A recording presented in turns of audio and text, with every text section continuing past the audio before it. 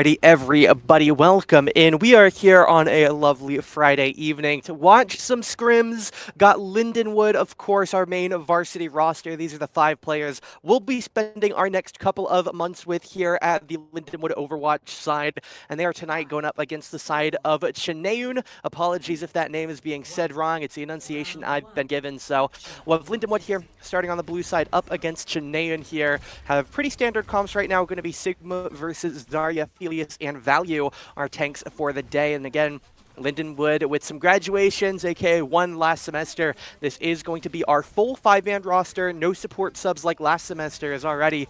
Lindenwood trying to bring this aggression here. Value going to go down to their own alt fire as Magic Fart on the Genji for Deonaeun. Trying to hold on to this backside right now. Deflect available, but without their tank, it's a little bit of a stressor right now. Beidel going to go down to the nade. Bastion, an interesting pickup for Zippy. Often see him perform well on some of those hit scan characters, maybe something like a Sojourn, but obviously here they're opting for a bit of a different comp. It's Bastion Baptiste, a very classic duo, so not the biggest surprise of all time, but for the moment, Lindenwood will have first possession. Again, we are doing a 2-hour scrim block tonight, so we'll be going here for about the next hour, 45 minutes. Nothing too fancy, of course, just trying to get some games. Both teams getting ready for their respective seasons as Deonaeun trying to push on towards point here, but Lindenwood just hard pushing Value again, and they're going to find this tank lacking once more here. Another early rough angle for Deonaeun. We'll see if they want to fight this. Lamp is going to get broken, but with Zootman low HP, Bastion pressuring, that either is going to get picked off on the backside. Magic Fart putting the work in,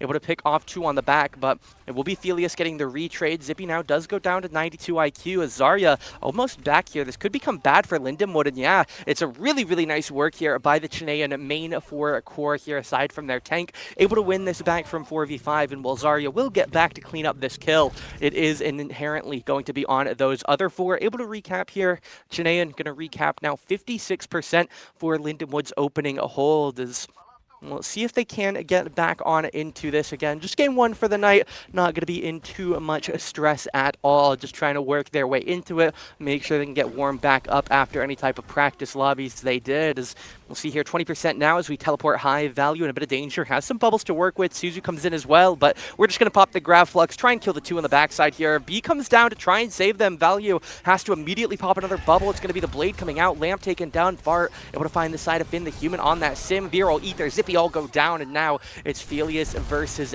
the world. Trying to make it happen, trying to get Value at least, but not going to be able to find this kill. It will be a team kill with a stagger onto Felius for the Deonaeun side. As again, really good job so far throughout this game by Magic Fart.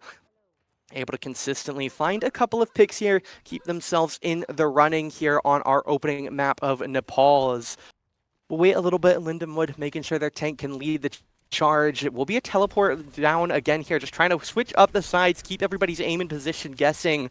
Value going to drop onto point. They're just going to take the high ground right now. Lindenwood not going to be in too much rush to get there. See Beidel 2 on the Tracer. Has this pulse bomb available. It's going to be the grab going in. A lot of ults getting burned right now. Lamp comes down. Beat comes down. Lindenwood trying to rally on this Value kill, and they will be able to secure a Zootman and Magic Fart. Both low HP. Have to stay very, very careful on these double jump wall climbers. As we'll see Felius now holding on this Lucio side. They will recap here. Deonaeun at 81. Lindenwood now passing 60 is Beidel. Going to go down on this Tracer, 92 IQ, trying to Lucio roll his way out of danger right now, but it will be not enough to get out. It's a really, really unfortunate stagger for the Deonaeun side. Maybe could have tried another angle to get out, but tries to go through kitchen and does unfortunately get picked off here. As we'll see 92 IQ. At least it is a Lucio, so they were able to hit a pretty simple rollout, and they are already back to the team. As Magic Fart on the top right. Have to be careful of this Genji. Has been a source of lots of the success here, but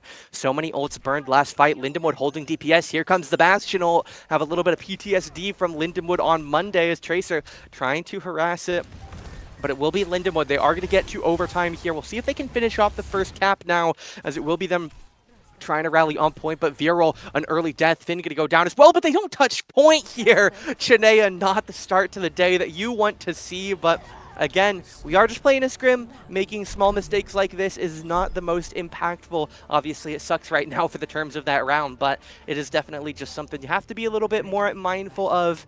As, again, we'll get ready on in here for the second round. We're going to have a little bit of different pacing today. Again, this is a scrim. This is for the player's experience, not for the necessarily highest production level event. So we're going to make sure that the players are always ready to go if they need to take extra time, talk about compositions, talk about this or that or whatever it may be. They're going to take that time, as again, they are here to get themselves better, not necessarily to support any type of production angle. So we'll see a little bit of extra time between rounds, maybe a little bit less time between maps, as again, they're not trying to get too much into it. Just make sure that everything is ready to go here. So we'll wait a little bit, have some Lindenwood players ready to up. Deonaeun, a couple of them starting to ready up as well. So should be pretty much ready to go here. We'll make sure everybody else gets ready in the lobby as we see our draft of the compositions here for this inside point. Looks to be pretty similar on most accounts. I'm curious to see if the side of Lindenwood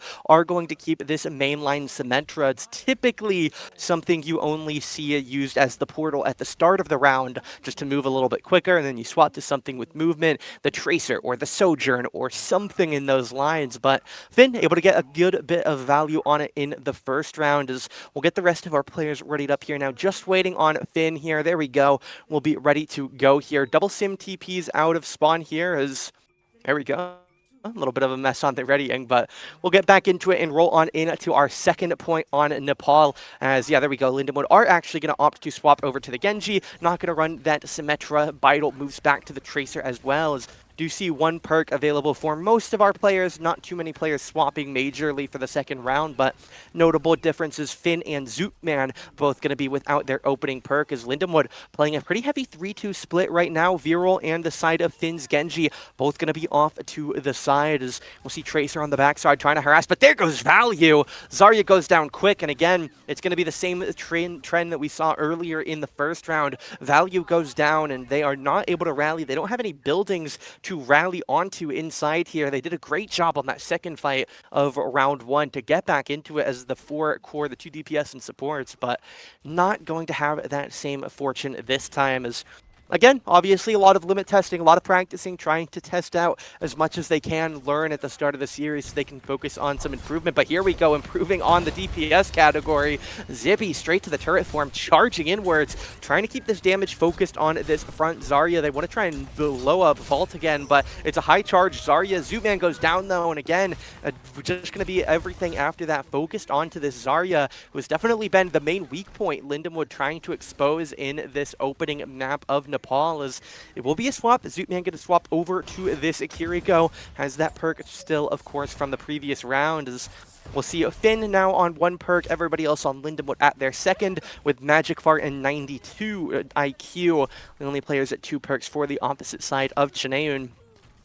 As we'll have Zarya going in aggro once again here. They could just get blown up, but bubbles and support's going to be enough here. Bastion ulting now, just going to pure drop them on Zarya, and they will be able to finish off the kill there, as well as picking up a nice one onto 92 IQ, as a questionable Baptiste lamp going to fly away here, but again, not too big of a problem. They're just going to back up a rally in this middle room, as Felius now staying pretty stable. Again, they're in no need to push. They have 70% grabbed on this objective, and they obviously are in the full driving force here to close out Nepal, as we'll see them continue tanking it up, but it's just going to be an exit on the other side door here. Zippy goes into the turret now. Gravflux comes out, grabs Genji. If they can pick this, it's a really nice opener, but the support on Magic Fart's good. Pulse Bomb on the backside. Just going to get the lamp here. 92 IQ now, traded out by the Sigma of Felius.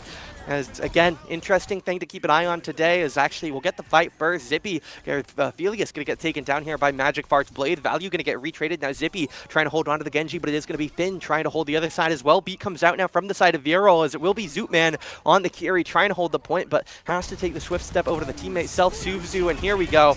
That's not what you ever want to have to Lucio ult for, and unfortunately, they aren't even going to get to the point. So A little bit unfortunate here. Lindenwood are going to, on paper, win the poll 2-0, but here's where we get into another little interesting trait of Scrim blocks. They don't care about who wins the map. Winning the map means absolutely nothing right now. It's cool, great, sure, but they're here to practice. They're here to test comps. They are here to do everything of the sort. So we are going to be playing the full round of every map. So, for example, here we are going to be playing all 3 of our control point maps. And, for example, say we potentially go to King's Row next. If the first team's offense goes horribly and they don't get a single checkpoint on the first capture point, the other team is still going to have the opportunity to take a full capture. So they're going to get to play the entirety of their attack up to a triple cap, as opposed to getting that first 30% in one fight and it being the map again.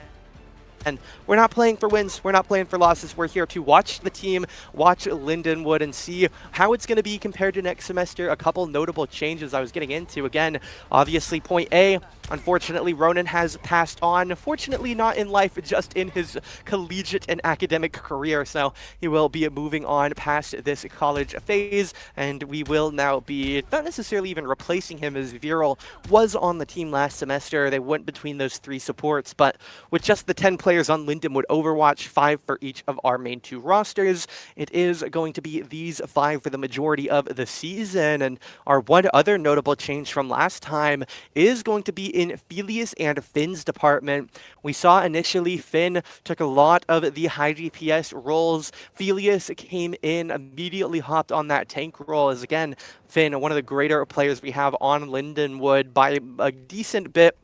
Obviously not the almighty messiah of anything, but very, very good. But at some point, they decided they needed to swap it around. They put Finn on tank for a good duration of the last semester or the last year or so, and they had decided Ophelia swap on over, playing a lot of those flex supports he saw, or not flex supports, he's on DPS, and played a lot of things like the Tracer and things of that nature. Is Viral going to go down early here?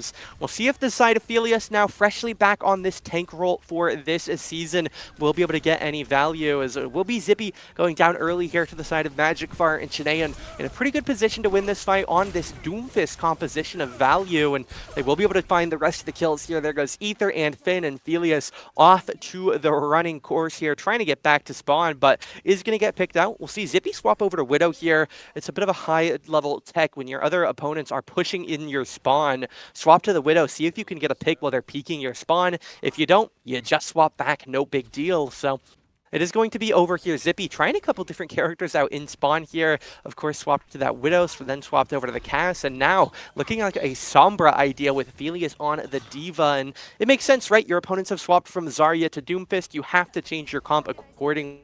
And it is going to be a couple quick changes here for the Lions. We'll see if they can re-rally. Value going to be in a little bit of danger in the midpoint. Ether getting harassed by Tracer as well, but just going to be able to step back over towards mid here. Value diving to the backside here, but Suzu comes out to save from the punch. A nice decision by Value to simply retreat instead, as 40% grab by Deonaeun right now. Value punching back in. Vital on the Tracer, harassing this backside. Is Zootman going to get hacked out, but the Sombra not able to execute on that kill quite yet, as the Zootman very low, but it's going to be able to stabilize here for the carry. Ether now the first death of the fight. Felius quickly follows in baby diva form, and it will be another fight win here for the side of Deonaeun. Picks up the disjointed team kill. I suppose they didn't actually catch this Sombra. It will be Zippy escaping here with their life. Just going to hack up some packs and reposition to a safer spot. Okay, take a look at the ult charge here, though. Bottom of your screen, 75% right now for Mr. Bloom.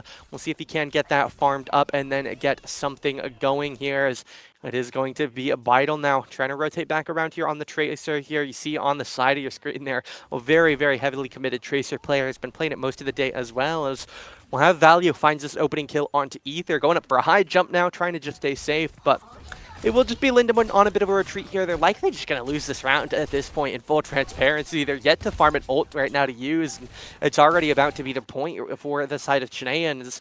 Again, Linden would obviously win the round, but if this was a first or second map that they had to play, this isn't a position you want to be in. Zippy does have the EMP to work with here. He's going to find value in Zootman, but immediately the beat and the blade going to come out now. We do have the beat coming out from the side of Viral. Zootman, though, got picked off early, so it is still a support favor for the side of Lindenwood, but there we go. The retrade. Kiri's now both out of the fight. Will be Magic Fart getting hacked up on the side, able to get taken down now. Felia's 1 HP, though, has to just rush onto the point to keep this pressure going, but is going to get D-Mech, going to drop the self-destruct. Has to stay alive behind this Doom. Doom ult comes up, so do have value, able to try and re-enter this fight wherever they deem necessary. Just going to go on the front side of the point here, trying to charge back in. Felia's punched away. Will be Doomfist now simply jumping back, so Lindenwood, they're able to clutch up at the end here. They have Kitsune and Blade to work with on the next fight, so it's definitely going to be a tough trip to a reversed round here and strike back in this one, but definitely no reason that it can't be done. 99-15 now. Kitsune going to come out, but we can just see this full retreat from this side of the Chilean team, but 92 IQ going to get caught. Pulse Bomb on Ether, not going to be able to drop that in time. Beidle now, a nice find here. We'll see if they can position anything else onto Lindenwood, but unfortunately the rest of the team getting committed pretty heavily on value, half HP, but there's not actually anyone to help finish this. Felius is going to get D-mech'd and now dead. Blade going to come out here. It's going to have to be a big play for Finn. Diving towards Zootman, finds one onto Kiri, has that dash back, but we get thrown off the map there by the side of Doomfist. Finn able to stay alive with the help of this health pack, but they just can't touch, and that will be a 144 round win. Goes over to Chilean. Lindenwood, they still win Nepal 2-1, and they will take our first map of the day, but obviously a very nice rally by the side of Chilean. Showcase a little bit, it's not going to be a complete slaughter today. We'll take a peek at the play of the game. Why not Magic Fart here on the Genji? Probably going to be one of these nice plays they found in this opening round. Yeah, we'll see how this goes. This is going to be a Blade here. Saw a couple of kills with it. Definitely remember this as one of the big fights they had earlier in the game. But for the moment, map 1, Nepal in the books. We'll send things back over to a quick little break, and we'll be back when the players are here for map 2.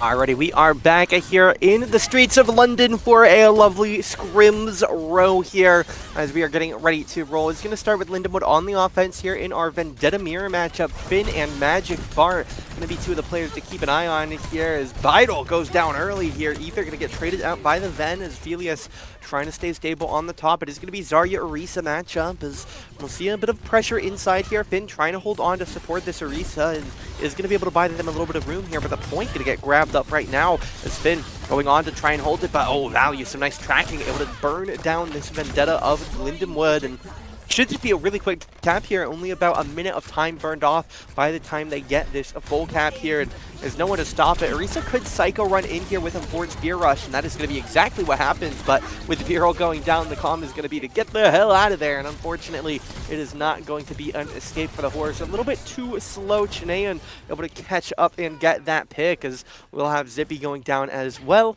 Zootman going to return in the lovely game of sitting AFK. It's a very common commonality on King's Row. Ether's done it, Ronan's done it, Viral's done it. You send a support and they sit AFK for 2 minutes here on this cart to catch it up the road, while the rest of the team, they buy space as far as you can realistically go, even up towards the second checkpoint, but it will be stuck on the corner before here as Vendetta's holding the front side, and again, Vendetta really taking the place of a Reaper here with this Zarya Vendetta, just sending the Ven in, go melee, go harass, go do whatever you want, I'll bubble you, you can back out whenever you want with the throw ability, and Waff Magic now trying to find a pick on this side. Lucio could be in a bit of danger, but it is just going to be a stabilization right now. Finn, Ether grouped up on the backside, trying to find the pick onto Beidle too, doing a great job harassing right now as will be Magic Fart trying to hold on here. It is going to be Felius now buying some time for Finn to get a little bit of healing here as Felius now needs to get healed themselves. And we'll just back away, succeed a couple of meters on cart travel distance as Beidle now going to be continuing this pressure here. Really good work by this Tracer for this last few moments as we'll see Felius here hold on as a Kitsu comes out. It is going to be a full space bot here as it will be the ult come out from Vendetta here, trying to keep this pressure up, but not going to find a kill for Magic Fart. Unfortunate here is it will be the lamp broken. Orisa going to come down. Value potentially a main target here is Magic Fart trying to find some value. Felius going to try and get healed up here, but could be in a bit of danger. Nice poop by Viral, but not nice enough. Helios down, Finn down, Magic retraded, but unfortunately that'll be the only one Linden would find here with the Viral going down. Zippy almost finds the kill on Value before falling themselves as Ether only one up, and as a Kiri not going to get much done here. Second cap comes out for Deonaeun. We'll have 5 minutes on our clock for the third cap here. Couple corners, couple straightaways left to go until their round is over. And again, if there is a short cap, both teams will still get to play their full turn distance. I'd presume if there's 2 triple caps that will play the overtime as normal. As Finn, he tries something. Unfortunately, something is about the only thing we can describe it as he'll go off the map. A little bit unfortunate, a little bit of fun messages in chat. Does not seem to be the greatest intention for the side of our human, but we'll see how Linden would want to try and rally. Will be Vendetta holding a lot of aggression on this front right side here. Value just sitting AFK on the guard here, having some fun B-hops. We'll see the tanks once again battling it out. Spear toward 92 IQ, but not going to find the pick. Helios now going to get hit by the grab. He's actually able to get out with Fortify, but Double Beach comes down. 92 IQ able to save theirs for a moment, and so that extra health going to help them out a lot. Helios, Viral, and Finn all go down the Pulse Bomb. Able to grab the last, and that will be the team kill and the full cap here. About 4 minutes on the clock. They'll go a second under, but a really nice opening round for the side of Deonaeun. So we'll see them grab up this 3 points. Again, an extremely large amount of value here for them in this opening round. Definitely a very solid KR team, if not just a hybrid team. Obviously, again, saw them play pretty well in round 1, or in map 1 rather, on Nepal, and then obviously stepping it up into high gear here for the side of KR is... We'll see the side swap now. Maybe Linden would also just leaning toward a very attack-favored day here, so we'll get ready to go here. Again, going to make sure everybody gets readied up, but we'll see what our comps are going to be. Vendetta very heavily favored here for both teams on both sides of the cart. Fart and the side of Finn, both going to be piloting it again. We have Zippy on this Sojourn. It will be Vital's Tracer again. Vital seems to be a bit of a Tracer one trick here. Obviously has other characters they can play for if it is going to be. We'll just have to wait and see if it is going to play out this last round. Obviously, going to depend on how Linden would do here. If they don't get the triple cap, we aren't going to have to worry about anything. As a little bit of time going to get added onto the clock. A couple people still yet to ready up. No big problem by any means. As we'll get everybody ready to go here. Just waiting on Finn to give that last ready marker, and then we'll get our next round underway here. Again, not too sure how many maps we'll be playing. We got another hour 20 left on our block, so certainly expecting to probably get through at least 5 maps today in total, but would very potentially be getting into another 1 to 3, depending on how quick they go, how quick some of those intermissions are. We'll see it here. Still a bit of time left, just waiting till Finn gets ready to go. We'll see Helios now swapping over to the Zarya. It is going to be pretty similar team comps here for both sides, with the Zarya, Vendetta, Lucio, Ether, and Zootman trading a Kiriko for Lindenwood and a Baptiste for Deonaeun. And then, of course, with Zippy on the Widowmaker right now, very likely a very temporary solution here, waiting for the round to start. It's very classic. I mean, every mid-high level Kings Row player either does or knows about this. I'm not even going to say gimmick because it's just so standard at this point. We'll see if they fight a pick here. Eyes on Zippy, as we'll see on the high ground. Going to go for something. Bubble comes out here, just trying to tank up a little bit as the squishies. I'll have to be very careful about how they peek, and we'll see what Zippy swaps to. We've had some games where Zippy stays on aggro, but it is not going to be it this time for the Widowmaker. It's going to be a swap over to the Sojourn here, so leaves us with 2 notable differences in our composition. We'll have Sojourn versus Kiriko for Lindenwood up against this Baptiste Tracer of the Deonaeun side, as Magical Fart could be in a bit of danger here on the side. Finn able to get the bubbles though to keep everyone safe, as Magic Fart, a lot of things to work with themselves as well. As see a bit of pressure now. Finn going up toward the high ground, trying to send some slices towards Zootman, but is going to, again, be able to just stabilize here as Lindenwood not really able to get a big pick here until I say they can't get a pick, and they immediately kill both DPS, Vital and Magic, going to bite the dust here as we'll see this first hit grabbed. Lucio trying to commit onto Zootman, boops him back over toward the Sojourn, and Lamp going to go down here. They're really heavily trying to get this kill onto Zootman.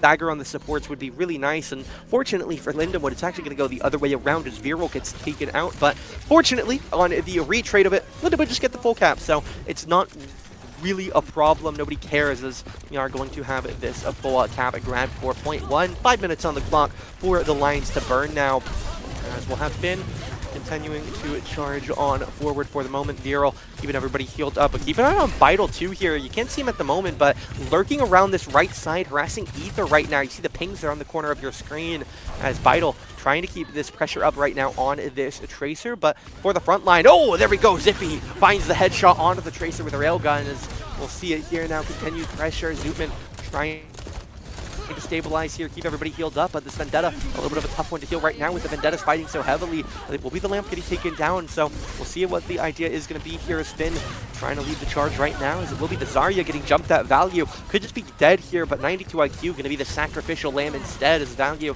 trying to work their way back over to the team. But look at Lindenwood, they've already taken this top terrace, and now it's just full commit to the Zarya here to try and close this kill out. There's a couple of ults going to come down. Lamp going to get sent out, or the window rather, as well, going to be placed by Zootman. Lamp broken, Zootman ult still down, but he will unfortunately drop. A couple more ults coming up, but not going to actually farm any of them. Be it dead before he can use it on that 92 IQ Lucio, as well. Vital trying to farm up a pulse bomb, but Lindenwood, they are trying to strike back in here and keep this around in favor. Obviously, again, not too sure if they actually play the overtimes in scrims. We'll have to wait and see if we get to that point, if there is going to be an extra round, or if they just maybe say, you know what, whoever had the better time wins it. I'd be lying if I said I've ever actually played in an Overwatch scrim higher than a silver level, so we'll have to wait and see here. A couple minutes left on this push now. 5 minutes to go. Is 92 IQ going to stay stable here on this top side, just trying to find some poker. A lot of ults coming up though. Kitsune going to come out. I'd expect the grab coming out from Value here in a moment. If not, it will be the pulse bomb grab, double grab coming out from both of our Zaryas, as a couple players going to get traded out, but Value, the only tank alive here, and they're going to be able to lead this rally with Magic Fart. And they will stabilize here. They have a 35-second lead right now to hold, and this card should not be capable within that time, so overtime time advantage guaranteed to go over to the Chilean side, or if it is going to be a no overtime situation, obviously they'll just air quote grab the map, but not a big problem regardless. Again, we're here watching a scrim, having a good time. It's Finn going up top here, gonna get the bubble pops, the ult here on this Vendetta, trying to find a nice target to slice, and there we go. Magic Fart and Zootman gonna give a nice line there. Value goes down as well, as about 5 seconds until this time difference swaps in favor of Deonaeun, as it will be Lindenwood trying to full push this cart here on towards this final mark. As it does look like we will get one more fight right now, but gonna have to be a little bit rushed for Deonaeun. Keep an eye on Magic Fart here. Gonna be sending this Vendetta ult. Here we go into the air, trying to find a target, and it will not find anything meaningful. Find space, sure, but not able to get anybody sent back to their spawn. Is beat from Viral now. No beat available, no ult for here on this other side, so it should just be it. Magic Fart down, goes down 92, quite literally goes down off the map here. Value trying to hold on to the point as long as they can, but at this point, the only thing you can do is burn a couple extra seconds of clock, and Lindenwood, they are going to cap Kings Row here at 3:20 on the clock. Obviously, here on overtime, it is going to neutralize it a little bit. They don't want to have an 8-minute overtime where both teams are full capping and we go to rounds 5 and 6. As we'll wait and see here. We're going to get our time set down to 2 minutes and 2 minutes 38, respectively, in favor of Deonaeun, as we'll see if these players do start readying up and picking characters, or if they are just going to send it to the next map. And yeah, not a big surprise here. They've played their rounds. Both teams won their full attack. So on the paper, that map is going to go over to the side of Deonaeun. They capped it with about 30 seconds extra time. It's a great attack by both teams, to be fair. Lots of time left on the clock. But map 2 goes over to Deonaeun. We're going to bounce things back to a break. Back with map 3 in a moment.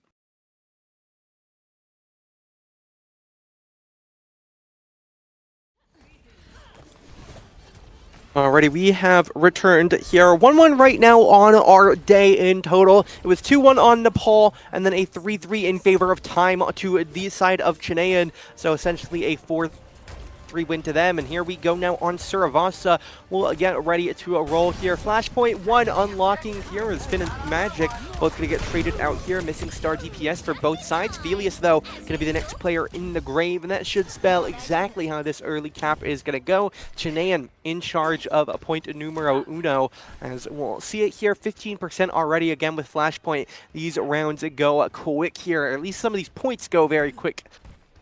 And if you aren't careful and aren't getting onto these fights in relative time, you have about 2 to 3 fights from the opening tap to retake here. So we'll see already almost 40% right now with Finn going up into the air, trying to keep this pressure up. But this is going to be Value trying to surf over to the other side, trying to follow this Sojourn, as we'll see if they are going to be able to get this kill. Indeed, they will find it on Zippy. Viral goes down as well as Ether.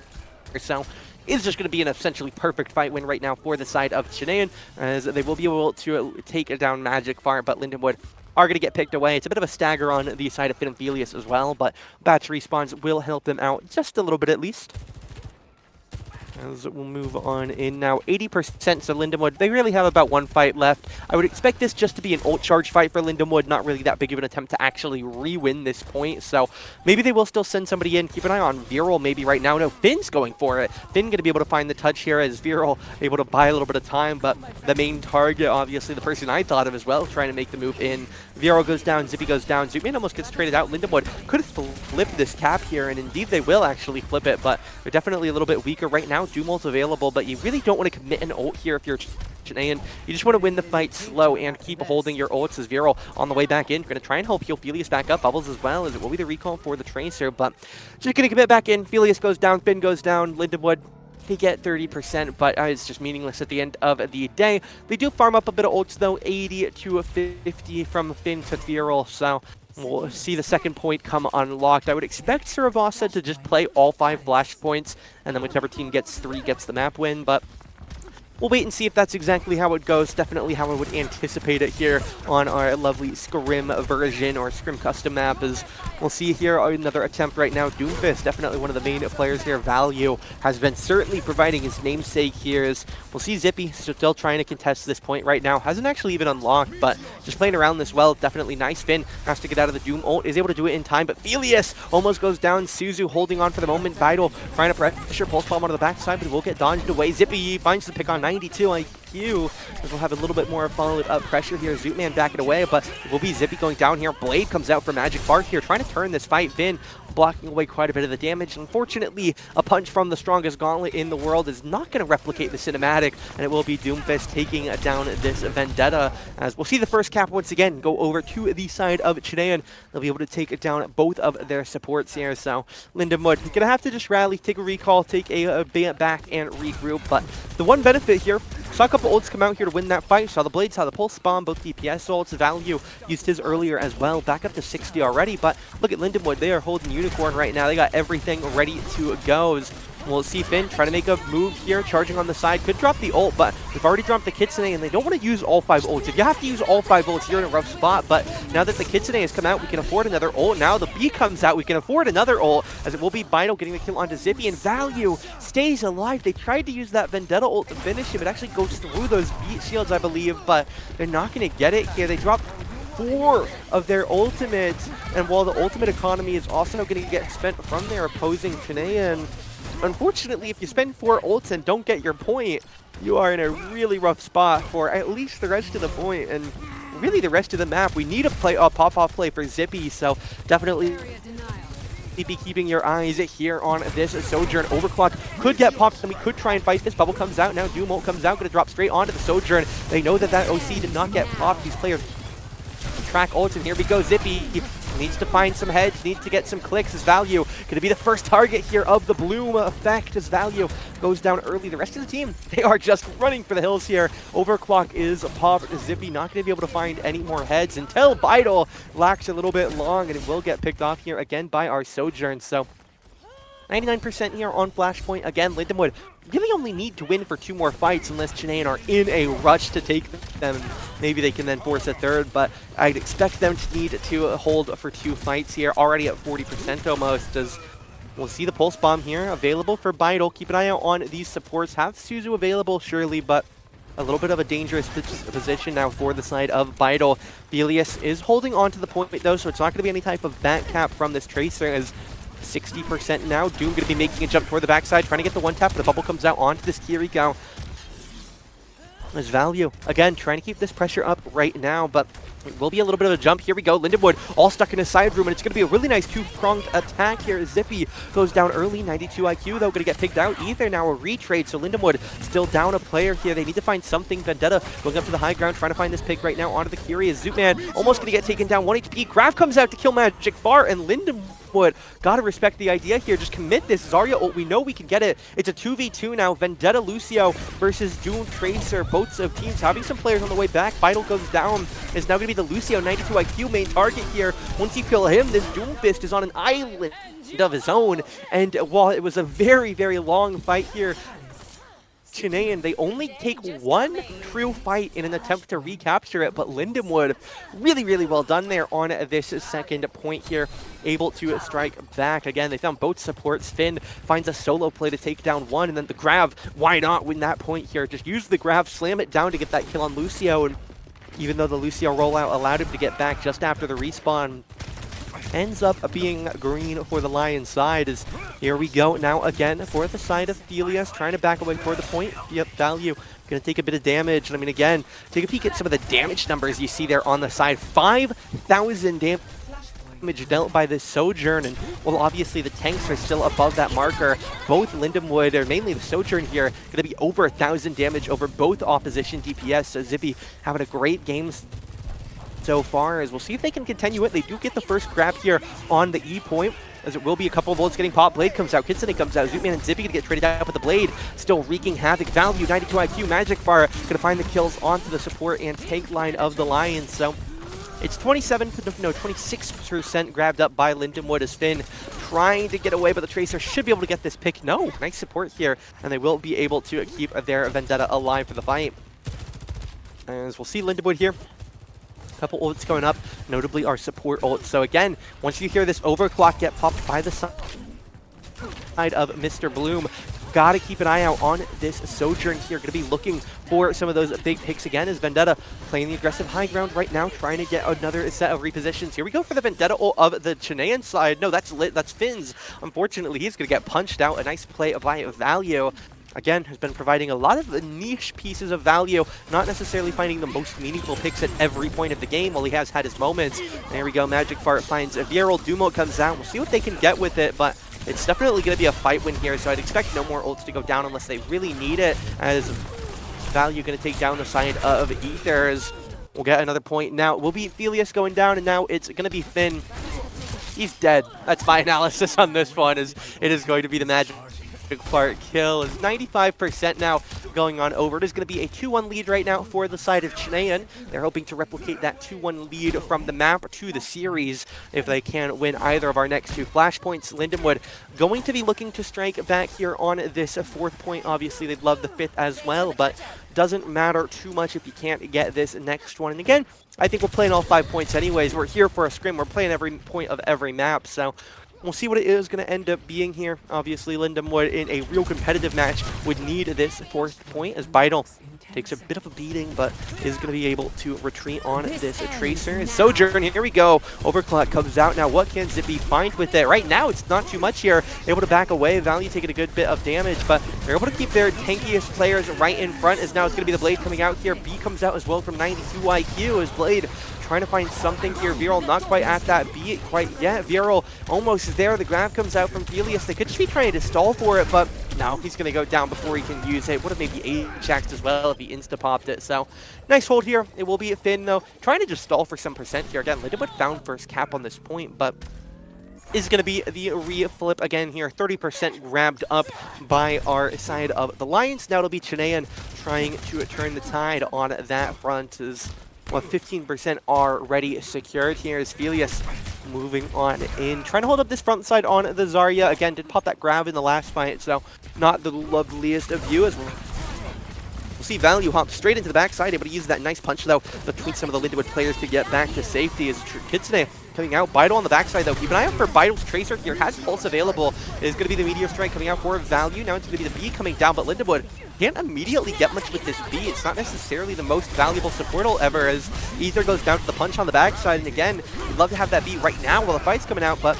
again, maybe a bit of a mistimed ult, not the greatest in the world. Zippy and Felius now trying to manage it here, and they're just going to get wiped down. They did get the flip on it. They get back from 30% to 56%. Unfortunately, their Chilean opponent's going to pass that mark right now, and they will continue counting up into the 60s. And we'll see if Lindenwood are able to secure it. Realistically, we're looking at Lindenwood needing to pick up 2 straight fights right now if they want to bring it to a point number 5 in map number 3. And again, losing a map, it's not the biggest problem in the world, as we'll see a Vendetta ult here, trying to find the right target to slice, but unfortunately not going to be too many right targets. As we'll see Finn now going in on the aggressive side, trying to use the block, but he's just going to get picked off by the side of Value. As we'll see it go down here. Kill going to get picked up onto the DPS, and now Lindenwood very likely going to lose out on Saravasa here. Tracer has to panic all the buttons, but is going to be able to stabilize and keep pressuring. Takes down Ether here, and it will be Lindenwood. They're going to try and reflip this, but unless Zippy can do something absurd with an instant overclock, that's just going to be the map picked up, and yeah,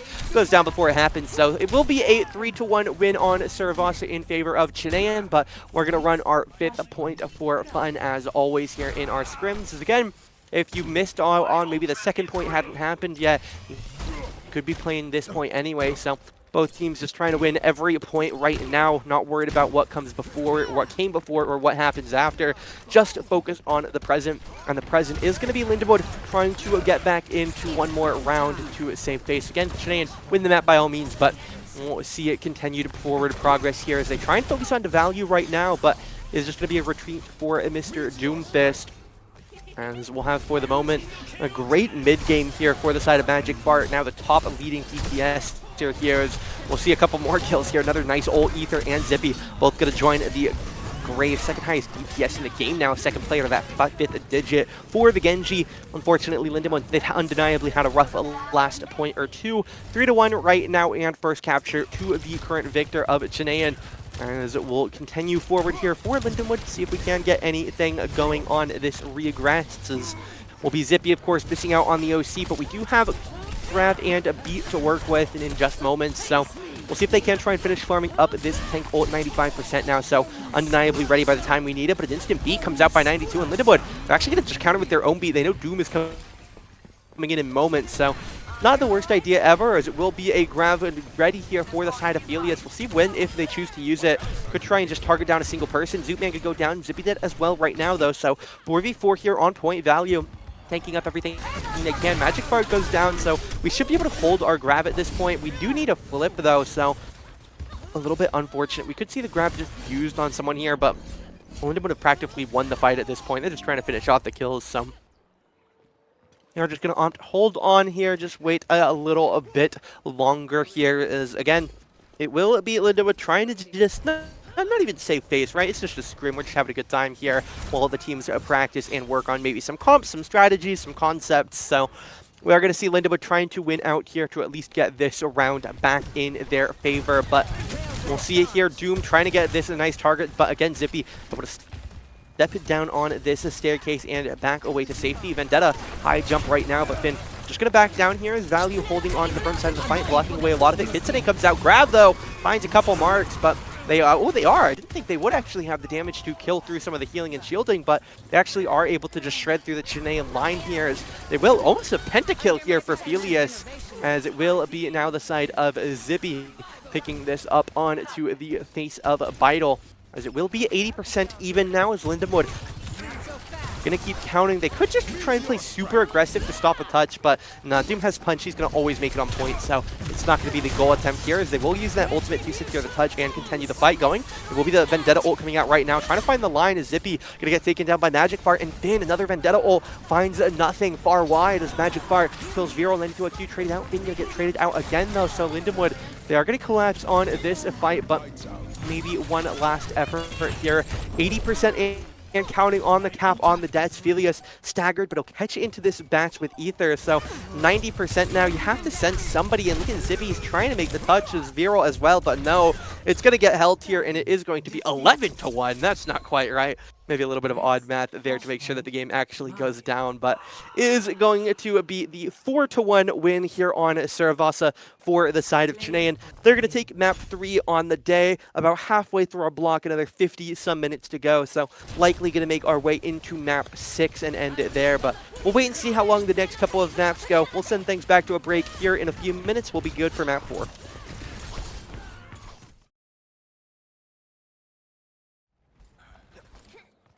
Alrighty, we are here and back in onto Runasapi for push.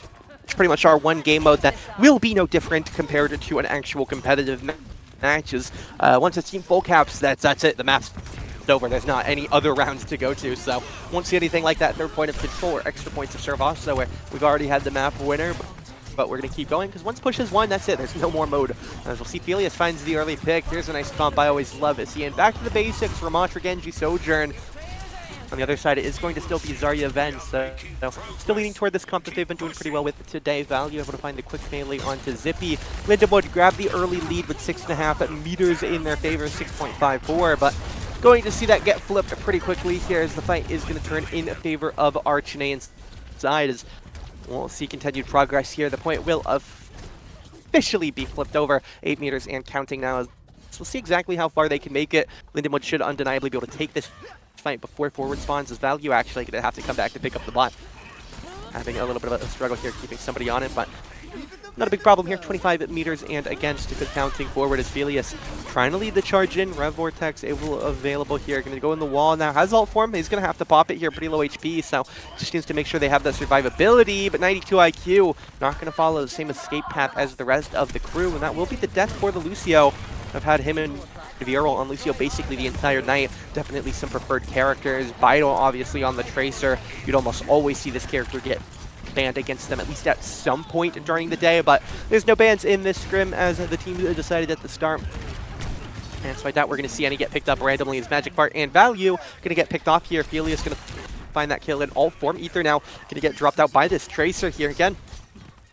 Vital, undeniably a very solid Tracer here. Saw their player card earlier, definitely one of their personal favorites in terms of characters, and can't say it's that surprising to see why, right? They've had some great performance on it, have done a very good job harassing here on this solo weak side, as obviously it's Tracer, right? You're supposed to be harassing solo weak side, so definitely doing what he's supposed to be. As we'll see the cap now officially, or the flip officially come out. Lindenwood now have the lead, 35 meters and counting to just over the 31, as we'll have 92 IQ, get pressure pretty heavily. Vital is well taking a little bit of damage on the flank here, and a lot of this pressure has been focused on Ether, but there's Zippy. Nice shot there with the repeat or the Peacekeeper, as we will have the Deadeye just going to get slammed down here. What can Mr. Bloom find? It's going to be a full collapse onto Value. I don't hate the idea, right? Once you kill this Zarya, you already know they're missing a DPS, so you can just collapse the rest of the fight, and that's exactly what happens. Value goes down, Fart gonna collapse on top of it, and now Lindenwood looking to push forward these forward spawns here. 7 minutes on our game clock as we'll continue winding that down, but there we go. Forward spawns grabbed at the 5.53 mark for the Lindenwood side. Feel like they could have made that 0.02 meters longer, get the clean 5s across the board, but it's Blizzard, what can you do here? Is Filius taking quite a bit of damage. Aggressive Kitsune going to come out now from the side of Ether. 5 ults almost available now for the opposite side, but Value gets folded like a chair before they can burn any of them. All 5 ults will be available for this refight of Deonaeun, whereas on the other side, the Deadeye from last fight and the Kitsune from this fight both burned, but you look at it a little bit longer term. Linden would have won the last 2 fights with 1 ult per, and so it really is a great deal for them here. As we'll see how this next fight goes. 3 to 5 ults, but there's a very dangerous one, and that's called the Annihilation. It's going to be the ults coming out here. Vendetta trying to get the slam, and that's what Zarya Ven does, right? The beat isn't going to save you. A Magic Fart. We'll see if he actually gets the full pentakill on the feed. No, Vital takes the last one. It's a team kill, right? It is what it is. 3 ults get popped. No, 4 ults, sorry. Everything but the Kitsune gets popped. You use your own beat mainly to force out either A, the counter beat, or B, the Vendetta ult, or in a good world here, you get both of them. So you're pretty chilling here, obviously. Again, I mean, Zarya Ven is always going to do this to get through a beat. Keep an eye on this Tracer, though. On the flank right now is it comes out for Finn. They're just going to try and find some weak targets here. Not able to get a ton of value off of this immediately, though, so a little bit unfortunate. Deadeye comes out that they're going to keep to this DPS ult train as value has to try and stay safe here, has bubbles to work with. But, yeah, I mean, I thought he was a little bit too far in the open, because the second that bubble runs out here, Cass has been charging on them the whole time, so it is going to be the kill. Vendetta trying to commit to this Cassidy, but Magic not able to find this pick. As Lindenwood, they never lost their forward spawns, so they can't even retake their forward spawns. But look at the Tracer here. Vital has just been hiding here for, it feels like really the last 2 minutes. That Blade came out and he just had to go back into hiding, and unfortunately now is again going to be on in the back foot. But careful for this Annihilation. We haven't seen it pop, but there's no counter ults to work with, so Velius can slam this ult, and this could be a full cap right here. We go. Annihilation going to be draining away value. Zootman, Fart all gone down now, 92 IQ dead, and it, again, is Vital on the back flank trying to stabilize, but there's nothing you can do, right? Your entire team is dead to Annihilation, so Lindenwood, they're just going to keep a player on the cart here, and Velius trying to push for the full cap. Do they have the speed? No, the bot just a little bit too slow here. 14191 meters on the mark, but going to try and do it. But you have to keep a player on here during this entire fight, so be very careful now for this opposition. Value has to stay on point if no one else is nearby. Kitsune going to come out for the offensive. Ether is going to go down under it as Rap Vortex comes out. Now Lindenwood trying to just take these players out on the cart. They know a C9 is very possible here, as it will be Zootman going down now, but no, nice swift step. And they are going to stabilize here. It's well done by the side of Deonaeun, but take a peek at the top of your screen. They are down by 110 meters plus change, so it's definitely going to be a bit of a trek back to the even game. They basically have to full cap to win, so we'll see how this goes here. 3:40 on the clock. They're going to need a couple of straight fight wins, which is definitely going to be a bit difficult considering how stable Linden would have been this game. And again, this is one of my personal favorite comps. I always love the Zarya Reaper Sombra, but just not the same comp as it used to be. So we'll just see the Deadeye get burnt here. Lindenwood, they're trying to just target onto value on this backside. And again, look at Vital. He's just trying to get on into this fight, and Lindenwood, they're playing as 5 right now so aggressively that it's really hard for this Tracer to find value.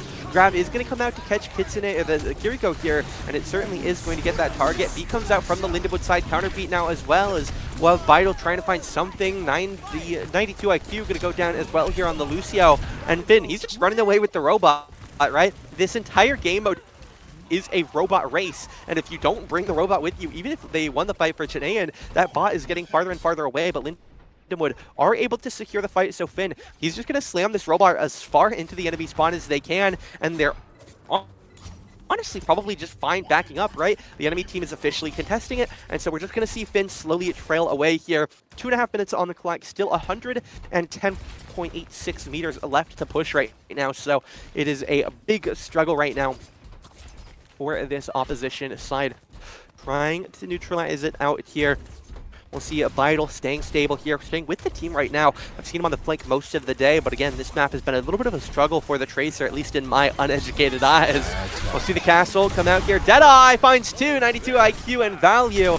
Join the gray screens, and now is going to be Magic Fire hopped onto. It will be Zootman as well. Quad comes out in total, and now again, the same name on the surviving side of Deonaeun, as again, it's really tough for this Tracer to find any major value, as if there is a time to swap, potentially feeling it, but it looks like they want to commit to it, see if it can work out, as 92 IQ picked off here by this cast perks alternate fires. Vital trying to push in here with the Genji. They are going to find this pick onto Zippy, but Velius getting some value as well, trying to stay stable.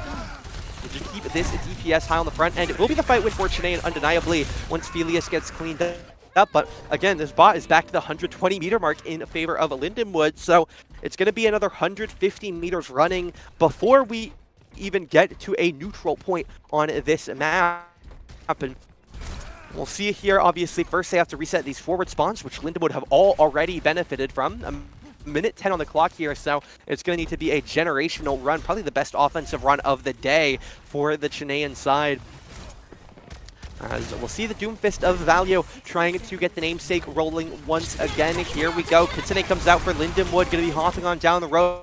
Vital trying to reposition with the side of value right now. 96% on the full spawn, but we are going to find kill on there before it happens. Pulse Bomb not going to get the most value in the world, but look at Lindenwood. They've given up on the fight. They're just running with the robot here, trying to make this as difficult for Deonaeun as possible. And again, they lost the fight, right? But they're just burning clock right now. They get that bot back past the forward spawn marker, and again, it's the same problem. Lindenwood are all going to get a forward spawn here, and Deonaeun are going to be in the overtime depths of hell here. 110 meters to push here, and almost all of it is going to be in overtime. Velius now trying to lead the charge. Rav Vortex drops on the robot here, but they're going to be targeting onto Zootman. Could be in danger. Swift Step comes out, and now it's going to be Velius annihilationing the backline here. They're just trying to secure any kills they can. Blade comes out now from the side of Far. It's going to be the bot getting pushed away. Vital needs to stay on the robot right now. Vital, stay on the robot. Yeah, the Tracer is going to notice, has to stay on the robot right now, so can't actually support this fight very well. And again, maybe not the player you needed on the cart, but you have to send somebody or the round just ends in sadness, and it is going to be Lindenwood holding on here unless Value pulls a miracle. Now it's at the 92 IQ for the miracle, but no, it's just going to be the map win. A really, really well played Esperancy, that's not the right map. Runasapi here on push, and Lindenwood are going to even up our scrim block now at 2-2 total. Again, about another 35 minutes left on the block, so definitely expecting us to get to either map 6. Maybe we'll go another one, but we'll see what the times are looking at, and it's always going to be up to the players. We'll see the Vendetta ult here is just going to be the slice on through the grab as we'll see it here. It is going to be a couple nice kills, gets the Quadra in the feed, and then the Tracer does end up taking this 5th one, but no big deal here, as regardless, Lindenwood tie the score up after 2-2 in total. We'll bounce things back to a break. We'll be back with what would be the conclusion to a best of 5 here in a bit.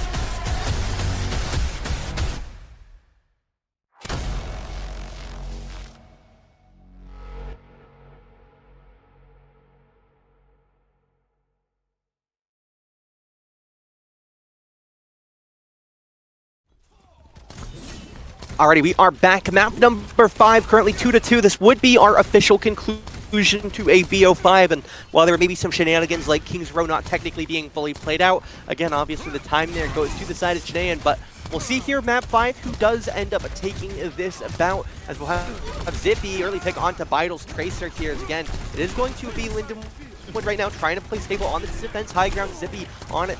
This cast of scene again. A lot of Lindenwood players are definitely leaning into this cast. Talked to Hammer a little bit on Monday about some of the casts he played. Zippy, of course, had a very good Runasapi with it as well. As we'll see Velius trying to rotate around 92 IQ on the Alari, new one for the day off of that Lucio. So we'll see what the idea is going to be here for 92 IQ. Potentially they swap relatively quick. Maybe they'll keep it, and we'll see how this ends up working. I haven't seen Alari in quite a bit at a higher level, so see how this goes for them. Is Lamp going to get broken out by the side of Vital? Magic going to get back over to his team. Lamp goes down now for the side of Zootman, but Zootman actually going to get knocked away from his Lamp. A nice javelin spin here by Velius as Zootman and Finn going to get traded out. Alari Pylon to the top of value back up. There we go. Full commit onto Ether, and they are going to get that kill with Magic. Now onto Zippy. Now the Doom jumping to the back line there. The new front line, I suppose, is Velius going to get taken out here on the horse. And it is just going to be the retreat for Deonaeun. They're on off.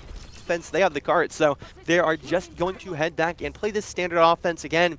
3 kills on the game right now for our cast side, 2 for the Genji, 1 for Trigger Tracer and 1 for Doom. So a lot of the emphasis right now is Zippy's on the Lindenwood side, but still plenty of time for some other players to get back into it. Here's the Deadeye Zippy, just going to hold down the car, allow their team to buy whatever space they want, while also still pressuring these players on the flank here. Doom and Tracer, notably both in quote danger. Doom though really just gonna go in, but we have the Doom ult to slam. A Meteor Strike comes out, Blade comes in, a lamp as well, getting used up, but there's so many players cowering in the lamp that the second the lamp is broken, Magic Fart has a whole range of people to slice on through. Both supports here and Zippy are taken. Vital closes Thelius, and Finn, he's trying on point, unfortunately, in the 1v5. Not gonna get too much. His first cap comes through. Not the slowest in the world, not the quickest in the world. 4 minutes on the clock, as it will be 92 IQ on the cart duty. I believe we saw Zootman, the one who had it on King's Row, and they'll swap it up here. Alari can throw that healing pylon, as we saw through the window there, so still able to help impact the team on some of these offensive points. As Value, he can move around quick, so they are actually going to send some players back to move the cart quicker. I don't hate this idea here. Doom and Tracer, they can get back to the front lines within a moment, so they're going to send some people here to move that cart quicker. Again, in Overwatch, your cart moves quicker, up to 3 people on it. And now that we're back into the fight, those two going to re-depart away from the cart here in a moment. So we'll see aggro. Here we go. Orisa just going to slam the ult down. Zootman and Lamp going to get torn through. Value as well, and that's just a really nice Value ult, right? You throw Thelius on the point, he hits the funny button, and they win the fight. So well done there for Lindenwood. It's a nice stall attempt here as they drop the Orisa ult. And again, it's something I talked about a little bit in one of the previous maps. You're using one ult to win a fight. It's just good. Always going to be good. Ultimates are there to win fights. So if you're able to use just one to win a fight, it's great. If you use one and get an opposing ult and you go neutral on ult economy, it's even better. But you can't force your opponents to use ults. But here's an unfortunate part. Thelius is going to get thrown to the depths of hell as the B has to come through to save him. Burning Sun now from Alari trying to help come save the team. As it is going to be all of these turrets getting broken down. Alari, Pylon, and Lamp taking down as the Baptistes are traded out. But unfortunately, Thelius is going to be the next one to fall. So it will be the fight loss for Lindenwood here. Thelius going to join the gray screen pile as Lindenwood now just going to regroup here on cart, trying to stay a little bit safe. Finn, notably the only one doing any type of regrouping to try and stall a little bit, but not going to get too much meaningful. 2:15 on clock now, as we'll see if this can be a full second cap or if there will be another fight attempt for Lindenwood. Viral and Finn both get out of spawn relatively quick, so we'll see what the idea is going to be for Thelius. They're going to send it to the cart. Double Bap ults come out, and they're trying to help Thelius as much as they can. Either now leading the charge toward the point, and they're just stalling time at this point, right? Finn could have a miracle play and try and save this car. I don't think they're going to commit the blade right now, and it does look like, yeah, they are just going to save and try and stall as much time as they can. Second cap comes through. 3:15 on the clock, as again, we'll see if it does end up just being another full cap game. Both of these teams had pretty good escort portions on KR, and so it's definitely possible that we see something of that nature. So we'll have to wait here as we move on to this third point here. As we'll see if it is going to be another cap for the side of Deonaeun, as with the blade coming out now, trying to lead the charge as a Zippy is going to get taken out. Thelius as well, trying to get some value with that Orisa ult, but it's a little bit of a struggle here, and they are going to get dropped down once again. Team kill comes through in favor of Deonaeun, as they will continue leading the siege towards this third point, trying to find something and get something rolling and good to go here, but we'll have to wait a little bit to see exactly what category it is going to be. As we'll get onto this third fight, this third point here, Deadeye comes out, Cass trying to find something. Zippy jumps down. They're trying to find value however they can. And at this point, it's a game of time. You're not winning the round. Get as much time burnt off this clock as you can. Obviously going to be good for this Scrim format of best time wins, but obviously just naturally you want to give your opponents as little time in overtime as possible, and it is going to go under that 2-minute marker here for this sides of Deonaeun, as they will have the full cap here. It's a very good offense. If you did this in a competitive format, whether you're in Nace, whether you're in Face It, wherever you're playing, you're going to be pretty happy with a full cap. 2 minutes on the clock, as we'll switch sides now. Lindenwood look at a full cap. We'll say fast, not super obnoxiously quick, but they definitely can't afford to waste much time. So we'll get ready to go here. Obviously gonna, again, as per normal with our scrims, wait till everybody gets their comms locked in, finishes talking over whatever, and then ready's on up, and we'll be good to go here. Looks pretty similar on our comp side. Showdown's defense. I'm interested to see this Dumalari come back out on this defensive side, but it is going to be what they want to play, what they want to commit. As we'll see Magic trying to do something here on the roofs, but not going to get too much meaningful icy. They're trying to surf on this this wooden banister. Not too sure if there's actually a goal here. I mean, this could be any one of 10 things where either they're doing this for fun and then they're going to go play normal, or they're going to try and surf down the backside of this building. We'll see what it is. I'm curious at this point here if this is going to be the continued idea. They have 4 players up here. Now a couple of them aren't able to handle it. Magic Fire has been trying to do this the whole timer, as now they're jumping. Value and Zootman are absolutely flexing here while they wait to ready again. Zootman is not ready right now on this. Value as well. The Doomfist, who has been here this whole time, is not ready, as obviously they're still talking through some stuff, right? No actual hard feelings or any pressure or any sorts, but just a little bit funny to see the Doomfist trying to do map parkour while not ready. We'll wait and see Value and Zootman. They'll get readied up here in a moment once they're ready to roll. But we'll see what the comps are going to be. Lindenwood are going to opt back into this Ramatra. Again, this is a comp that, a character that Lindenwood have genuinely done very good with in history. As Ramatra main myself, always happy to see it coming out as well. So we'll see if it goes successful again here on the side of our Shambali monasteries.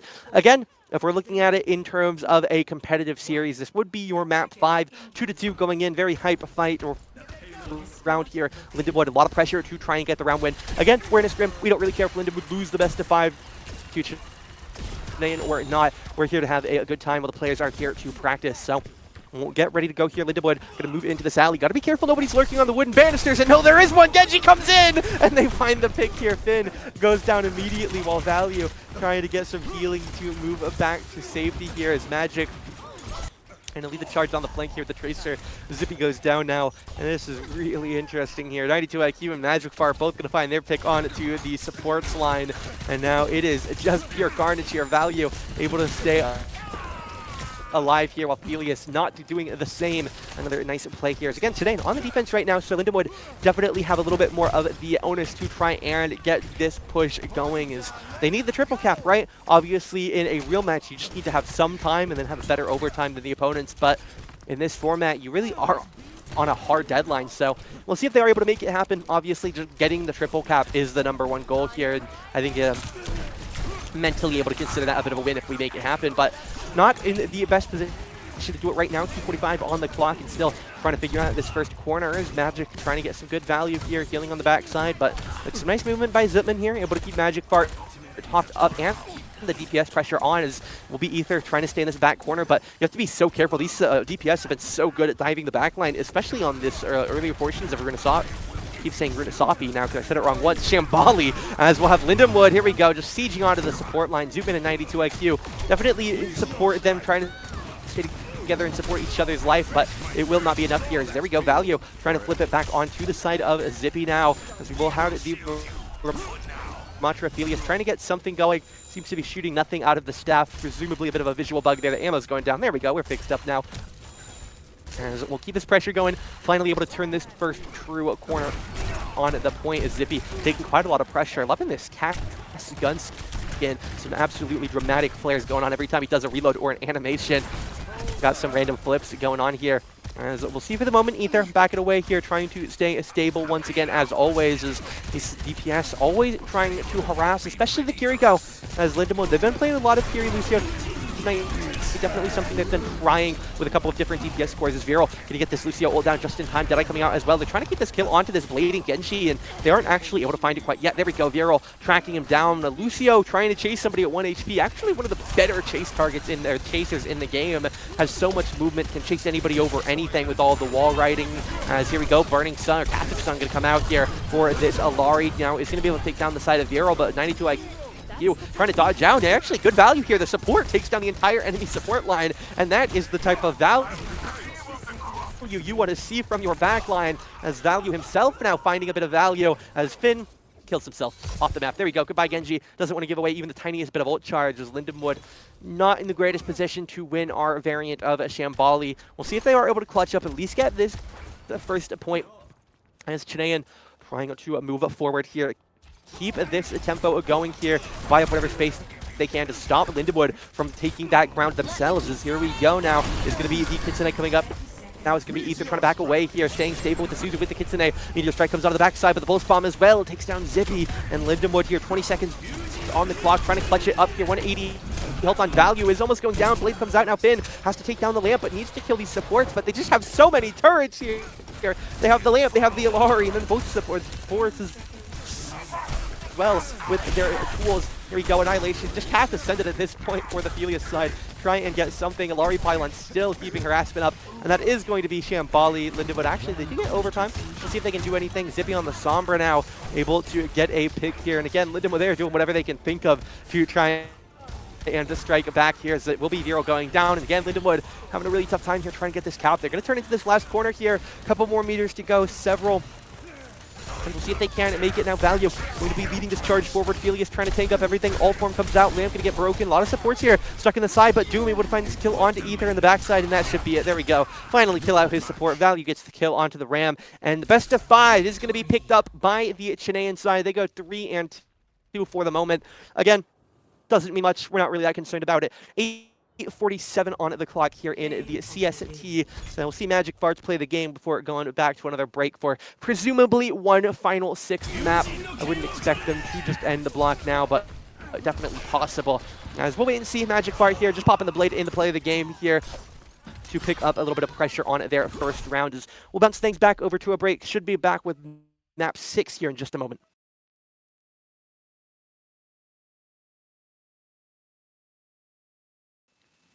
Alrighty, there we go. Just me today. Again, that is actually going to be it. Unfortunately, again, Lindenwood do have another block coming up after this, so they're going to go ahead and take a quick 10-15 minute break before they move on to their next block. So it will go today to Chennai. Again, it's a scrim block. We're all here for fun, but did want to give everybody a heads up here, as again, had some fun with some preseason stuff this week, had our in-house with our academy and our varsity rosters earlier in the week. Obviously had some other stuff canceled throughout the week, but here at the end of the week had a nice scrim to get us back in the vibe for some true top level Overwatch. And next week, coming up in just a few days, February 2nd, that's going to be our Monday.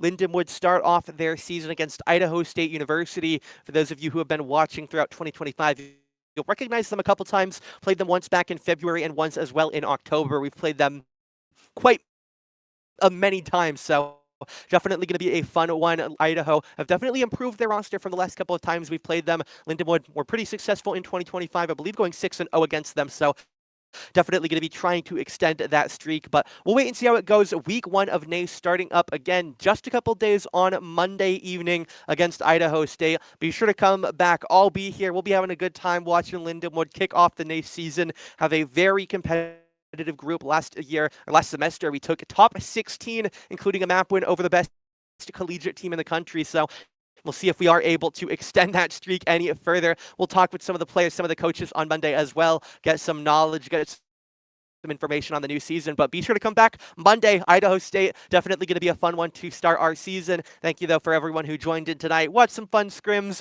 Obviously at the end of the day, not the best result for Lindenwood, but it's no big problem, right? They're having a scrim, getting some things ready, trying out some comps and some strategies. So we'll see how it all adds up in that Monday match. Idaho State, I'll be there. Be sure to come back. Thank you all for joining tonight, though. And again, be sure to see you again on Monday. Showdown pre-show.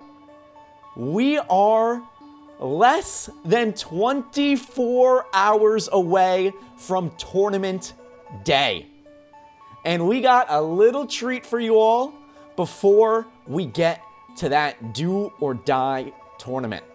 And that is UCSB Gold versus Lindenwood Donglers. These are both teams that we have not seen at all yet in the pre-show. So not only are we going to get a little taste of what's to come tomorrow, we might start building up some rivalries here right now. Now, Kyle, welcome back into the casting desk. How are you doing yourself today? It's good to be back, Steven. You know, we gotta get our practice in before the big day, you know?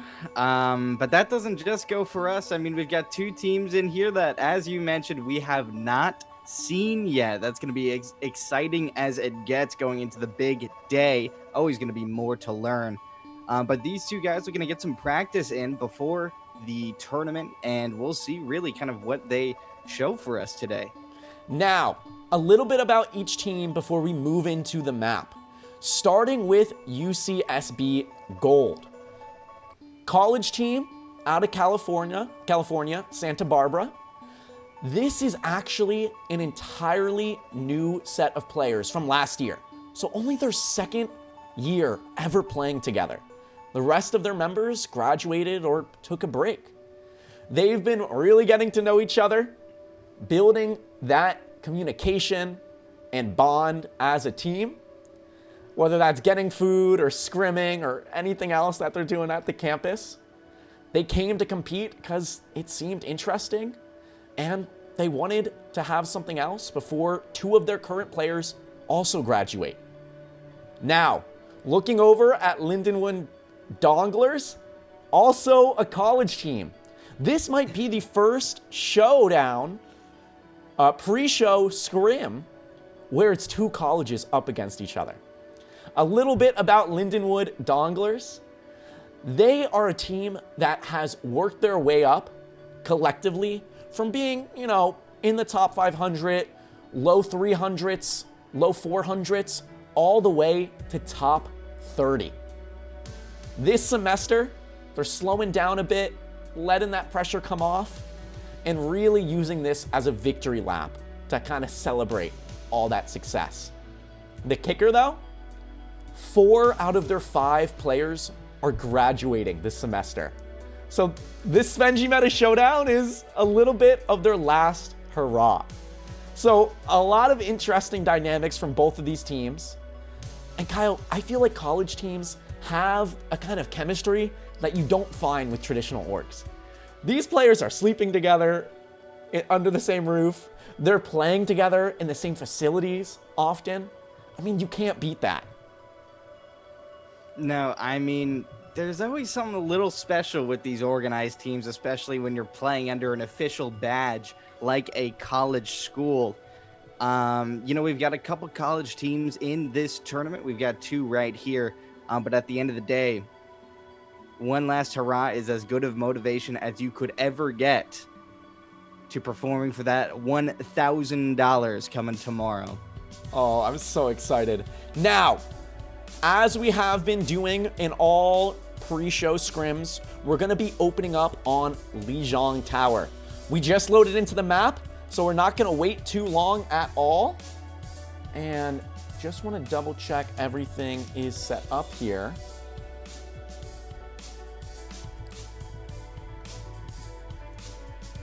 And we're going to take a look at each of these competitions in just a moment. Yeah, I mean, Lijiang, especially when you have an opening map like something as iconic as Lijiang, so many different compositions have passed through these maps. You're always going to find something new. There's an opportunity for brawl, opportunity for dive, a mix of both. You really never know what you're going to see. And with these 2 teams that we haven't seen yet, I mean, who knows what their kind of signature fallback is. Yeah, we've seen so many different compositions and team styles come out the last couple scrims. And to see what 2 collegiate level teams playing in probably college tournaments or Face It are playing is going to be great. Now we're going to transition over to gameplay. We're getting straight into it here, and we're seeing something I love, a Reinhardt composition coming out of Lindenwood. Now on the side of UCSB, they are playing what looks like a dive comp here, and Finn the Human is charging straight in, wasting no time, and Zippy on that Bastion is gonna help melt down Kai immediately, opening up this first fight for Lindenwood dominantly.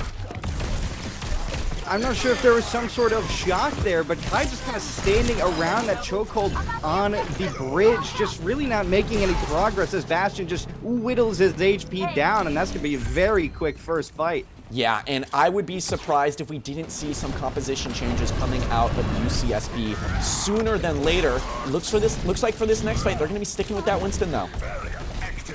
Well, it's going to have to be a new approach for sure. Lindenwood already looking strong with that Bastion.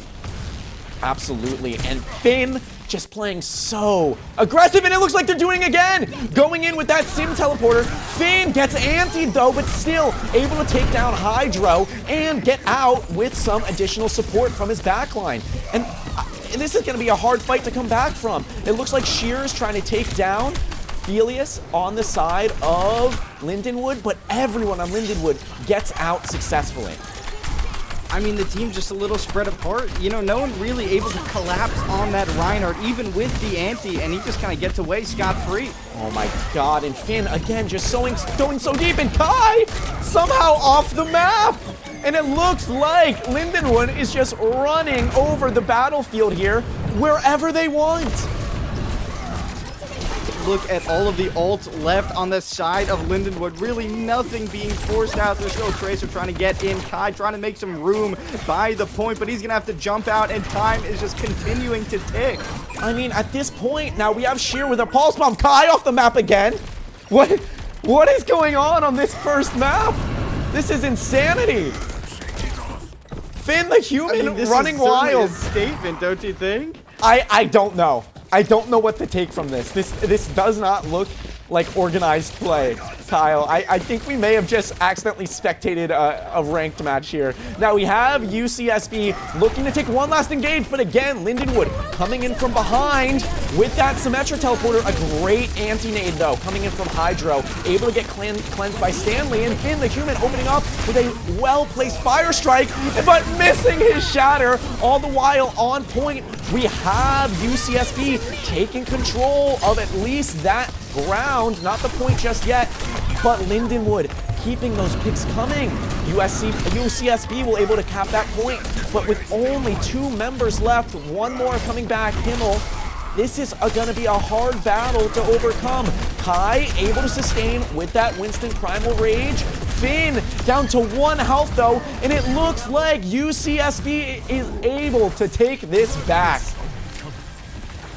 I don't know if there's a slip and slide on this objective. A lot of people falling off the map, but fortunately for UCSB, as they get some ground other them, they still have a lot to work with. I'm looking at this Emerald along with a path to deal some damage for them. And Zippy is going to open up with that Bastion ult, getting Hydro dangerously low in the back line here.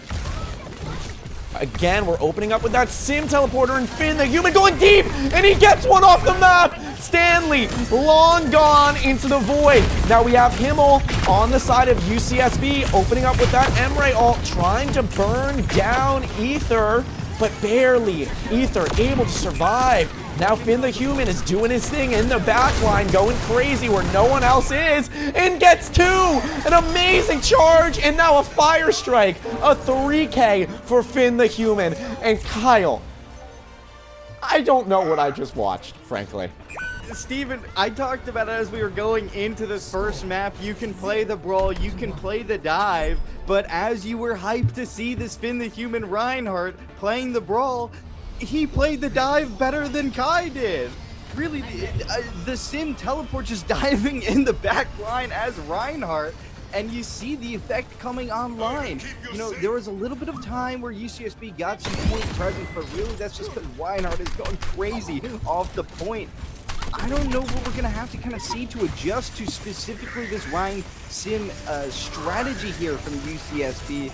But maybe this is a map that kind of forces them to have to adapt. I mean, what I'm thinking at this point is that UCSB was kind of joking around for that first point. That's the vibe that I'm getting. And if it's not, we might be in for a smoke show. Now we're quickly going into point 2 of Lijiang.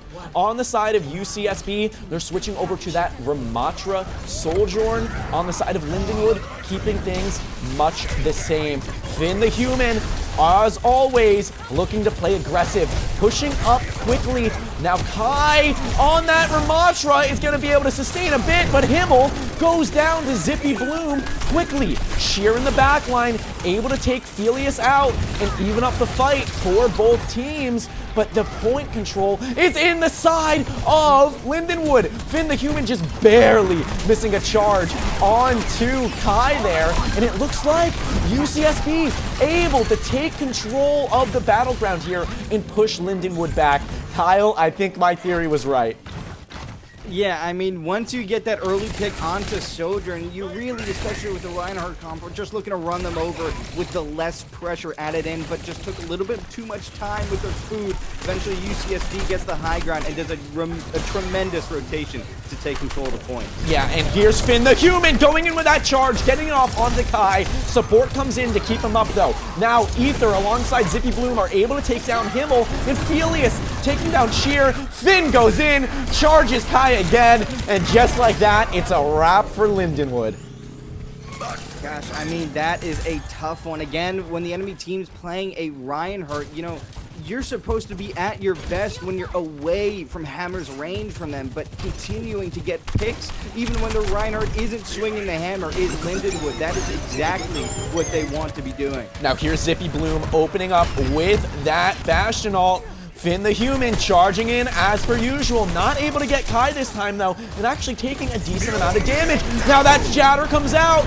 Kai is slammed and is getting charged all the way into the back line and goes down to Finn the Human. The rest of UCSB is just backing up the spawn and looking for the next fight. Able to take down Viral, who was a little bit out of position there. And Sheer using that pulse bomb, and now Path coming out as well from UCSB. They want this fight. Zippy takes down one though, evening up the players on the field, but UCSB quickly coming back. Now we have that Symmetra wall on point. We're gonna see if that nano boosted Ramatra from UCSB is gonna be able to clean this up, but Finn with another charge, he doesn't miss, bringing Kai all the way out of the battle. Even with that Ramatra ult, he's dangerously low, and this could be any team's fight right here. But as I say that, actually it's looking like Lindenwood is not in a great position here to take this back.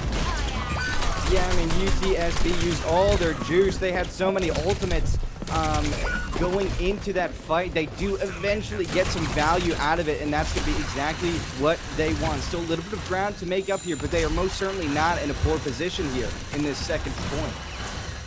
It is so interesting seeing how this second point is playing out.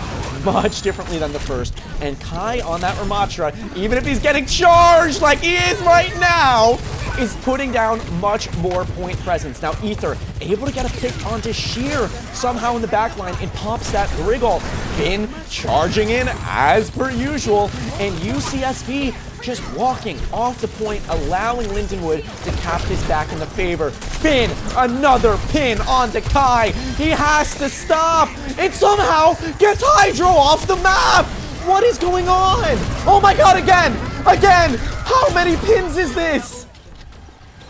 He's taking his lunch money, Steven. I mean, at some point, maybe we have to see if there's some way we can punish this Reinhardt going crazy. I don't know, but he's still looking at the corner. I don't know. He wants spotted it. him. There's the Shatter! Off the map! Hydro off the map twice! I love it. And that is going to be an easy cleanup for Lindenwood for this second point. Oh, this, Kyle, Lindenwood may be my favorite team going into this tournament, because what they're doing here is the most entertaining Overwatch I have seen the entire pre-show. I don't know if it's shell shock or what it is, Steven, but Finn the Human is essentially just using that charge off cooldown, even with a support backup line like Akiriko and Ana, still just getting so much value on it. I'm not sure how he's continuing to do it. I don't know, but it's just dominating this Ramatra so far. Now, look, while there was some very dominant fights for Lindenwood there, UCSB did hold their own much better, gaining up to 70%. Now, I don't think they have an answer for Finn the Human's insane charges just yet, but they were able to show that this won't just be one-sided. And it looks like their answer might be to play Reinhardt themselves. Oh my goodness, Steven. I mean, we're seeing it. I think we're seeing it. Two mystery teams, this is as crazy as it gets. This is it. Now, if Kai continues to get charged, there's something wrong, and Finn is just top one Reinhardt. We have both teams posturing, and it looks like Lindenwood actually using that teleporter to go straight to point. So they're going to have this point advantage now. UCSB is going to have to find a way to break in here. And especially with that Zippy Bloom Bastion damage, it's going to be hard. And Kai able to countercharge that pin, but so much damage onto him. I don't know if he's going to survive. He doesn't. And just like that, Lindenwood has an advantage, and another pin! Now it's on to the Echo, so Finn can't get him off the map, but the player advantage is in the side of Lindenwood here, and they're gonna quickly close out the map. Another pin. We need a pin counter on stream right now. Production, get it on. Well, I mean, it's a nice counter charge, but really is going wide out of the Symmetric, making everyone stay back. Nobody left to support Kai. Eventually, he will go down first. And if that's going to spell the rest of this point, then I'm not sure how this is going to be looking for the rest of the scrim. Ooh, it is rough. And honestly, I think the reason Finn is just doing so amazing with these charges is he's great, but also the positioning out of UCSB is a little interesting at times, giving Finn a lot of opportunities. Now, we have UCSB looking to come into the point for a second time. Hydro, a little out of position here, not with the team. And we have Zippy Bloom opening up with that Bastional. Kai really alone here on this push, and we have Finn going in to try and keep off the point. Kai countercharging, going deep here, and will get punished for it immediately. The damage is just too great out of Lindenwood. Yeah, I don't know if that was an ego charge or what, Oh! but it seemed like it was to make up for everything. And you can't make Another. it all up in one button press, man. Another for Finn. Kyle, I just said that this wasn't going to look like a dominant matchup. But what is going on here? Well, I mean, the clock is continuing to drain down. I'm not sure if they're going to continue to hold by the spawn, but they certainly have the ults to do so. Only 20% left. They still have a Sim TP to teleport back to the point if they need to, and I'm not sure. Finn looks like there's some trickery afoot. Oh, there's always some trickery. Won't actually get anyone with that Shatter. Kai going in, also not getting anyone with his Shatter. Now we have Finn antied here, able to take down Stanley, but survives. The support is there. Now we have Kai and Hydro on point, but it is an insurmountable battle here for them. This point undoubtedly will be going to Lindenwood, even if it takes a couple more seconds. Oh, I mean, Reinhardt v. Reinhardt. I don't know what year we're in, firstly. But yeah, man, I mean, I want to agree with you on one thing here. This is certainly not a situation where everybody points the blame straight at Kai here. I do think his team could be doing a lot more to help really counteract this Reinhardt just running wild. I'm not sure what the team has to do. I think a lot of it is positioning, having to stay a little bit more close, a little bit better at kiting. But look, they've got a couple hours to help figure this one out. Yeah, I mean, we had Hydro on that Ana as well, and we saw some really well-placed antis onto Finn the Human, but we never saw him slept. I mean, if that Reinhardt is charging in, that sleep should be the go-to utility, especially with how much value he's getting time over time with those charges. And I think it really comes down to that. Now, the DPS and the Bastion out of Zippy Bloom definitely helped have that pressure so that Finn the Human could do that craziness. But I really want to say it came down to the tank matchup there, Kyle. Yeah, I mean, I think especially when you're running a crazy aggressive Reinhardt like that and you don't even have a Kiriko to really cleanse an emergency situations here, there's got to be some Achilles here somewhere around there. It's just going to be up to UCSB to kind of poke around, figure out what that is. I really don't know. Now, it looks like we will be going to Route 66. Actually, the first time we've seen it played Absolutely right. in the pre-show. And that makes me worried that we won't see much of it in the tournament. Map that I love. That's why we put it on there. So I'm very glad that we're going to be going to this. A hard map to play Reinhardt on, especially first point. But we've been seeing Lindenwood play with that Symmetra. So if they stick with that and just teleport up onto the high grounds time and time again, they could make it work, Kyle. Yeah, Steven, I mean, it's exactly like you said. Symmetra can try and make up for some of those deficiencies that Reinhardt would have on a map like this. I wonder how this kind of approach changes in a scrim setting versus a tournament setting. I think maybe day of, you know, you got to force him to prove that you can't just run it on everything. But, you know, this is a scrim. Maybe they do want to get a little bit of practice in on some other situations. I'm not sure. But either way, we're going to have to kind of see. I can't wait to see. Now, also on the side of UCSB Gold, we are going to be seeing a swap, Rame coming in for Stanley. So taking over that DPS position, I believe, or it may be support there. So we have some swap-ups coming in. Yeah, we have some swap-ups coming in that might change how these games are being played. Now, only one player, who could say how much effect that's going to have?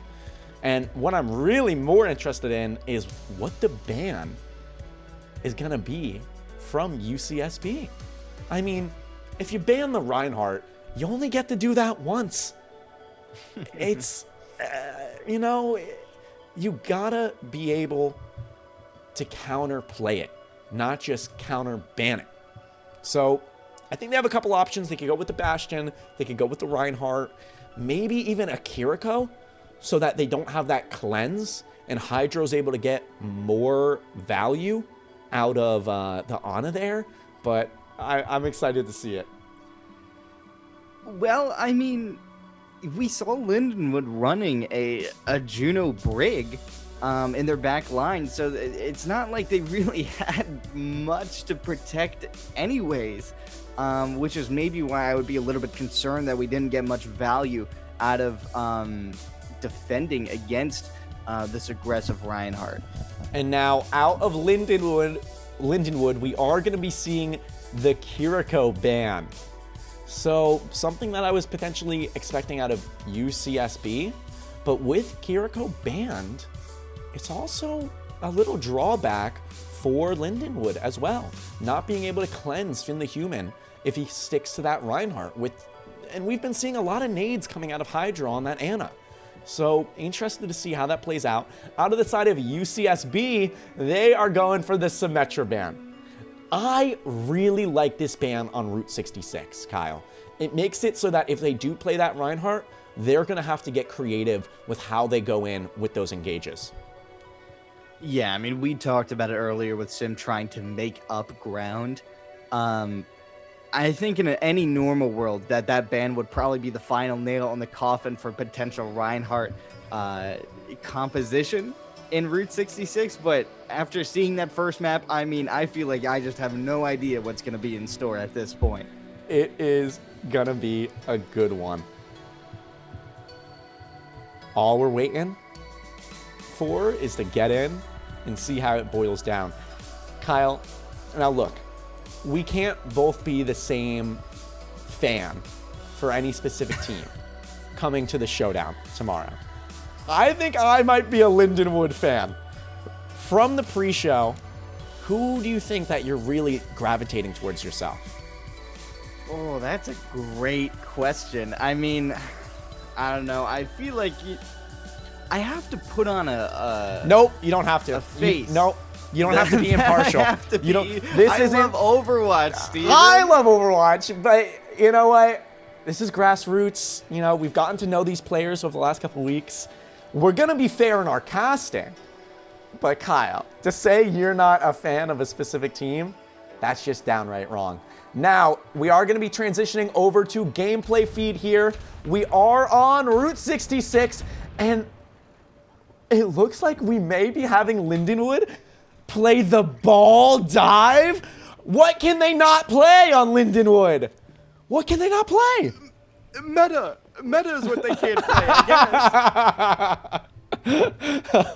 On the side of UCSB, they are going to be rolling with that Ramatra, which is a very interesting pick, especially on Route 66 first point. That Ramatra really isn't going to be able to get too much value off of high ground and will have to play lower. And Kyle, they fucking memed us. Finn the Human is playing that Reinhardt. Maybe going back, actually. No! They're going for the cat! They're going for the cat! Production observer, get over to Finn the Human right now. There we go. He is going in against the Echo. Oh, Viral goes down quickly. They can't bring the vision to life, but I applaud them for trying. I don't know what the plan was. And now it looked like Lindenwood was going to back out, but again, Finn the Human able to get a charge onto Kai, putting him out of position here, and Zippy Bloom, where they teleport in and kill on Himmel. Finn the Human going aggressive and keeping the pressure up on Kai, who is getting dangerously low here. If they're able to take down Kai, this is going to be an easy fight for Lindenwood. They do, but not before Zippy Bloom goes down as well. Now, Lindenwood is in a great position here. All members of UCSB really backed up, waiting for that Kai respawn, but Finn doesn't wait. Going in with that charge and looking to take down members of UCSB, but will actually get punished for it here. Yeah, I mean, I think we're seeing more, maybe not positioning, but rotation issues for sure. I mean, especially when they have a Ryan unattacked charging so far into the back line like that. And now Lindenwood looking to play under gas station, but with Kai back, that tank on the side of UCSB, it's going to be hard. But as I say that, we have aerial support. Finn is flown back in. Sheer using that Farah barrage, and it instantly deletes Finn right as he gets back. But still, the DPS of Lindenwood with that Reaper Roll able to clean things up and cap this first point dominantly once again. I mean, what aren't they going to make this Reinhardt work on? I'm at a loss for words, Steven, and we're only a couple minutes into the scrim block. Kyle, I am having the most fun I've had in years, honestly. And here he is! Finn! All the way up on that high ground. They don't need a Symmetra.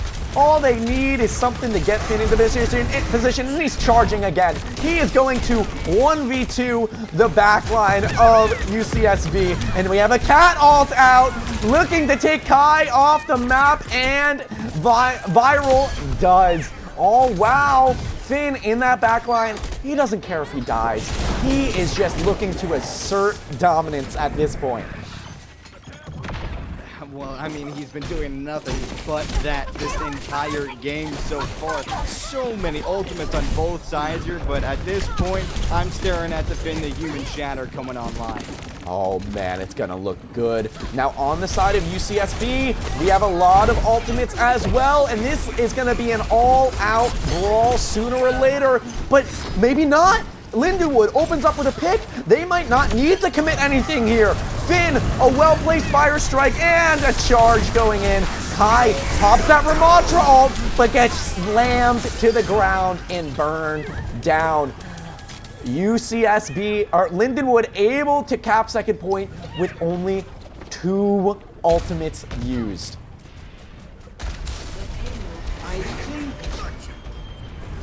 I don't know. I think at this point, you know, Lindenwood is not playing the meta, obviously. You kind of have to dive into the craziness with them, you know? You have to position yourself expecting this Reiner to do out of the ordinary things. Position your rotations alongside it. And look, these teams are similarly ranked, both 4.2 average, and oh, Sheer coming in, able to get 2 picks. And it looks like UCSB is finally able to re-control this game with a dominant fight. And as I was saying, these are very similarly ranked teams, so seeing this dominance coming out of Lindenwood is crazy. Well, I mean, it's a nice win there for the side of UCSB. They have so many ults online looking to stabilize things. We'll see kind of how they want to game plan this, but they need to win desperately here. Absolutely, and we're opening up with that Brig ult on the side of Lindenwood. Pulse bomb out, misses, but Sheer responds with an amazing barrage, taking down 2 members of Lindenwood. Sheer carrying these last 2 fights consistently.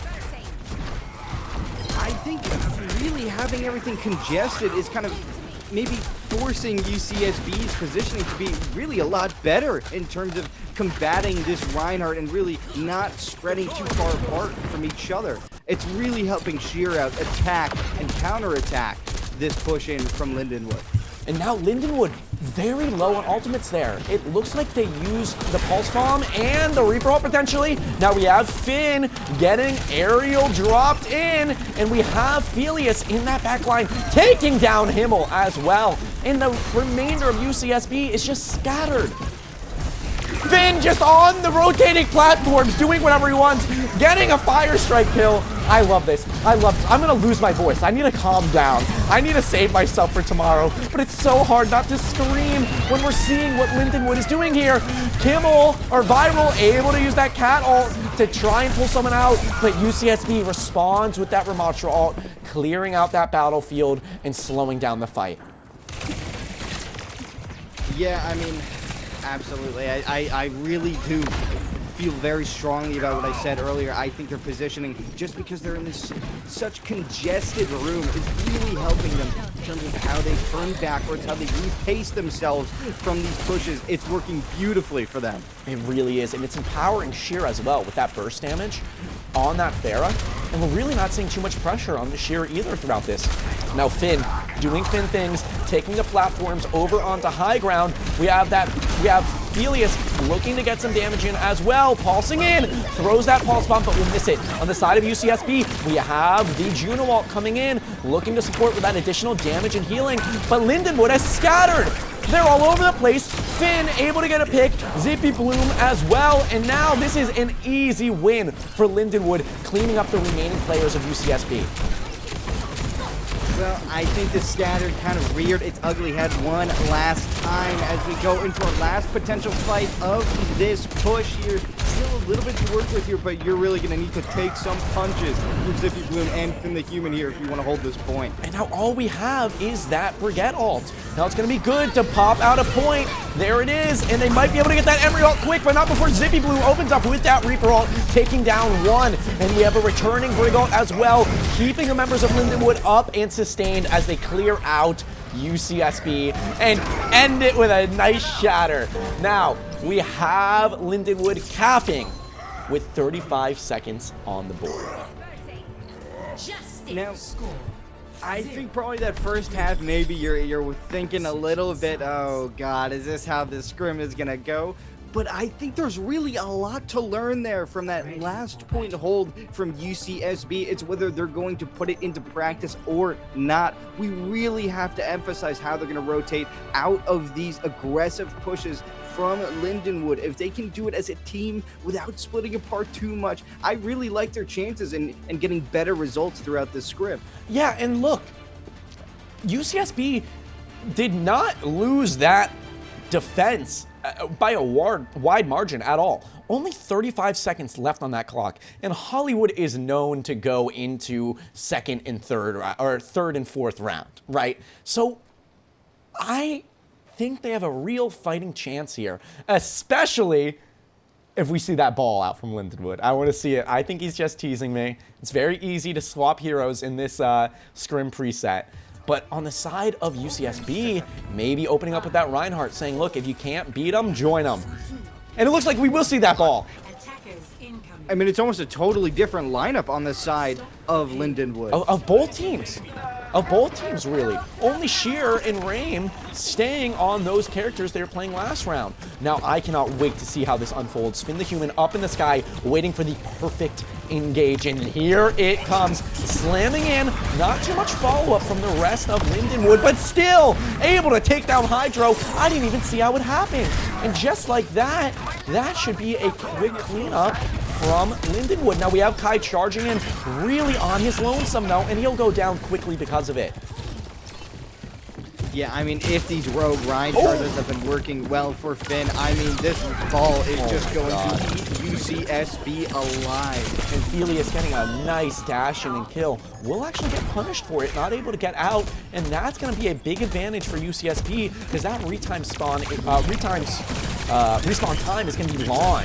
long. Now we have Kai over on that Winston, jumping onto the high ground and getting some really nice pressure up onto those players of Lindenwood, but taking a lot of damage. I don't know if he gets out alive, barely able to get that health pack, but still in a bad position here. His supports are able to come in and keep him up though, and he goes back in, re-engages with that bubble, looking to keep the players of Lindenwood pushed back. Now Finn the Human's back, on that ball, able to get some point presence, and this is a messy fight. We have members of Lindenwood grouping up here, trying to re-engage, while Kai and Himmel are able to take down Felius. I mean, after that, Kai survived just by a little bit getting that health pack. I think they're going to do a much better job at centralizing around this payload, not letting this ball defeat them. Yeah, and I'm not seeing the value out of Finn the Human on that ball that we saw from the Reinhardt. They're going to capture this first point here with a huge time bank. Exactly what they need if they want to bring this to overtime. Well, I mean, still so many ults online. Really not much action overall in that first point. Just kind of slowly cruising in is UCSB, as there's not much presence coming in from that crazy dive of Finn the Human. And what I'm seeing consistently is Kai just taking so much damage. Now we have this next fight starting quickly. We have that Emre ult and the Alari ult coming out from the side of Lindenwood. Huge damage on the Kai, and goes down instantly in a heartbeat because of it. That didn't feel right. I don't know what that was, but they just, I mean, exploded onto Kai there. I mean, I guess you would take it, right? It was a pretty quick fight. Quick fight and some really impactful ultimates used to clear that out. Now, Lindenwood has a lot of ultimates on the board, and they're able to take down Kai, able to take down Felius, and that takes that Dragon Blade out, and Himmel, an amazing headshot onto Ether as well. This should be an easy fight, but Kai dangerously low. Does he get picked off? He does. That's not what they need right now. Lindenwood now with that tank advantage. Finn the Human also dangerously low, might get picked off, but able to get out. Still, UCSB opens up with that Alari ult and the damage from Himmel, able to clear out the rest of Lindenwood. That was close to turning back to Lindenwood's favor. Kai gets respawned here, and all that's left is Finn the Human on the point, looking to just waste some time. Yeah, I mean, that was almost a crucial mistake, but we're going to have a Genji Blade coming in. Still so much on the line of UCSB, but they're going to protect against it. Not any value coming out. Huge dodge out of Himmel here. And now we have Kai going in with that Monkey ult, able to isolate the back line of Lindenwood, and the remainder of UCSB have to capitalize on this and take down Felix and Finn. Now, are they going to be able to do it? No. The remainder of Lindenwood comes back, and it looks like Kai is taking some significant damage here. Now UCSB has the ultimates on the board here, but Hydro going down and Himmel with him. This quickly turned back into the side of Lindenwood, and honestly, they needed to pop that Juno ult and that Soldier ult there when they had the chance, but they didn't. I think you're right on the money. I mean, they're definitely going to regret that for sure, especially if they're looking to match this 3-point capture here. I mean, once Kai goes so deep in, like you said, they've got to punish Felius and Finn the Human while they have the chance. Coming into this next fight, we have Lindenwood with a couple ults building up here now. It's going to be a good defense against the ultimates on the side of UCSB, especially that Cassidy ult. It's going to provide so much zoning. We have Kai jumping in, taking a lot of damage, which is becoming a theme of his dives in. Sheer with a nice pulse bomb on to Finn the Human, taking him out. Now we have the remainder of UCSB looking to push up and capitalize on that, but Zippy Bloom using that Cassidy ult to try and zone out Lindenwood. Or UCSB not going to be able to get much out of it, and UCSB is continuing to just walk down and clear out members of Lindenwood one after another. I mean, it's pivotal that they capture right here. Still one online. Zippy Bloom getting two. Ooh, I don't know, though. Back, and there's so many ults on the side of Lindenwood. They can recapture this in an instant. It's not looking great for UCSB. No, Kai goes down, and with that, oh my god, I thought I just heard the cap sound there. That was scary, but Lindenwood able to turn that back somehow. Those ball mines on point, taking out Kai, was vital to that win. And I mean, suddenly it's gone from an easy second capture to what looks like disaster. Still 3 ultimates online on the side of Lindenwood. What does UCSB have to protect against it? Oh, and we're opening up with that Wu Yang ult on to Felius, able to take down Himmel, and now is going in with that Genji Blade. Is he going to be able to take down Rain? Doesn't look like it, but Finn the Human is doing his own thing, taking down Kai as well. Now Lindenwood has that tank advantage, and it looks like Hydra's going to open with that Alari ult, but it really doesn't get much. And Lindenwood looks like they might be able to close this out on second point. Kai comes back, but it's not enough. Zippy Bloom with that Cassiol able to take down one, and they can't even touch. Wow. Cool. Yeah, I mean, look. Once Finn the Human came back on that wrecking ball, I think it spelled trouble for UCSB. Just even if he doesn't get a huge minefield online, it's just so much sustain to stall out while those ultimates come down online. Look at that beautiful Pharaoh. Oh, I mean, I don't want to keep beating a dead horse here. But there were times, man, where I saw Kai and his teammates not even on the screen. And, like, I would be hovering out, and I wouldn't, like, I think there's just something up with the timing of everybody on this team that, you know, you're just going to get continuously punished from the aggressiveness of Finn the Human, especially with Felius on line alongside him. There's got to be a better approach as a team, in my opinion. I really don't know, honestly. We're seeing great fights coming out of UCSB, but I can't determine yet if it's from the mistakes of Lindenwood or well planned out team fights from UCSB. It's really hard to say. I think it's definitely a little bit of both. Like, no discredit to UCSB. I think they certainly showed a lot more fight in them than they did in the first map. I think there were definitely points where they looked quite good, honestly. Especially that Winston dive comp, I think, looked a lot better at certain points there. That Pharah looked pretty good on that inside corridor. It's just about really keeping the consistency up. You know, keeping the timing up, not... You know, you did good on one map. Now don't lose all your fundamentals here. You know, it's got to be fight after fight after fight after fight. It's hard to see. It really is. And what makes it harder than anything else is the fact that Lindenwood is playing these non-traditional comps. That might be the biggest, you know, nail in the coffin or hurdle that UCSB has to overcome. And if they're not used to these compositions, and they don't know the correct counterplay, especially when Lindenwood's compositions are kind of all over the place. Like, their strategy is just to be aggressive and have their DPS flank and do their thing. So if you don't know on paper how to combat that, which I think we're getting a hint of from how many swaps, hero swaps we're seeing out of Kai, just another hurdle for UCSB. Yeah, I mean... You know, meta comps are always built around kind of a search for perfection. But when you get these crazy comps, they're usually hyper aggressive in one certain aspect of their game. And if you're not able to defend against that, then they're just going to keep punishing you the same way, time in, time out. And we saw some amazing moments out of UCSB as well, right? Sheer on that Pharah, Kai with some great engages on that Winston as well. But man, even when they're playing great, Lindenwood kind of had that locked down.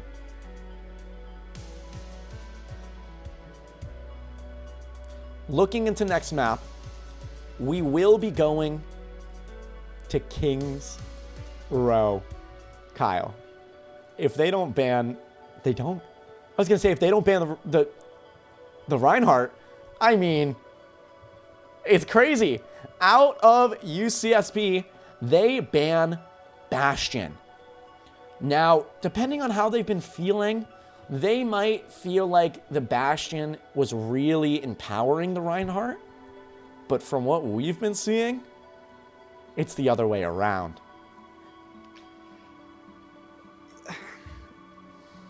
here's what I'll say. The Bastion certainly is a very strong part of this team. I think especially on King's Row, which is going to be a lot less mobile than a Route 66. But I do wonder if maybe it's a situation like you mentioned where, look, they're going to have to figure this one out at some point, you know? Is banning it in a scrim really going to help them in this situation? True. I don't think so. I think they're looking to face this one head on. And you know what? I really got to respect them for that. This is certainly the time to do it. True. Out of the side of Lindenwood, they will be banning the Ramatra. So we've seen Kai fall back to that consistently. And it may be a pick that just feels good for him.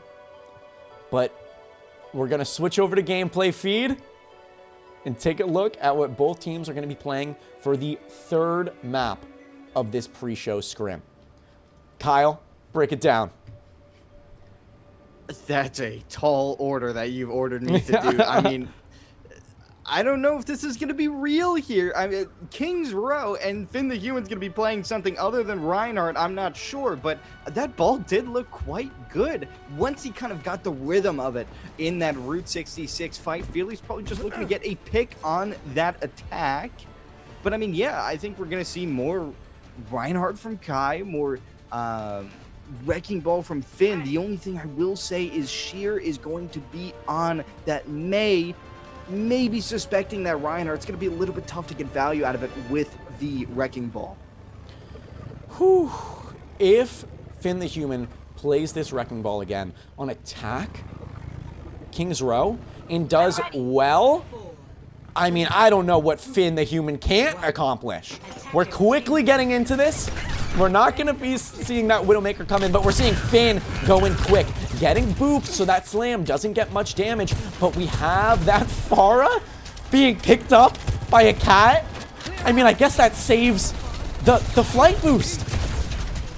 What an insane strategy. Now, we have Finn the Human going deep and getting punished for it, but still, Sheer and Viral kind of just flying around here, getting some poke in. Sheer able to get another pick, though. This should be a quick wrap-up for UCSB, but the members of Lindenwood are kind of hiding, and it doesn't look like UCSB really want to engage on that right now. Lindenwood in a great position to re-engage, but as I say that, Sheer will go through and track down Ether, but not before Finn the Human's able to get a pick on the Hydro. We have an even field right now. Stanley Lee coming back in and taking down Viral, but Felius evening the playing field again, and now Lindenwood is in a great position, especially with Felius on that high ground, just damaging down, and with no hit scan heroes on the side of UCSB, just raining down terror. I mean, I think in any normal circumstance, maybe one of us would have questioned that play from Lindenwood, but they've earned the benefit of the doubt, and you can see why right here. Suddenly just making magic work with the respawns coming online, especially from Felius. And yeah, Kai trying to come back in with that charge, but will go down quickly. And we see Himmel switching onto that Emre because it looks like Felius is just laying down so much uncontested damage. Well, I mean, they've already gotten Ultimate online for that. We'll see if they can blitz this with 2 DPS ults from Lindenwood.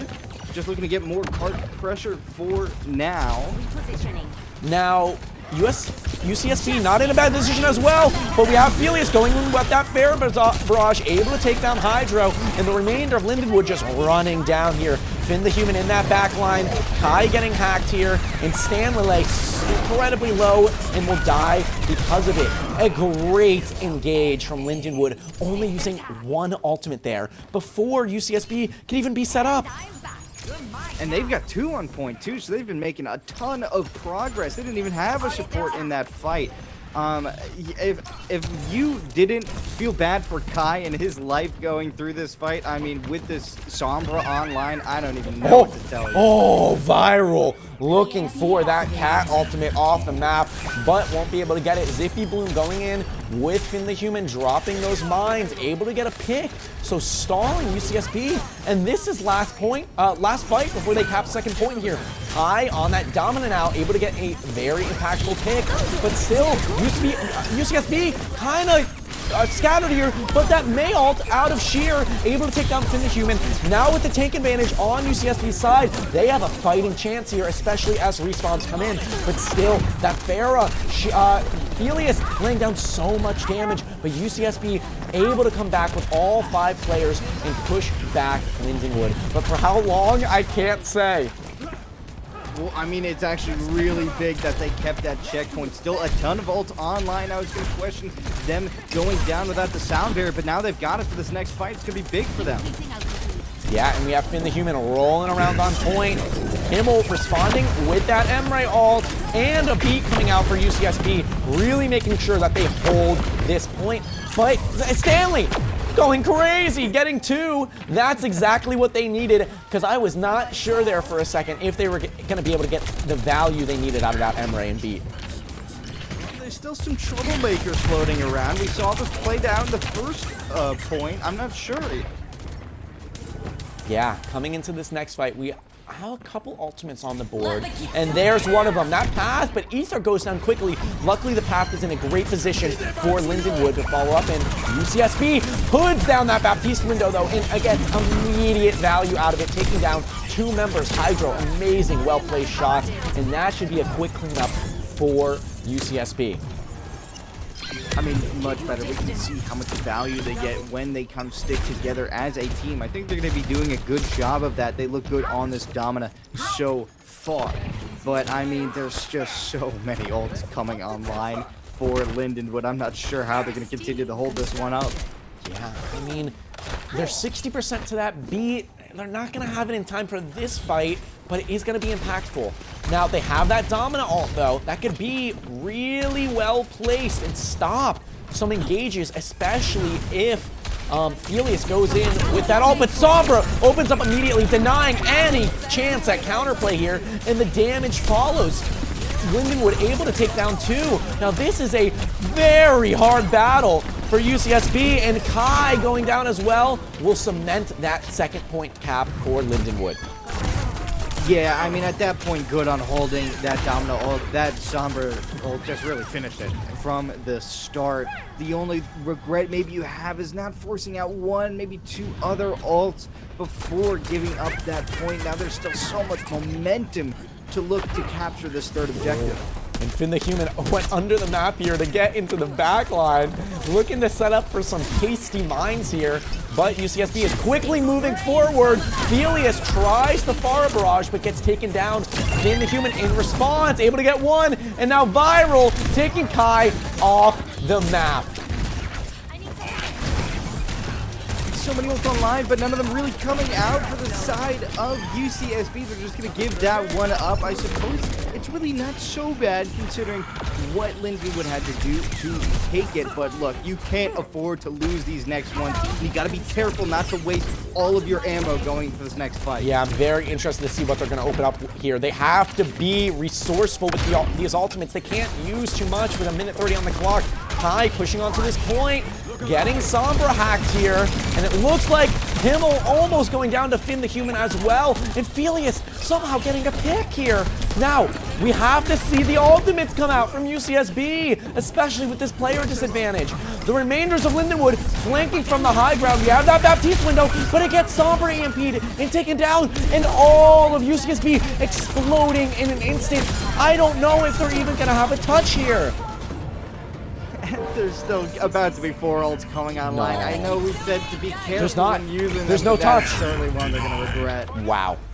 I mean, Overwatch is a game of what team ults first. Especially losing with that Lucio ults online. I'd be flaming my teammates in ranked. For sure. Oh my god. I think it would have started a long time ago at this point. Wow. Lindenwood running away with this pre-show scrim. Incredible. Well, I mean, I do want to say, you know, not what you're looking for in a last point hold there, but they really did a tremendous job of holding on to that second objective there. And suddenly, kind of as things deteriorate down, we still see a sub 1 minute hold on the side of UCSB. That's certainly not bad. You'll most definitely take that considering how this scrim has been going so far. Now, on the side of Lindenwood, we are seeing Finn the Human play Winston for the first time. Very interesting. It looks like he's actually going to play real dive. Playing real dive with just that tracer there. Now, we have Kai on that Diva. Both tanks on both teams picking heroes that we haven't seen yet. And Kai is looking to go deep here. Finn the Human able to get him from behind, and Kai taking significant damage, getting that support though, and it looks like both teams are going to look to re-engage very quickly. UCSB in a great position here. All members looking to take that high ground. Hydro has to use that Emort though, as Felius goes to flank as he was a little bit behind, and the battle is opening up on that high ground, and Kai getting demeched. That is not what you need, and because of that, Stanley goes down as well, and that's going to be a wash.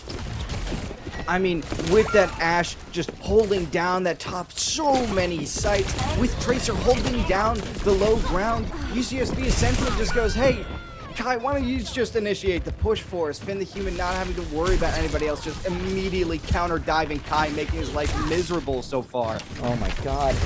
What can Finn the Human not play in this scrim? It is incredible. Now, Finn the Human hiding in this middle tower, taking huge damage though. Will he get punished for it? Oh, he gets the Wuyong wave and the Anonade. That's a lot of resources though. And UCSB should be able to push in quickly, but Kai also taking massive damage. Bob coming onto the point for the side of Lindenwood. That's going to cause UCSB to have to back up and rethink how they engage here. I mean, when Bob came out, really the next closest ult was Sheer at 80%. That's how much value Zippy Bloom has been getting so far. Finn getting melted down though. That is a big pick for UCSB, but Viral able to take down Himmel as well. Now with that tank advantage, as I always say, that is going to be hard to overcome, especially with the path on the field now. They have to take down Felius though. Still the only member of Lindenwood still on this point somehow gets out alive, and it looks like Lindenwood is going to try and retake this. All 5 members are here. Nano Monkey goes in. Finn looking to open up this fight with some dominance. In return, we have that beat coming out from Stanley. That's going to allow them to sustain and take down Finn. Wuyong ult out on Felius. Able to take down and knock down Hydro. Hydro dangerously low, looking to survive though, and does, even with that pulse bomb coming out from Felius. Amazing peel and sustain from UCSB. That may have been the best fight I've seen the entire scrim out of them. Yeah, I mean, I had my doubts on that re-engage with so many ults online for Lindenwood, but it's a beautiful job hiding then Nano Monkey diving the front line there, and they just completely negate it, totally taking over the point. Ooh. And I'm seeing some greater team play out of UCSB than I have this whole scrim block. Maybe they're finally warmed up, they get the memo. Maybe it's this Diva chip swap that's really empowering them. We have both tanks starting to brawl it out. Kai sending in that Diva bomb. It goes off where it's supposed to land, but no members of Lindenwood were in that line of sight. Viral on his own, able to take down Himmel in that 1v1 and gets out as well. This is going to set up Lindenwood to come in onto point and really push UCSB back to spawn. Well, I mean, it's not bad card pressure and value from the side of UCSB. Really just looking to keep the momentum going here. Don't get slowed down from just one push. I think we have a lot of ultimates on board for this next fight. UCSB can be in a great position here, but Stanley getting poked out by Ether and Finn the Human, who are basically in their spawn, running wild with that Primal Rage. Just more of the same, just so much havoc caused in the back line from Lindenwood throughout this entire scrim, really. Oh my god. Finn the Human is just consistently taking angles that you would never expect. but I mean, you know, Felius has been doing the same thing. So many creative re-engages. Oh! Taking out Kai before the remake could come in with that Cassidy ult, and they're just so aggressive on Lindenwood's side. They don't give UCSB a single second to spare. Well, I think the momentum is officially gone at this point. Look at where they're holding. So spread apart at all different points in spawn, essentially. Now, Felius will go down to a nice, well-placed kunai, and Zippy Bloom will follow him to the grave. And it looks like they are not going to be well rewarded for that high position there. Well, I mean, you know, look, I've seen crazier holds out from Lindenwood. I wouldn't count them out just yet. You're right. And it looks like UCSB is a little slow to re-engage, just allowing Lindenwood to take down Sheer. And with that Wooyong ult and Finn the Human going crazy, somehow UCSB loses that fight.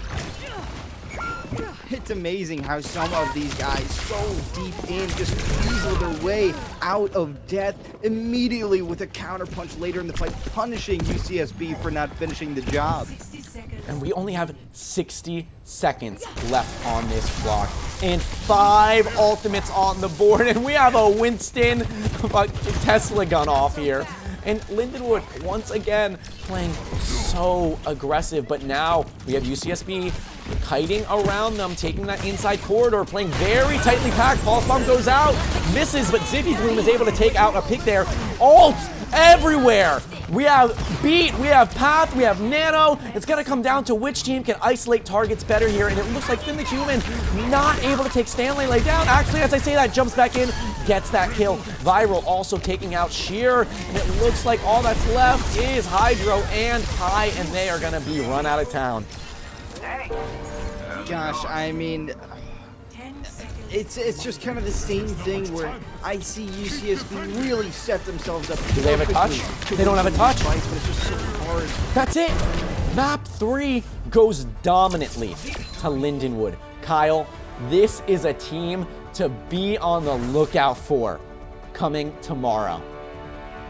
Man, I mean, really just impressive stuff. I've really never even seen just the balls that some of these guys have on the side of Lindenwood. The holds that they have, the engages that they have. They're daring UCSB to do something about it. And time again, Lindenwood have just made magic out of nothing.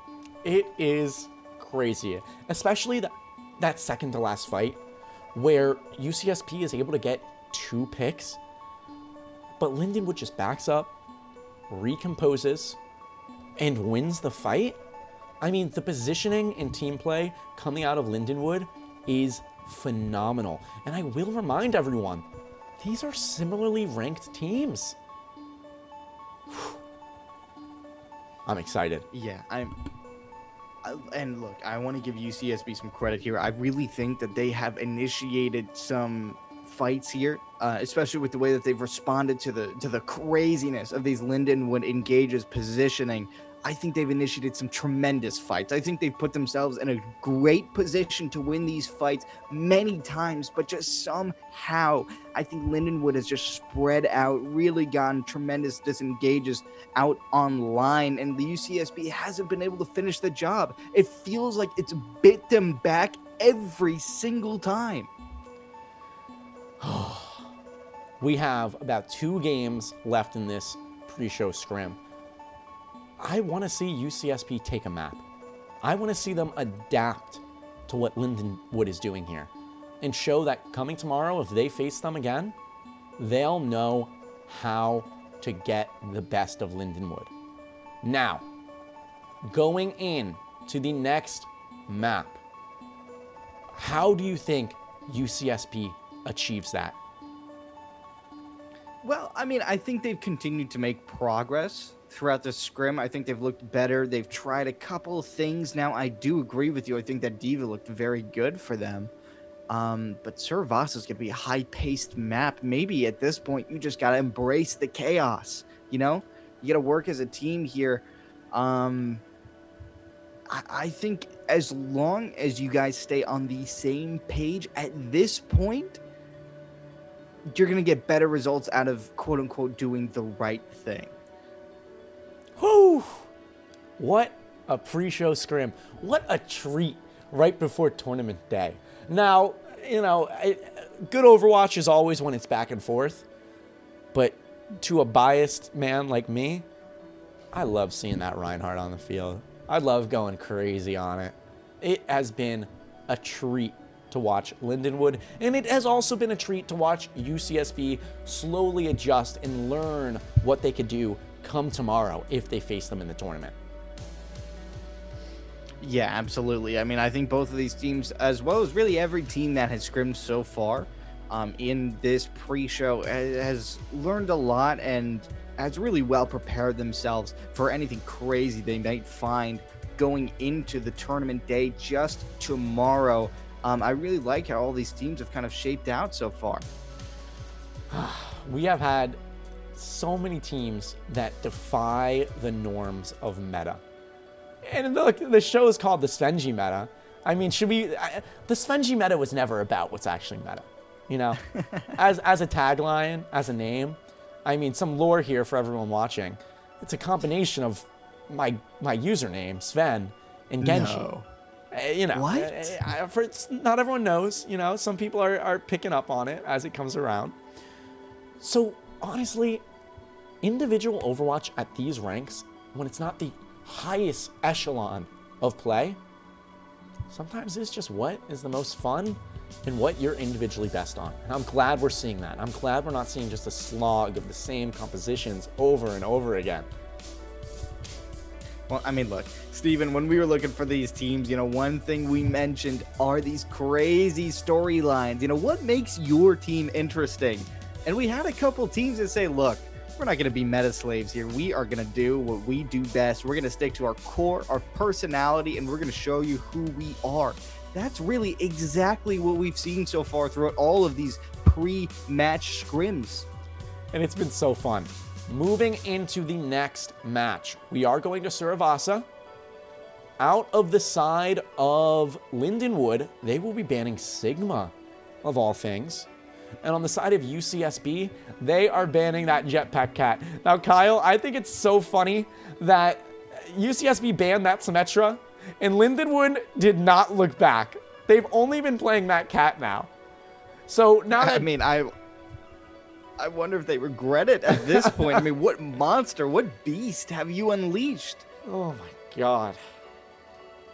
And it looks like both teams are readied up, so we will be sending it in just a moment here.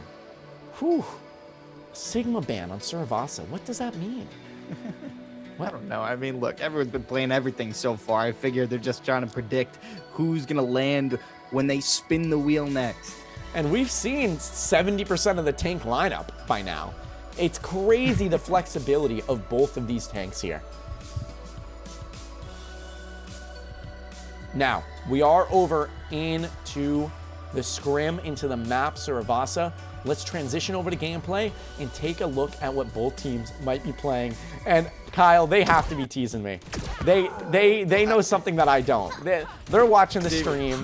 This isn't right. There's something wrong. I feel bad because I didn't realize we hadn't transferred over to gameplay footage yet. There was shock. You saw color drain my face when I saw these tank lines coming online here. Please. There was a recent buff. Please. There was a recent buff from Rodog. We'll see what comes out of it. And look, neither team playing that Ana as well, or really any CC. And they're doing it. They're rolling out collectively on that hog. We are not only seeing whole hog, we're seeing complete hog dominance. Who's going to get the first hook? Kyle, I don't care who wins the fight, and it's Finn the human, but Kai gets that return pick, and Finn dangerously low because of it. Both hogs running for the hills, using take a breather, but it looks like UCSB is able to jump onto this point first and get some nice positioning here. Who's gonna get this second hook? It's all about the hooks or the flanks here out of sheer. And it looks like Kai is looking for it, misses that. Will Finn the human look for that second hook? Jumps up on the high ground, misses his as well. Now we have the DPS on Lindenwood laying down damage here, but UCSB able to cap that point, but Finn gets a hook onto Himmel, takes him down, and Zippy Bloom also in the backline able to take down Sheer, but UCSB 30% on that point for free, even if it gets swapped over.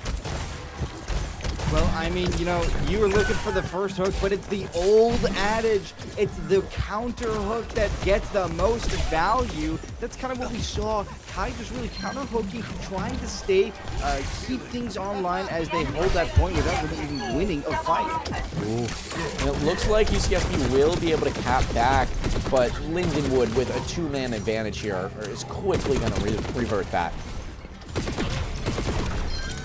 And again, I mean, like, we've seen UCSB continue to get value without even winning these fights. But, you know, there is going to come a point where you have to put your big boy pants on and really kind of wipe one of these points here. We'll see if it comes up soon. Ooh, and Hydro able to get a pick onto flanking Zippy Bloom here. And it looks like UCSB is going to capitalize on that and look to push point. And we haven't seen great hooks out of these two hogs so far. A lot of misses, but UCSB trying to take point. Finn the Human not allowing it for free though, using that whole hog and pushing UCSB well off the point here. Oh. 20% left. Sheer with a vital pick onto Ether, who was 1% away from Transcendence, but Finn the Human able to take out Sheer in return. Now UCSB takes that point back, but Lindenwood is one fight away from capping this. We have that Alari ult out from Hydro, but Finn able to get a hook onto Himmel and take him down. Zippy Bloom goes in with that tactical visor and is able to take down Hydro, and this is gonna be a revert for Lindenwood and a cap.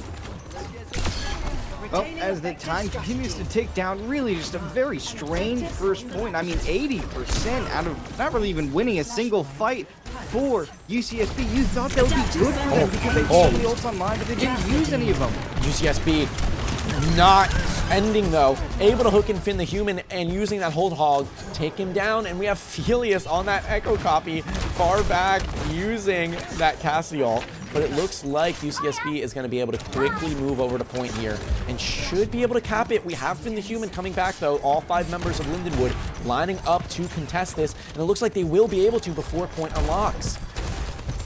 Look at the way Lindenwood has spread across this map. It's hard for there to be any focus on the side of UCSB. Yeah, and they're able to get a pick quickly. 2 members of UCSB just burning.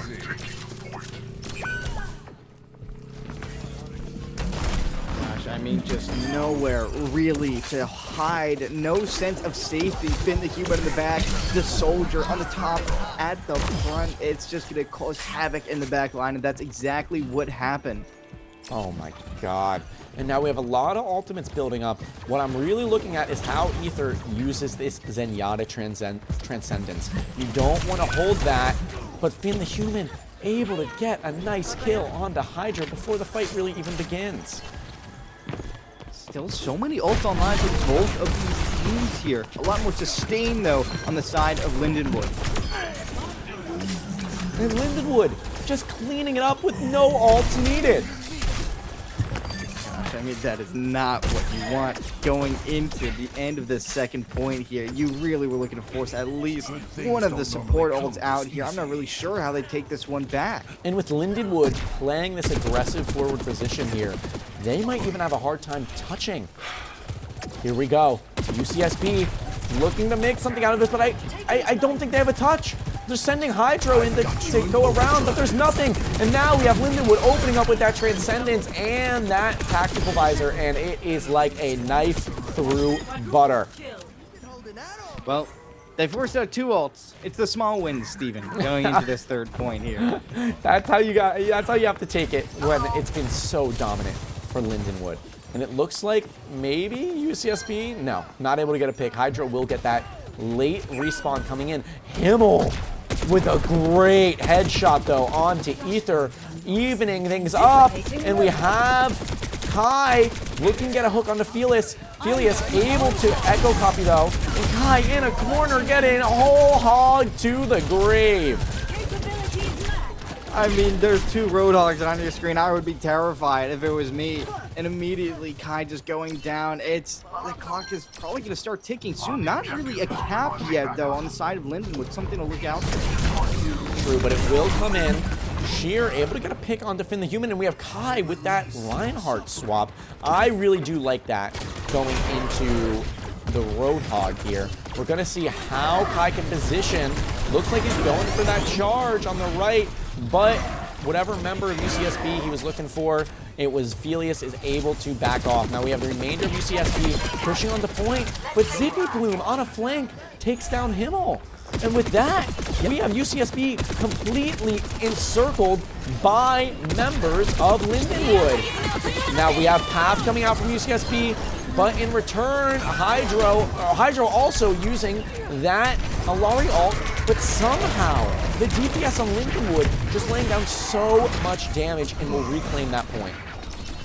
Yeah, 2 support ults coming out, and not really any value coming out of either one of them. That is dangerous for the side of UCSB. I mean, both of the DPS on the side of Lindenwood just completely deep entrenched in their back line, and there's not really much that Kai can do to peel for them. No, absolutely not. And I said I like that Reinhardt pick, but it looks like Lindenwood quickly adapted and is just encompassing UCSB in angles that do not feel good when you're playing Reinhardt. Now, Finn the Human was able to get a pick, and UCSB is all over the place, and they're going to get picked off one by one because of it. Kai going to touch point, gets hooked off, and I don't see a way here for them to come back. We have 3 members of UCSB. Maybe we have Zippy Bloom go down, and we have that Genji Blade out now, but Ether taking down Kai, and now with that Transcendence pop, that's gonna be a wrap for Lindenwood. Time continuing to go down, 3rd point, and officially the map captured on the side of Lindenwood. There still are 2 points here to make this a little bit closer, but that map win is going to continue to elude UCSB so far in this scrim. And this Roadhog, they're playing Lindenwood, this comp, so well into that Reinhardt. Just encircling Kai and the remainder members of UCSB and laying down damage from all angles. I mean, just look how they're set up here. We have Finn the Human on an off angle, but the rest of his team, they're all taking different angles here. Now we have Kai looking to charge in and pressure out Zippy Bloom, but he's just going to run away, and this puts Kai in a bad position. We have that beat coming out from Lindenwood to counter that Soldier and ult from UCSB, and Finn with that beat goes in and clears out 2 members of UCSB, and they will quickly cap this point as it opens. Yeah, I mean, you're right. I think the Reinhardt has been doing a good job of closing the distance, taking presence on the point, but these DPS on the side of Lindenwood have done such a good job of spreading out on difficult angles, really just poking this Ryan to death, and you're going to see a switch onto Mauga. Wow. And Mauga's an interesting pick. It usually works into Roadhog here. But, ooh, Finn the Human opening up with a hook there, not able to confirm that kill. And now he's in a pretty cut-off position. That whole hog, though, is going to help a lot. Is he going to be able to get out? He does. And Ether, a well-placed Zenyatta orb into the dome of Himmel. That, alongside that whole hog taking out Kai. This might just be the 4th point going to Lindenwood with 0% for UCSB. Well, I mean, you know, in this map already, there's check off a couple more tanks for these 2 to play as Kai just kind of gets to a jigsaw trap there. I mean, more late deaths, but it's not like they were going to capture the point anyway. And I think that's it. I mean, they're not even fighting on the point anymore. And Flashpoint 4 goes to Lindenwood. I mean, there's still going to be a crazy fight here on a point that used to be.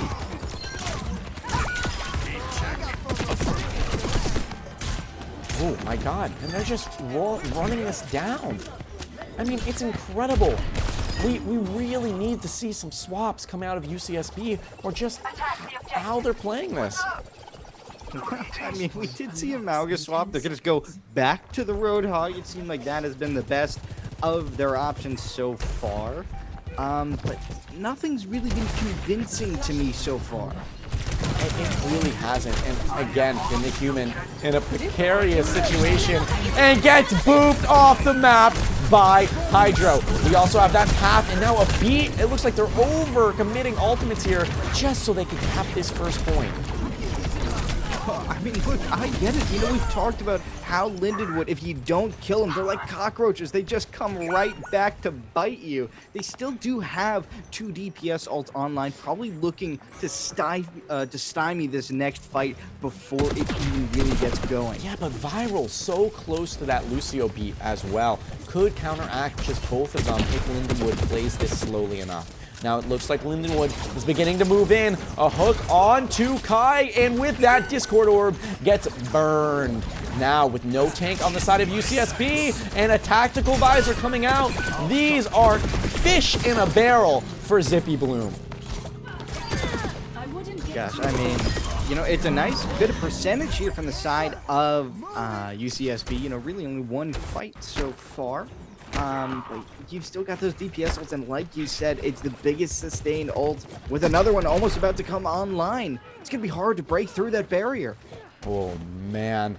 And with that sound barrier, whew, I don't see a way. Into the back line. Oh, we have that beat going out early and takes out Himmel. Sheer now able to take out Felius in return, and with no beat on the side of Lindenwood, this could be a battle that they win. They cap that point, and it looks like a huge boop coming off will be exactly what Lindenwood needs to possibly take this back. Well, I mean, Lindenwood with a really quick rotation here. They're still going to take presence of the point. They still do look good. Both teams fighting back. Eventually, Himmel's going to use that overclock, looking to finish the job. Get Zippy Bloom. Oh my God. Getting a kill of their own. Oh my God. And finally, I think we're starting to see this, but there's still more coming out on the side. It's back and forth here. They're cockroaches. You need to take them down. The messiest fight of this Scrim box, and Finn the Human goes in and gets a kill too, and we'll get out alive. What is going on?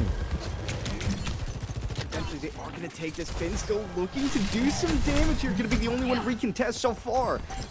Ooh, and we have that path coming out early, but a hook from Finn onto a respawning Himmel is exactly what Linden would need to counteract these ultimates. We have beat coming out just a little too late, but the Genji Blade is here, and it gets 2, evening this fight up. There's only 2 members of Lindenwood here, and with that whole hog out, oh, no, Lindenwood, they bring it back. How? Play-by-play analysis. We're rewatching the VOD after this. They are going to cap 0.5 and have a flawless Suravasa flashpoint. Wow. I don't get it. Bug spray, rat poison, none of it's worked so far for UCSB. I mean, these cats just keep coming back. If you don't finish the job, they just continue to just swarm over you. Fight back with these counter punches. It's just incredible what Lindenwood has been able to do when their backs are against the wall. Oh my God. I mean, what could Finn the Human not play? I've said it like 4 times. He is doing incredibly well on the Hog. He's doing incredibly well on the Reinhardt. He pulled out Ball, and still Lindenwood won very strongly. I am not only a fan of Lindenwood, I am in fear of Lindenwood. I don't know what I would do up against this. I mean, it's like you said, Finn the Human, Finn the Monkey, Finn the Hamster, Finn the Mutant. Really, it's just everything under the sun that this guy has played has continued to get value here.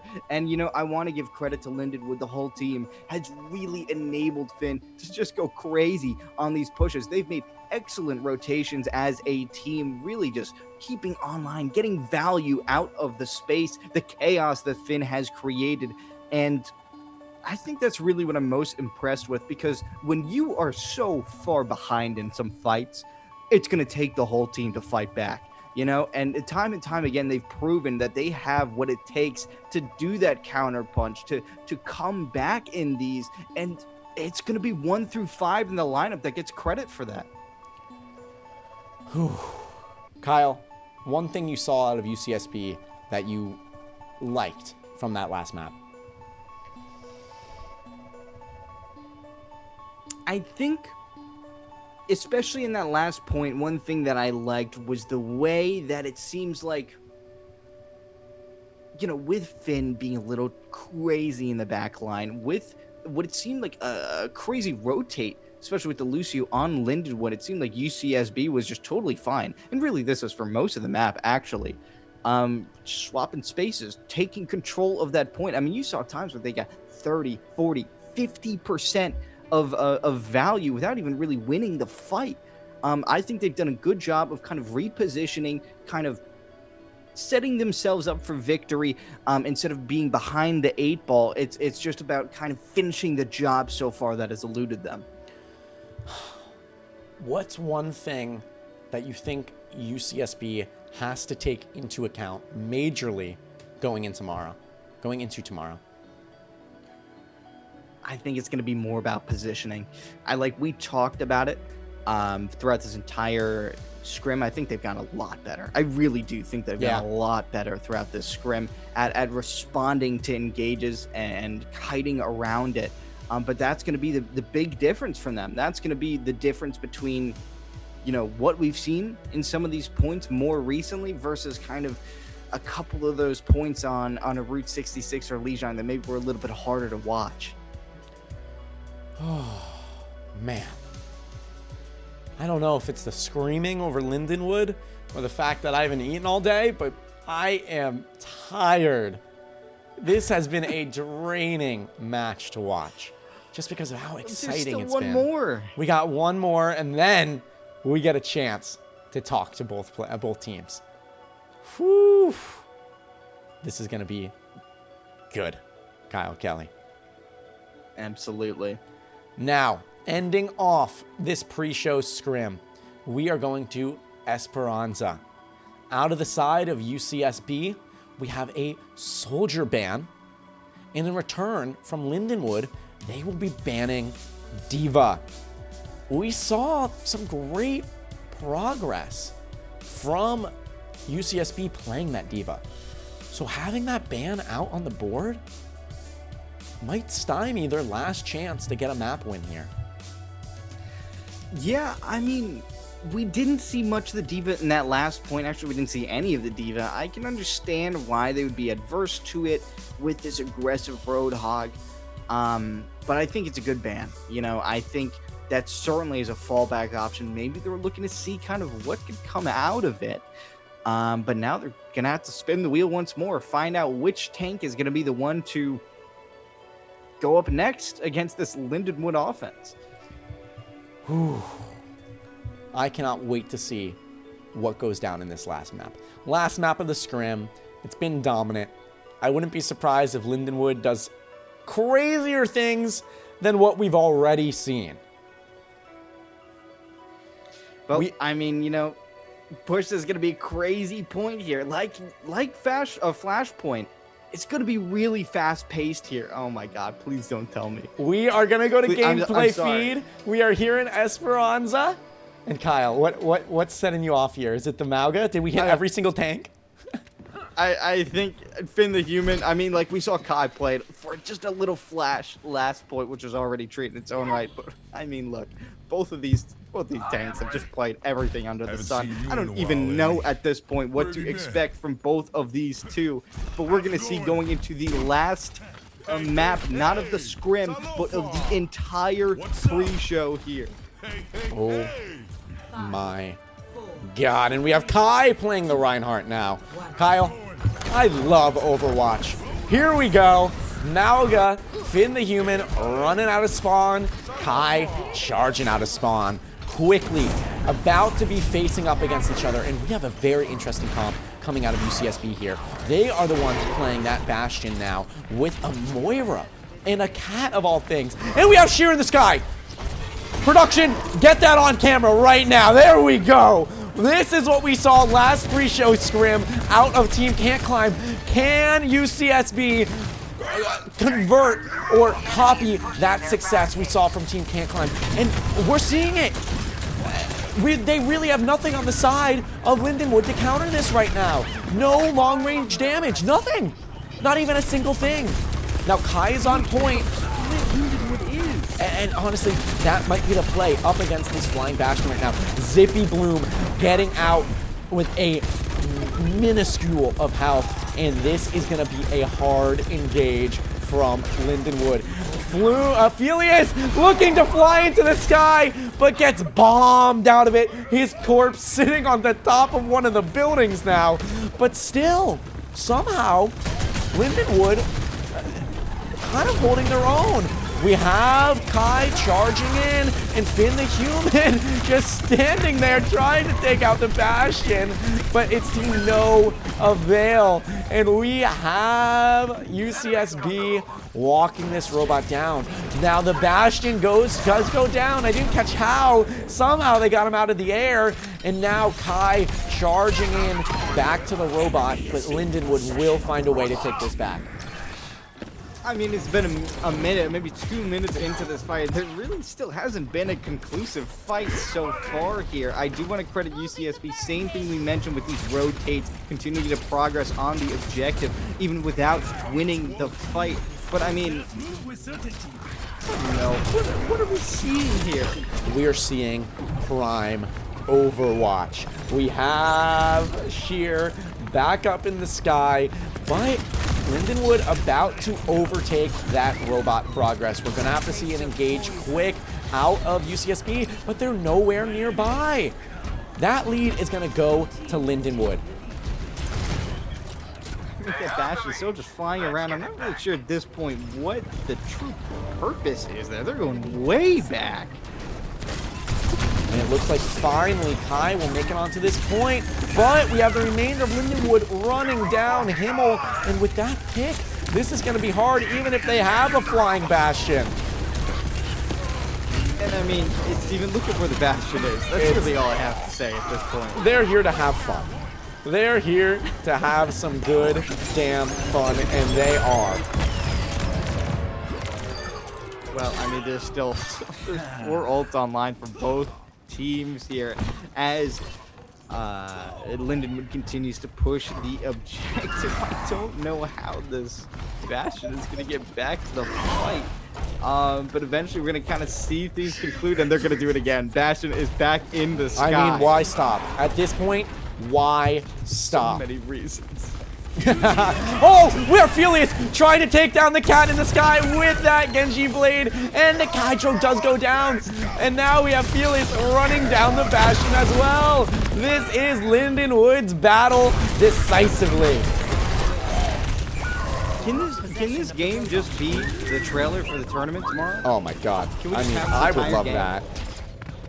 Oh, Kyle, what does UCSB need to do to stop them from full capping this robot right now? Look at the top left and top right of your screen. I'm not really sure if there is anything you can do. I mean, they're still going to run this Bastion on the high ground. Cage does not trap him in. We're going to have to see some value somehow. I don't know if we're going to see it. We have some swaps. Kai now on that Zarya, but that Juno ult comes out from Lindenwood, and with a couple other ults, they close that out dominantly. UCSB, maybe one more touch. It's gonna be close. I don't think so. That's it. Oh, Hydro, barely able to touch. They get on, but a lot of damage because of rushing in. Are they gonna be able to do this? I don't know. No, Lindenwood cleans this up, and that is gonna be Esperanza going dominantly to Lindenwood. Well, you know, just before we close it up, Kai letting one more tank get crossed off the list with that Zarya, just for fun, you know?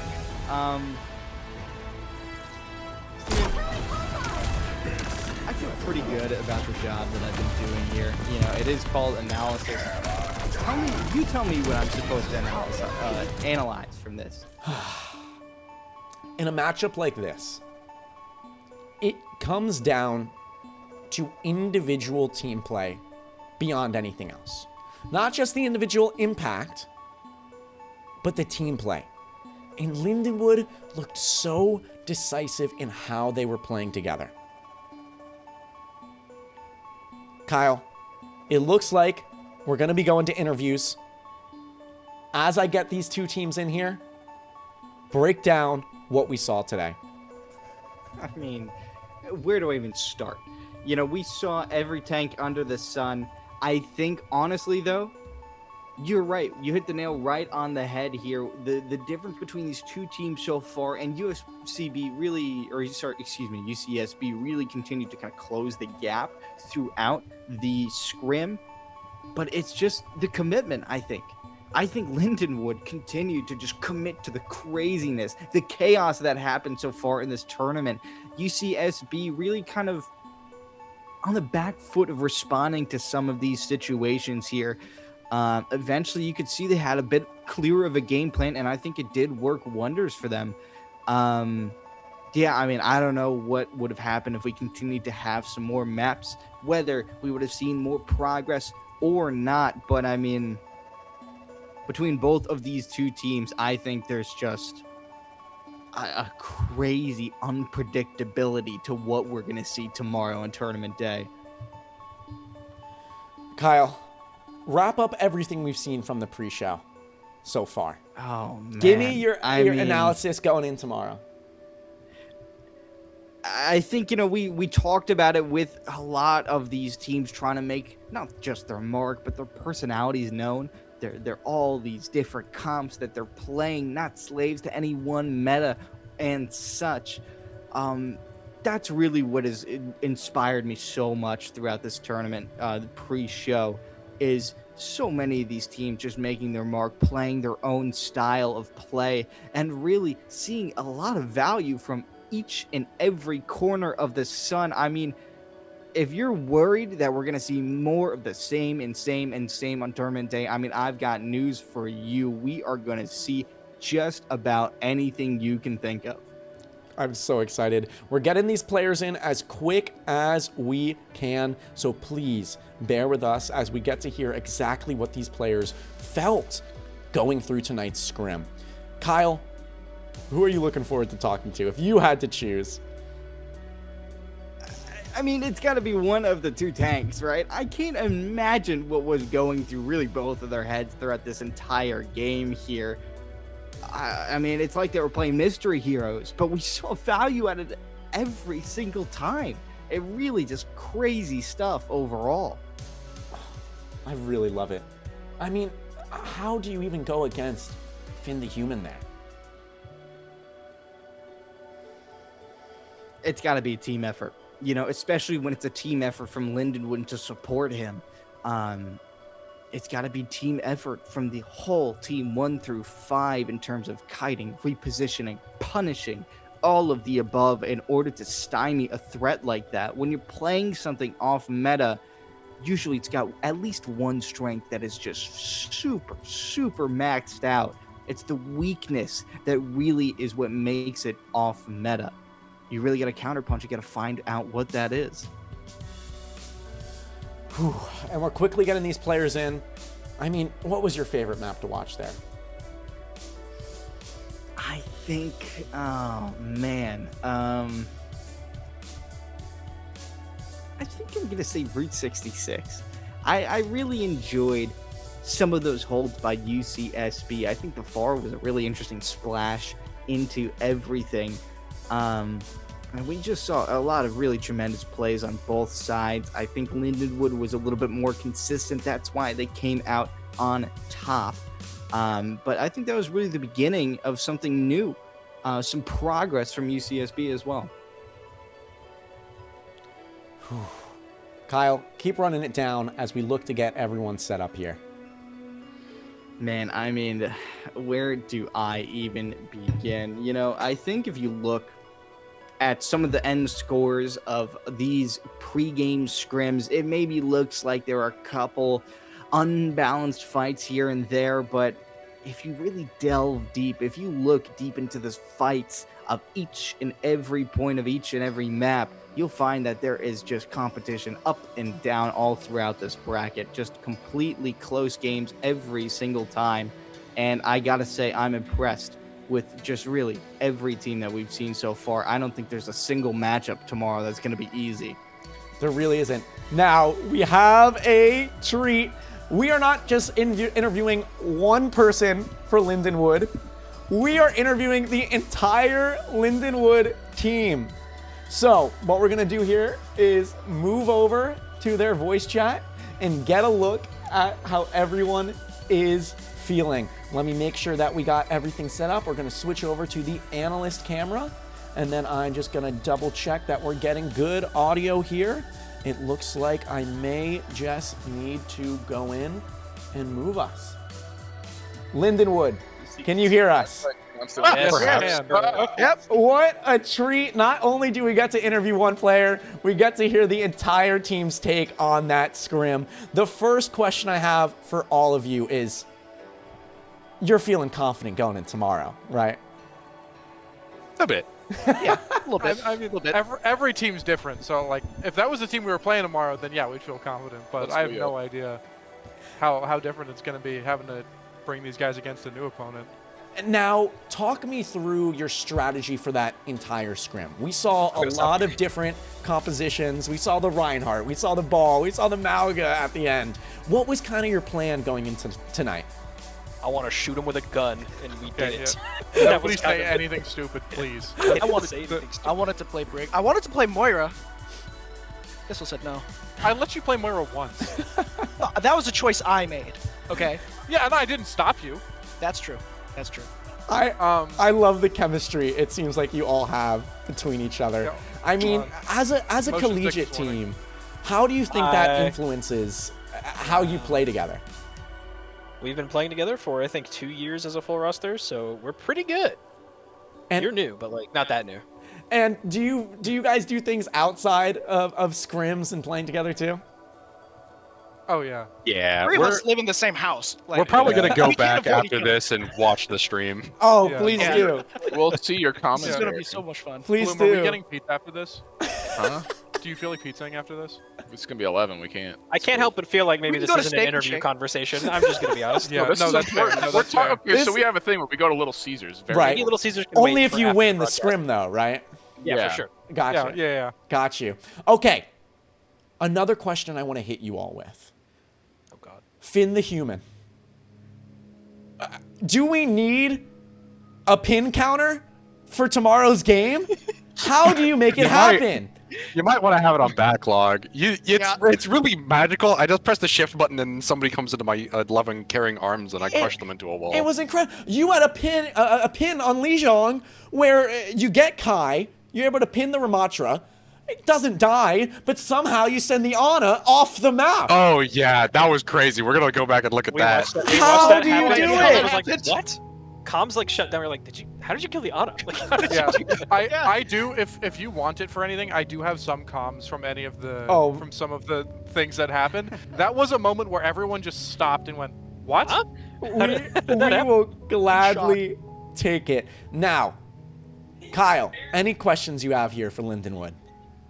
I mean, firstly, I'm shocked to hear that you weren't allowed to play Moira because you guys were just playing anything and everything under the sun the know. entire game. I know. I even asked. I just multiple gotta times. ask.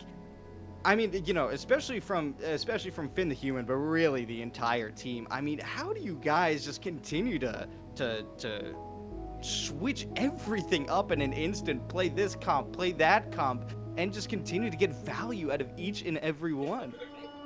I just view all tanks as the same, where I go in as fast as possible and press all the buttons. We noticed Copy a bit of for that. hit scan. We noticed a We've bit of gotten that. used to it. The shift button is one of my That's how we play favorites. with them. We've gotten used to it. I think the actual answer is that we are all individually very good and have played for a long time, so we're able to kind of just flip the switch. I think the non-joke answer, or I think the joke answer is just walk at him and shoot him and it's fine. I'm being dead serious. I press shift.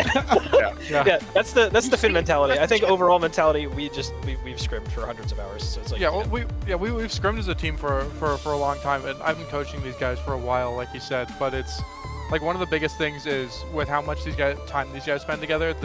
It's really easy for them to get used to each other's chaos. So instead of trying to combat chaos and find order in it, we kind of allow chaos to happen and thrive off of it, because I know that these guys will be able to find each other's center a lot easier than other teams will. Like if the seas are all turbulent, the sailors that have been sailing for years will know each other. So it's a lot easier for us to make something like that work. And from our time competing, both me and Kyle together, That's when your team plays best. When you know exactly what your teammate's gonna do before they do it, no matter what's going on the battlefield. Now, last question I have for all of you. Going into tomorrow, do you think you could take it all and win that first place prize? Perhaps. That's the hope. The Yeah. delusional Yeah. belief That's is the that plan. yes, with no problem. But I don't think that that's obviously very true. I think it's going to be it's going to be a long day. Is all I'm going to say. Yeah. There are a lot of teams that are very good, and I think that we stand a chance absolutely. But at the end of the day, I think that for some of us, it's going to be about like trying to walk away with some winnings. But for a lot of us, it's going to be about finding a strong finish to the season. I love it. I love it. And there's a lot of teams with that same mentality going into tomorrow. So all of you, thank you for joining in. If you rewatch the VOD, give me your notes. We were glazing a little bit. Can't wait to see you tomorrow. Thank you. Have a great rest of your night. Thank you all. Have a good night. Kyle, that was incredible. I mean, how do you even go against a team like that? They have so much going for them. That quote that Thistle had about the sailors at sea, it was Oh just my tremendous in my opinion. Hitting us with just deep lore, like, or a deep just saying midway through. I love it. When you talk about a 12-hour situation, a 12-hour tournament, there's going to be so much chaos in line. And when you have teams with that mentality looking to embrace that chaos, those are the guys that I'm looking at to hitch my wagon on to get far into the tournament. Oh, man. I hope they go back and watch that VOD. They need to know that I am a Lindenwood fan. After everything I saw, I really, really loved the way they were playing. Now, we are going to be getting Sheer in from UCSB, and we're going to be hearing a little bit about what it was like on that side of the spectrum. So I'm super excited to get them in just a moment. Kyle, doesn't it bring you back to the good old days? I mean, hearing that. Man, Come on. I mean, something about community, right? Something about a group that's just tight-knit. But that's really what we've seen for every team so far. It really makes you have a love for the passion that these guys have for Overwatch. Oh my god. It looks like we do have Sheer set up, and we're gonna be moving over to that interview scene in just one moment. Hello. Sheer, are you able to hear us here? Yeah, I can hear you guys. Can you hear me? It looks like it. How are you doing today? Pretty good. Just had a chill day. The scrim was like pretty much all we had, so yeah. Nice. And now this is the first time we've seen UCSB in the pre-show. How are you feeling coming out of that scrim, both yourself and as a team collectively? Not gonna lie, that was a pretty rough scrim block. We did not get a map, so spirits are a little down. But we're feeling fine going into tomorrow, I think. It's just always difficult. I feel like that the Lindenwood donglers run some very unconventional strats, so it was difficult to adjust to. Very unconventional there. It was a great watch, especially seeing seeing UCSB adapt throughout it all when they were essentially changing comps almost every single map. Now, as a team, going into tomorrow or just other tournaments in general, when you have a result like that, how does your team kind of pick itself back up together and make sure you put your best foot forward for the next match? Well, I think definitely we want to be like VODing a scrim like that where things just go like catastrophically wrong, and trying to have some sort of plan for a similar situation in the future. So probably be hopefully able to do that before tomorrow. And then just, like, I mean, tomorrow's a new day. Gotta have like, not let this stay with you. Just have like a mental reset going into tomorrow, I think. And it's just a scrim, I don't think it matters that much to us. Great mentality. Kyle, please. Yeah, I mean, one thing I want to mention, you talked about how unconventional the entire game was, especially the way Lindenwood was just attacking with all their positioning. One thing I mentioned, or one thing I noticed throughout the game was you guys really kind of continued to adapt to that. We saw a lot more presence on the objective, a lot more flipping of the points. Even if you guys hadn't won the fight yet, you guys continue to get more value out of it throughout the game. What's kind of your counterpunch as it develops on the fly to some unconventional situations like this? I mean, yeah, like you said, I think when they're playing really split like that and having a lot of angles, like just beelining for the objective can be like a good strat to get them off those angles and get the fight back somewhere we want. Definitely, I think we should have been doing that even more than we were. Yeah. And then in a perfect world, what do you think UCSB's best composition is? Where do you guys feel the most comfortable? I think we were the most comfortable on like what we rolled out on at first on Lijiang, like a Winston dive. It's just I think that's really difficult to pull off into that Sim Bastion, and then I feel like we were just kind of like, I felt like it was difficult into most of what they were playing at like that really wide style where they're all like on individual angles. Like if you jump on any one person, the rest of them will just shoot you. So hoping that we'll be able to play some more dive, some like Winston, Tracer, Kiri Lucio. Yeah. Wonderful. And then looking towards tomorrow, have you had a chance to look at any other teams or what that matchup might be, and have anyone that maybe you're looking forward to fighting or scared to go against? I think it's our first match. We actually have scrimmed that team before, so looking forward to the rematch on that one. I haven't been keeping up with the streams of any of the other pre-match scrims, so I'm not too familiar with any other teams, but looking forward to our first match. I think it was like University of New Haven. One of our favorite teams. We have some connections at the university, but don't worry, we'll make sure everything is fair and ethical. So we can't wait to see that as well. Now, last question I have for you here, Sheer, is as a collegiate organization, as a team that may be playing in other tournaments, what does it kind of mean to come in and have a chance to participate in the Svenji Meta Showdown? Well, it's been, so we play in NECC, not NACE, so our season is like pretty much over.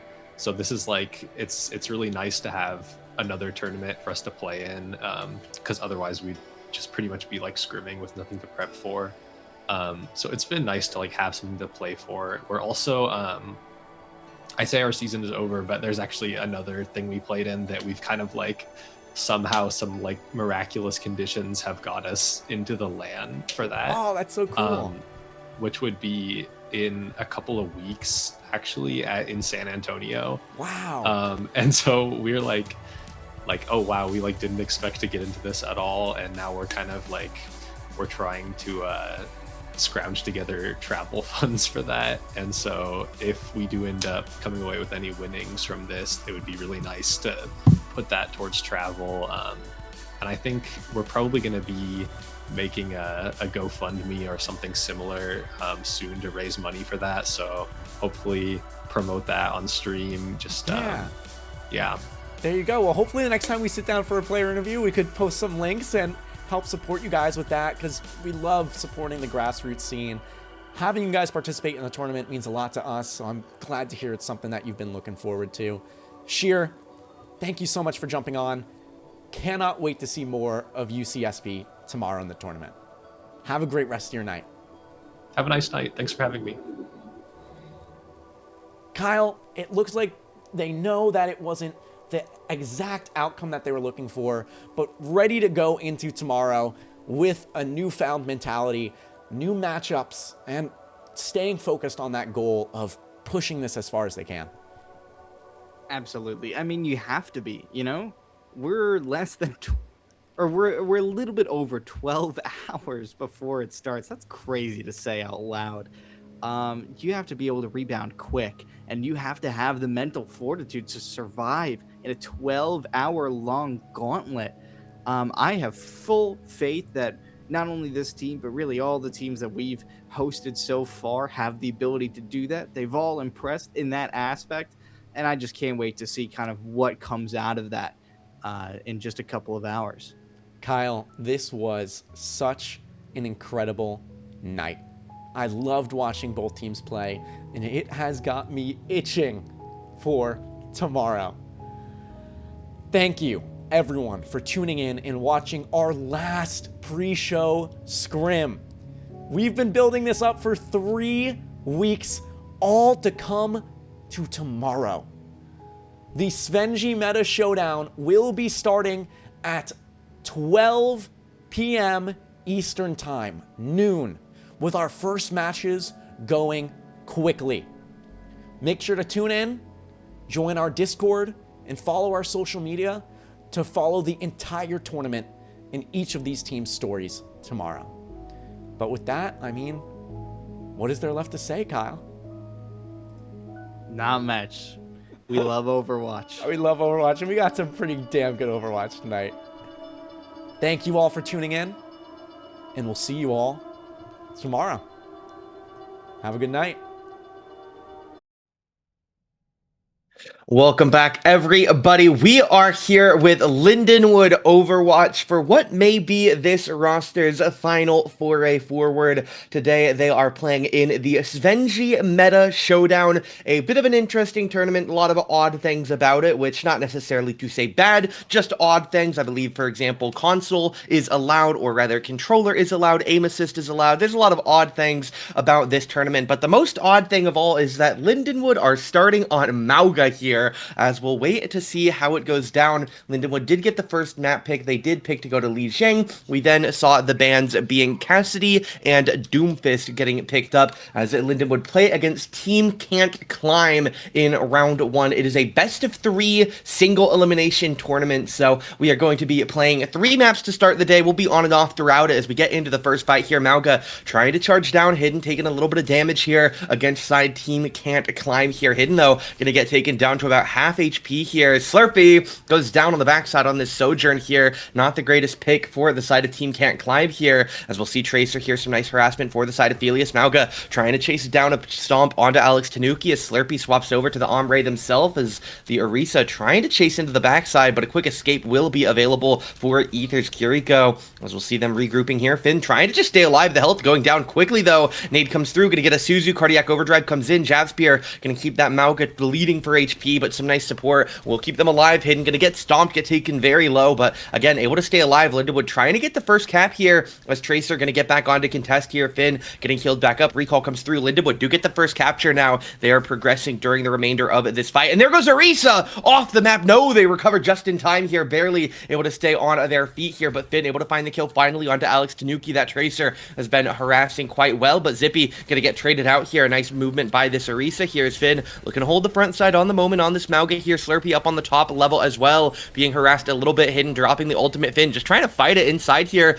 catches a Suzu, and they will catch the kill on Hidden as Orisa goes down. Lindenwood in a pretty good spot right now for the rest of this fight. Felius, some nice dodges on some kunais. Finn just chasing them down. There goes Slurpe. We'll look over here, trying to find that Kiri, but won't be able to get any good line of sight. He'll just head back to the point, get ready to go for the next fight, as Felius already lurking around, looking for some info, looking for some flanks. As we'll see for the moment, it's Alex Tanuki coming around the outside. A bit of a mismatch for this Tracer. Saw them on the right side of the screen there. Hidden, though, going to be taking up the majority of the damage. Stomp comes through. Lindenwood trying to find something right now for the moment, is Kiriko holding on here. That Kitsu Rush going to help them out quite a bit in terms of staying alive, but Mauga HP bar just not going down right now. Jab Spin comes out. Finn gets taken to about half HP, but we're out now. We have that Cardiac. We're just going to drop the Cage Fight to try and counter this Ombre ult. Counter beats coming out now. A lot of ultimates getting used here, but Zippy going to be the one going down to a Pulse Bomb here. Nice find by the side of Alex Tanuki. Finn able to get a stomp, almost connected to the stun onto Hidden, but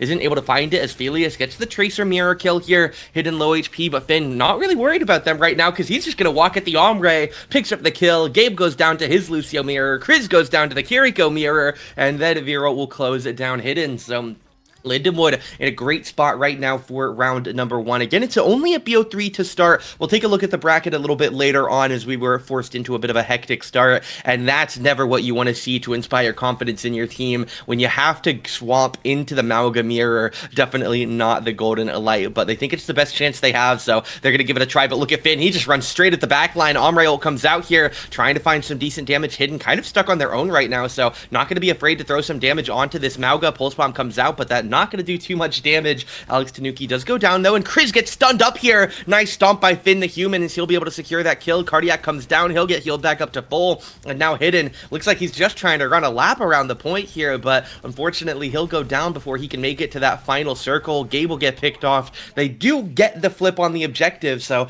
they buy themselves a little bit more time, just enough time for this Tracer to come keep touching, but unfortunately they'll go down to the Lucio. Boop, and that'll be 1-0 for the Lindenwood Donglers, as their namesake today. Again, a lot of odd teams in this event, some of them representing colleges such as Lindenwood, some of them not representing colleges, of course, is again not necessarily a collegiate tournament. There are just a decent amount of collegiate teams in it. UCSB Gold, University of New Haven playing against each other in the upper side of the bracket. A couple of other teams, of course, not necessarily directly attached to a university. Lindenwood, if they win this round, they'll face Team STERIA in the quarterfinals, best of 5. So again, we'll be playing Overwatch basically all day. Some pretty long gaps in between, as again, the actual host of the events are trying to, I believe, stream every match. So definitely going to be some forced delays between some of the matches, which we'll do our best to keep you guys updated between the games in chat, assuming Lindenwood stay winning. But again, it does only appear to be single elimination, so if Lindenwood lose out the rest of this BO3, it's by all means possible that that could just be the end of our day, as we'll see Mauga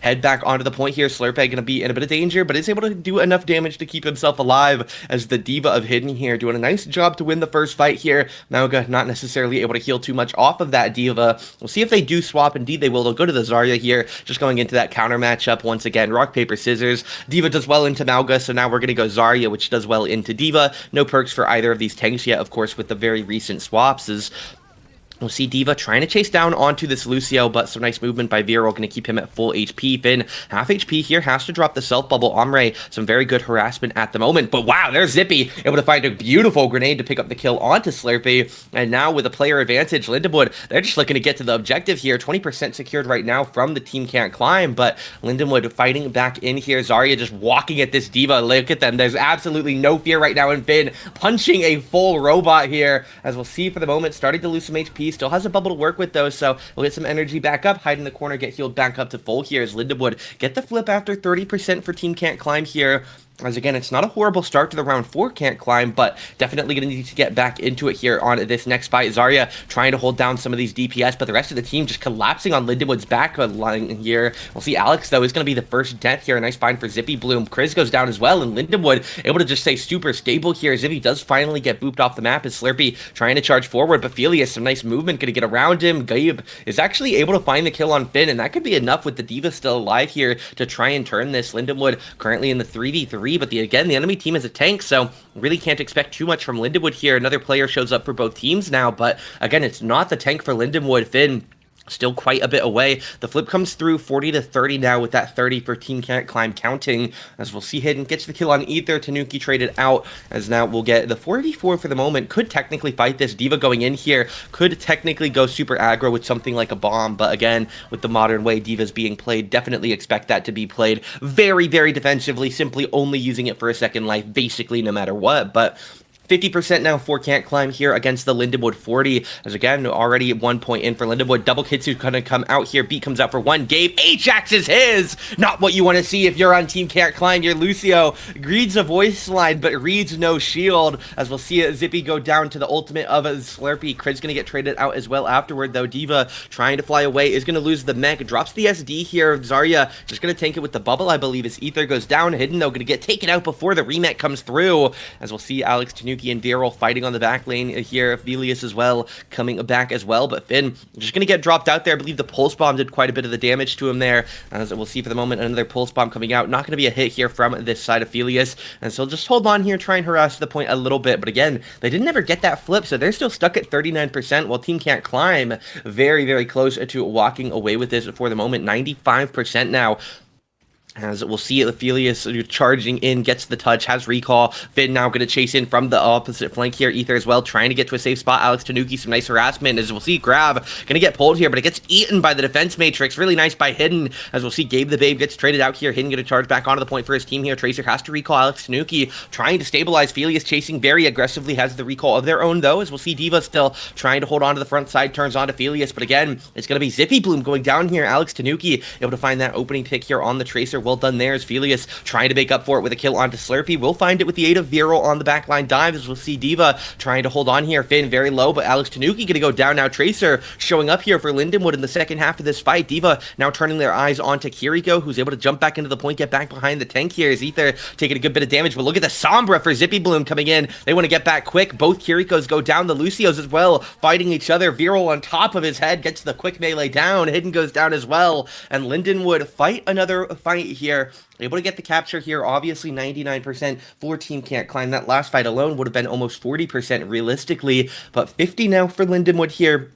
We'll see the ultimate economy. Aphelios with that pulse bomb, Viral with that B, Ether very close to that Kitsu. On the other side, it's a swap to Winston here as Alex Tanuki has that pulse bomb just freshly farmed up. Both supports at 80% ult, so definitely have to be careful for someone like Gabe the Babe. Another Ajax could potentially cost you map 1 here, but we'll wait and see here. 65% on the point, Hidden half HP, going to jump in here, trying to get to the health pack, but it's hacked away, so not going to be able to get too much value on it. Could try and punish this, but has jumped back, so nothing too aggressive. Kitsune Rush going to come in. Zippy Bloom goes down. Slurpee as well traded out for him, as we'll see it. Hidden just jumping onto point here. Ultimate's available for Lindenwood. Viral has beat still, so would be curious to see if they do decide to commit that. Their own Kitsune comes down from Ether, 85% on the point. Now Gabe the Babe goes down again. Didn't cast the Lucio ult, but obviously didn't end up hitting it if he never casted it, so could potentially be problematic if they can't get back. Tracer going to come on the backside here and try and hold on. Zippy as well, looking for a hack on the Kiriko. Kriz going to go down. Beat comes down from Lindenwood now as Gabe the Babe gets here just in time to drop his own ult. Won't hit onto Tanuki, as we'll see Ombre go up in the air here. What can the protocol find? A hack comes out from Sombra, but it's not going to mean too much here inside of this Ombre ult. 99-99, one fight territory. Grab hits everyone though!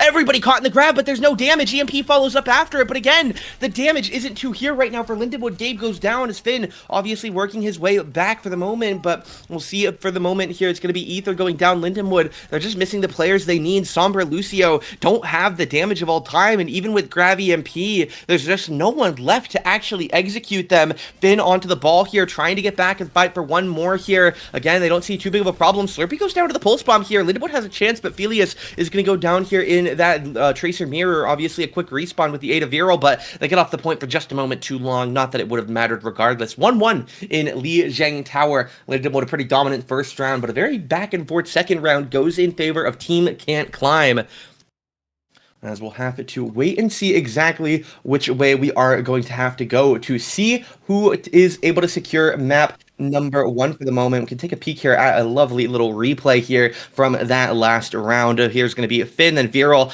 recovers off the map, going to dive onto Kriz here. Zippy working on it, and again, Viral low HP, but he's able to stay alive, jumps on top of Gabe the Babe, gets the lovely melee down, as he's able to quite literally dunk on the mirror matchup. As we'll see now, heading in to point number 3, it is going to be on here. Every team looking for it. Again, it's only a best of 3, so losing control could mean horrible things for the team, regardless of how the map looks. Finn swaps back to the Mauga, but the Reed Diva going to get picked up for Hidden here. This was the counter pick they wanted to play into it, as Mauga simply going to stomp back to point here, try and turn around. Healing coming in. Finn very low HP right now, but is able to get healed back up very rapidly by the supports. Hidden trying to work on Zippy, but again, the rest of the team coming well to his support here. That Ombre stays on his feet. Zippy low HP, still getting chased down very aggressively by Alex Tanuki. They will finally find the kill. Lindenwood trying to just get the first flip here, but Hidden's going to make it onto point in time, and Lindenwood, I'm not sure what they can do to kill the Diva with the current composition here. Mauga trying to just burn through, but obviously the defense matrix making it very difficult here. There goes Viral. Finn getting his HP bled down as well from that stun. Is able to stay alive for a little bit here, doing a good job in that faction, as Zippy just trying to find an angle to shoot from. Finn going to go down as well, and now the question for Lindenwood, what are we swapping? I feel like something's certainly going to be swapped here, especially in terms of the tank. Maybe just back to the Zarya, maybe something else, but we'll wait and see. And indeed, it will be to the Zarya here for the side of Finn, as we'll see the rest of the team staying true to this Tracer Ombre Lucio Kiri. Obviously, a very strong DPS and a support core given the current matchup. So We'll wait and see. Again, all 10 players do have both of their perks from round 1 and 2. We'll see it for the moment here, even on these newest characters, such as that Zarya, going to be holding on to it from the time they spent on it last round. 23% captured for Team Can't Climb, as Lindenwood trying to fight their way back in. Tracer Mayor coming out for the moment in flames here, as it will be for the moment. Zarya just charging forward here, trying to get back out of this Kitsu, as it will see the D.Va really looking to chase. They get stuck by a pulse bomb, but again, they're going to end up killing Finn and staying alive, so not really that big of an ultimate. Unfortunately, Felius backing away as well. Hidden taken quite low here, but again, this D.Va has been an absolute nightmare for Lindenwood to kill. Has definitely been from towards the end of the season started to become one of the big problems as well. A couple of D.Vas just refused to die toward the end of NACE League play, so definitely have to be careful here. Again, don't want to see that same air quote weakness end quote striking back onto the Lions, or sorry, the Donglers for today. It's Lindenwood Donglers, not the Lions. As we'll see Felius here charging back around for the moment here. It'll be the ultimate coming out. Consider they rush in. Felix for the moment trying to back away. Slurpee going to go down as well here, as Lindenwood have a lot of tempo right now on this fight with the side of Slurpee dead here. Obviously still have beat if they need it, still have protocol if they need it, but would really love to try and take it without burning more ultimates here. But with the death of Ether, might be forced to. Felius goes low, recall keeps them on their feet. Point almost gets flipped, but Hidden charging back onto the point here. Zarya going to get the DMAC here, as it's going to be the protocol override. Zippy trying to stay low. B comes out now, double counter here in the side of the protocol override. Double B coming out, everything in the map right now just getting sent in. Slurpee almost going to go down in the ultimate here. It's going to be the main target, but he's able to get in the air outside of that Zarya range as he falls back down to the support of his healers. Lindenwood in a lot of danger right now on Li Zhang Tower. Tracer on the back flank here. Alex Tanuki trying to find something right now as Lindenwood again looking to hold on for the moment. Overtime comes through as we'll see the Lions here trying to fight back in. They have to pretty much play perfectly the rest of Li Zhang Tower if they want to win map 1. But again, losing map 1 isn't necessarily a death sentence, just puts you at the bottom of a pretty steep hill in the best of 3. As we'll see the Kiriko come out here. It's going to be the Kiriko ult. It's going to be the Zarya grab as well, trying to DMAC this D.Va. They will indeed find the DMAC. Pulse bomb comes out as well. It's going to kill the side of Zippy Bloom. Hidden as well in the baby D.Va, trying to stay alive, but will get picked up here by the side of Felius and Viral. As we'll see Gabe the Babe charging in. Felius finds the mirror. Now Gabe the Babe in danger, and now Omre in the 1v3.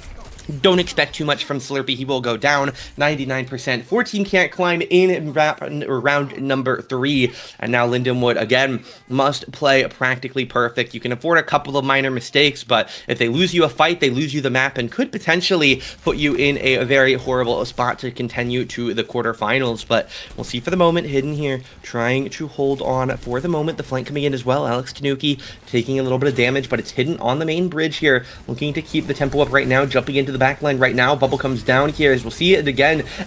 Everybody just flocking to this front line here. Winston simply gonna back up here. They don't want to be in too much of a rush. They have a lot of time to work with. Winston jumps back in here, looking onto the side of Omre now, but again, he's taking quite a lot of damage here. Jump not quite back yet. Hidden is able to find Viral before getting back, but no! Zippy finds the shot in the middle of the Winston pack, and he will be able to get the trade. Gabe the Babe goes down. Ether trying his best to stay alive. Nade not going to stick to him. Alex Tanuki as well now going to go down, and Lindenwood have defended the point once more here.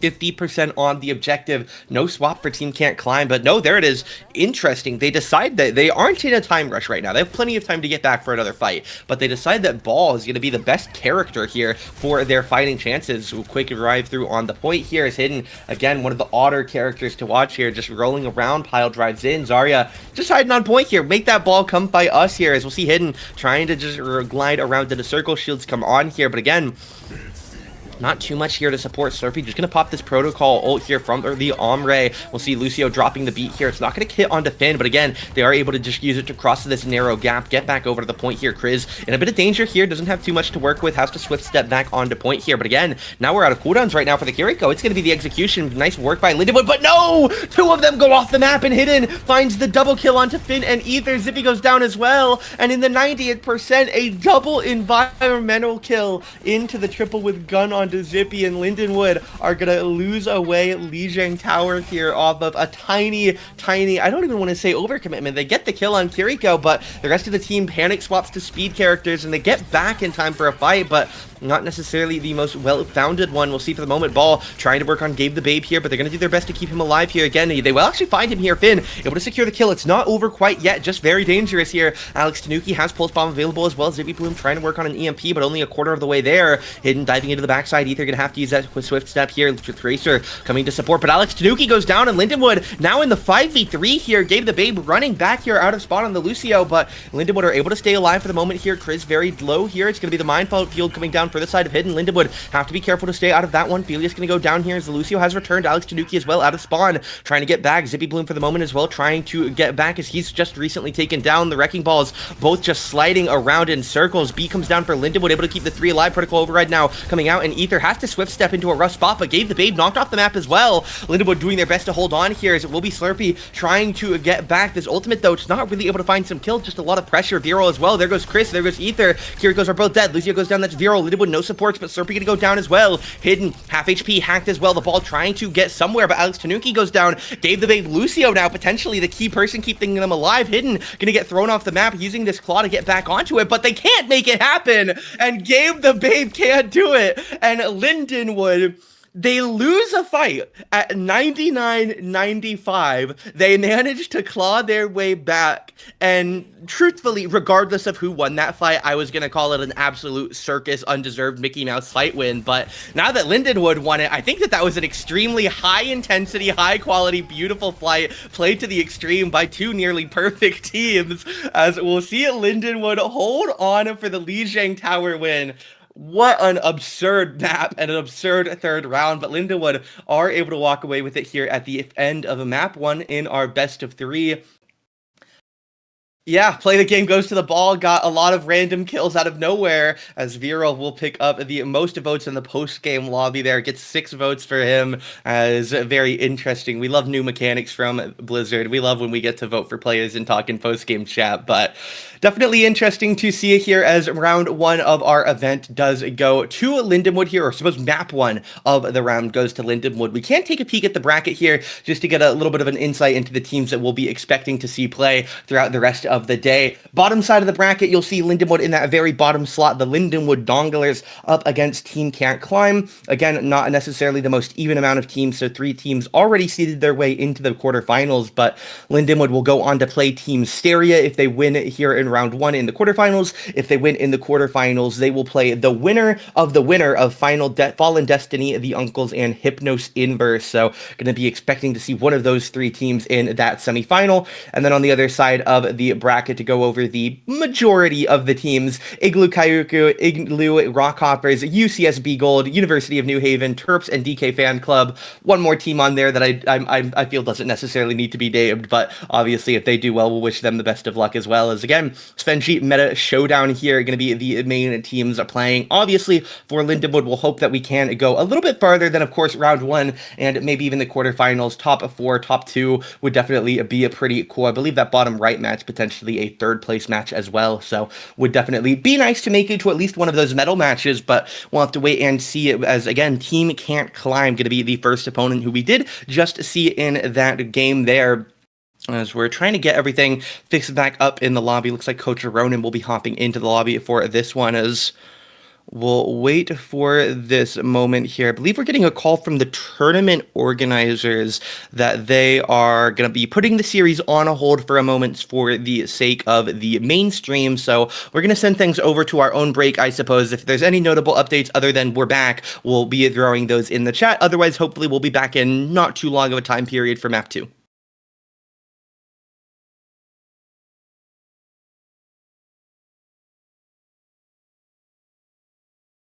Bruh.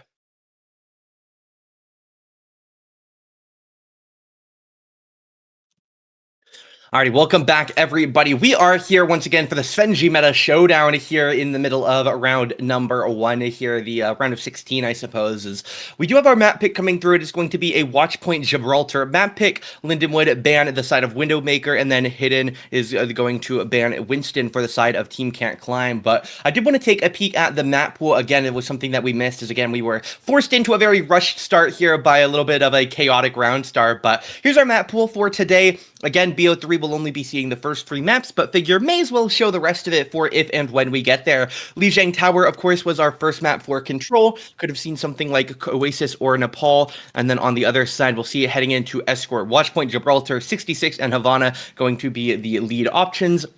Hybrid going in, New Bonnie, Kings Row, Hollywood. Flashpoint, we have Atlas, New Junk, Servasa, all three. And then Push, Coliseo, New Queen Street, Esperanza. You do have to go left to right, so Control, then Escort, then Hybrid, so on and so forth. But we'll have to wait and see here. Just wanted to get a very quick overview of that as we'll get ready to go here. Round number 2, or round 1's map 2, as we're heading on in Watchpoint Gibraltar.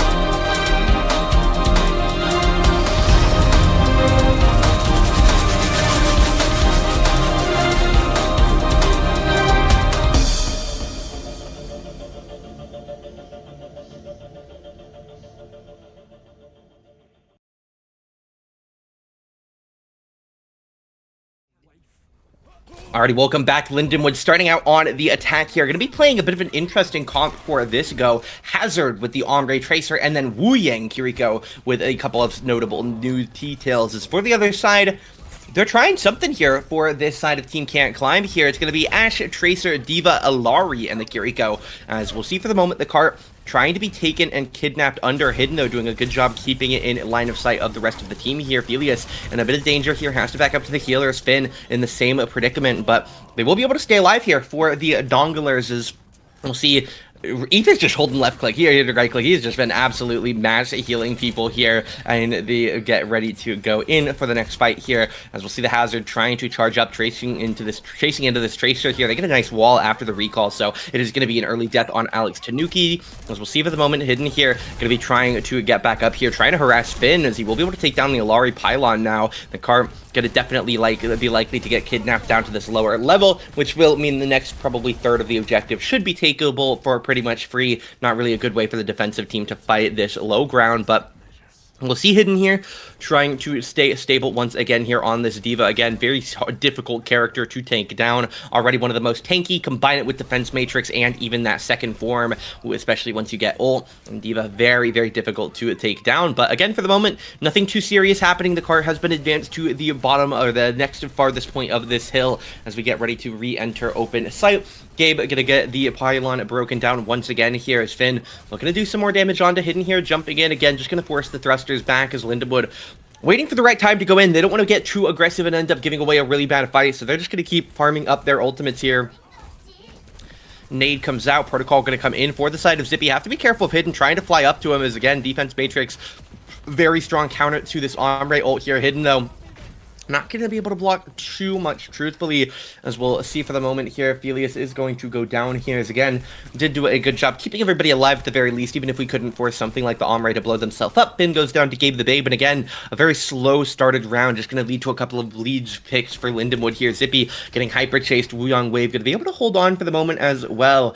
As we'll see a continued pressure here on to these stairs. Felius going to look to chase into this objective here, trying to get down, as he will go ahead and dash into it. But Diva just holding on to the high ground right now for the side of Hidden. Again, a very slow round for Lindenwood right now, not getting too much progress. Only a minute 20 left on their clock. We'll see Finn here pops the downpour here. Who can he catch though? Everybody gets caught, goes to the low ground, but they are going to blow up both healers off of it. Diva Bomb comes out here. Nobody's going to die to it. Remake doesn't even come through. Hidden goes down. Bob gonna be the one annoyance right now for Lindenwood here. It is a free ultimate though, but the question is, how long can it stall? They really can't just kill the Bob here. Zippy has to stay careful. Bob does finally go down, and Lindenwood need this cart to start moving. That downpour combo not going to guarantee them the point anymore. This Diva's just back in time here. So the question now is going to be what's going on here. Tracer's still flanking on the side. Diva going to come up to help protect them, but no, they get caught by the wave here. Nice find by the Wuyong, as we'll see Diva looking to jump across to this other side here. Is going to be Zippy trying to run away on the Ombre here, but it's going to get found by the Diva. But again, that Siphon Blaster siphoning so much HP. Viral able to take down Gabe the Babe with that ultimate here, and now the tanks are just fighting on point here. Finn jumps to the high ground here, trying to turn on Slurpee. Able to jump away here on this Ashe here, get some healing up from the Alari. Is hidden again, trying to stabilize, trying to keep it going forward. Lindenwood diving into the backside here. Finn, a little bit of damage out, but it's going to be that hazard. So low now, he gets taken out. Gabe the Babe pulse bomb takes down the pylon, but with 2 meters left to go on the cart in only 13 seconds, with the tank dead, Lindenwood could be in a really rough spot as Spelius finds the kill onto Slurpee, and Lindenwood almost get the cap. Hidden has to thrust her back out to get the catch here. Could be again very, very dangerous for Lindenwood here. They could potentially not even get the first cap here on Gibraltar, as we'll see for the moment. Finn swaps over to the ball here. He's going to get onto the point here. Just going to be trying to knock people away. It looks like Kriz going to take a knock up here. Has to jump away. Hidden as well. Has to stay on the cart, so he can't really chase the players the way he wants to.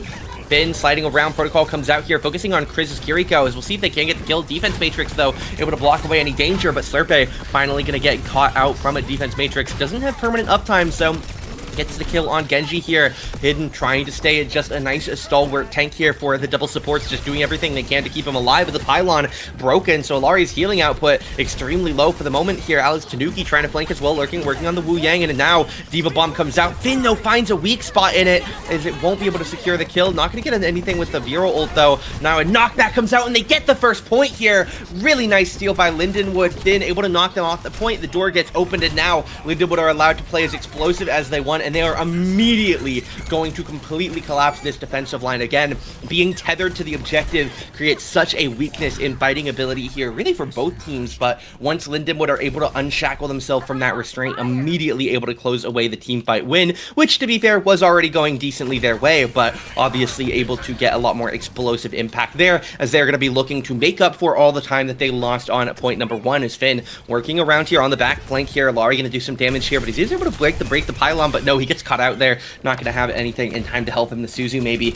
not quite on the right timer or range. We'll see Wu Yang get caught as well. There goes Viral. It'll be Tracer now trying to work their way to something, but they will unfortunately just go down to Alex Tanuki, as the rest of the players now just going to back away here and get ready to go once again.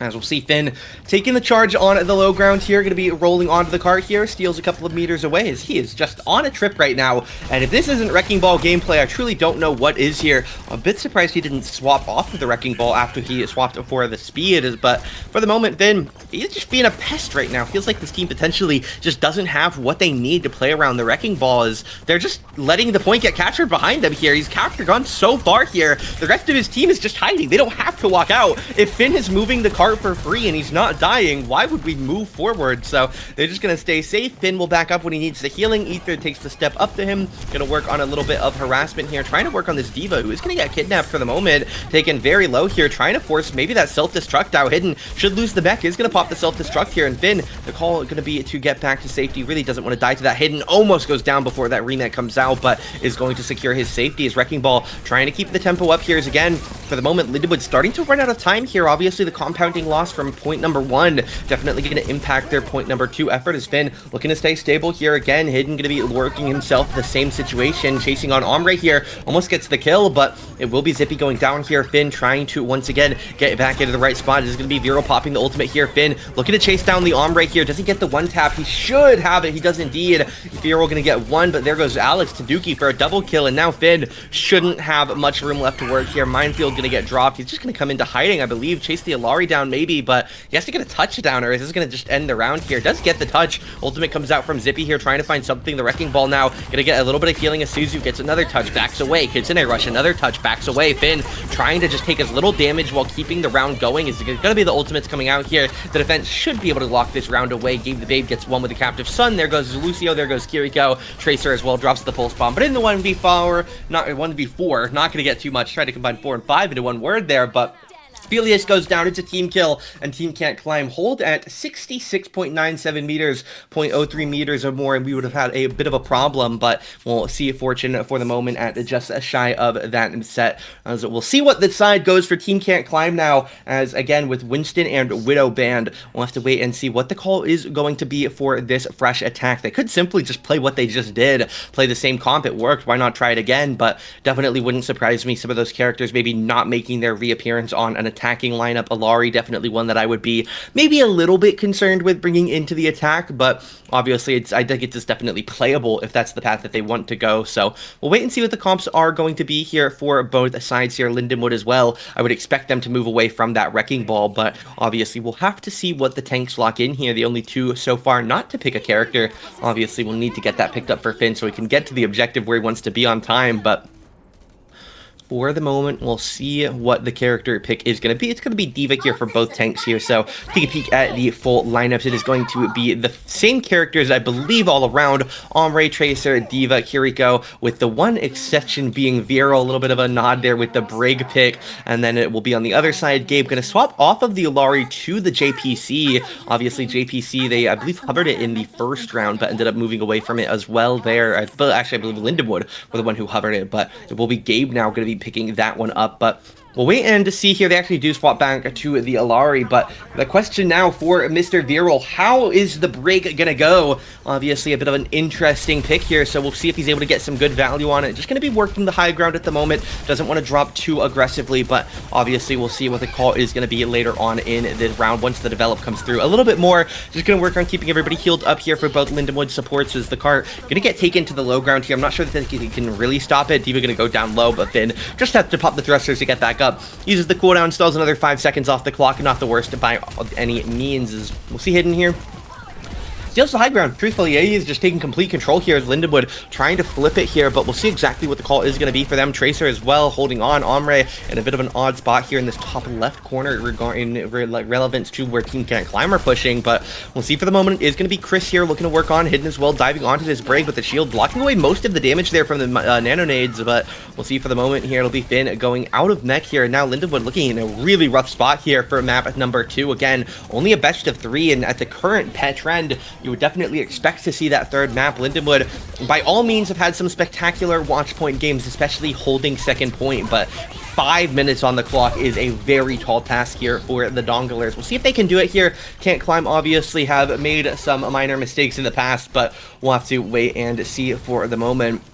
And D.Va just going to be holding on at both high grounds here, as we'll see Finn back away here, going to get back over to the Brig, get a little bit of healing picked up here for the moment, as we'll get ready in this set, as we'll see it now. The defense just trying to hold on here. It is going to be Finn getting chased down here. As D.Va backing away once again here for the side of Hidden. That door, though, is going to close, so they're actually going to get locked out here. Have to take a bit of an abnormal entrance now to get in through one of those lower side doors. D.Va, though, has thrusters, so they're just going to head back up to the high ground, try and re-engage. Don't see any play there, so they'll head back low. Hidden and Alex Tanuki just hiding under the Lindenwood cast here. We'll see for the moment. Double Kitsune ult going to come out here from the Kirikos, as we'll see Ether and Chris popping there as Finn trying to find something. That thruster trick, though, not going to be able to get him back to the opposite high ground, but he's taking quite a lot of damage here. Both Divas are really. Could see some self-destructs finally get popped here. Finn actually only 80% to his, so could be in a lot of danger here as Viral trying to keep everybody healed up here. It's going to be the Ombre ult coming out, but that D.Va, again, going to be able to block away a lot of that with the defense matrix, trying to find some notable targets here on this opposite side, trying to find, I believe, Kiriko there,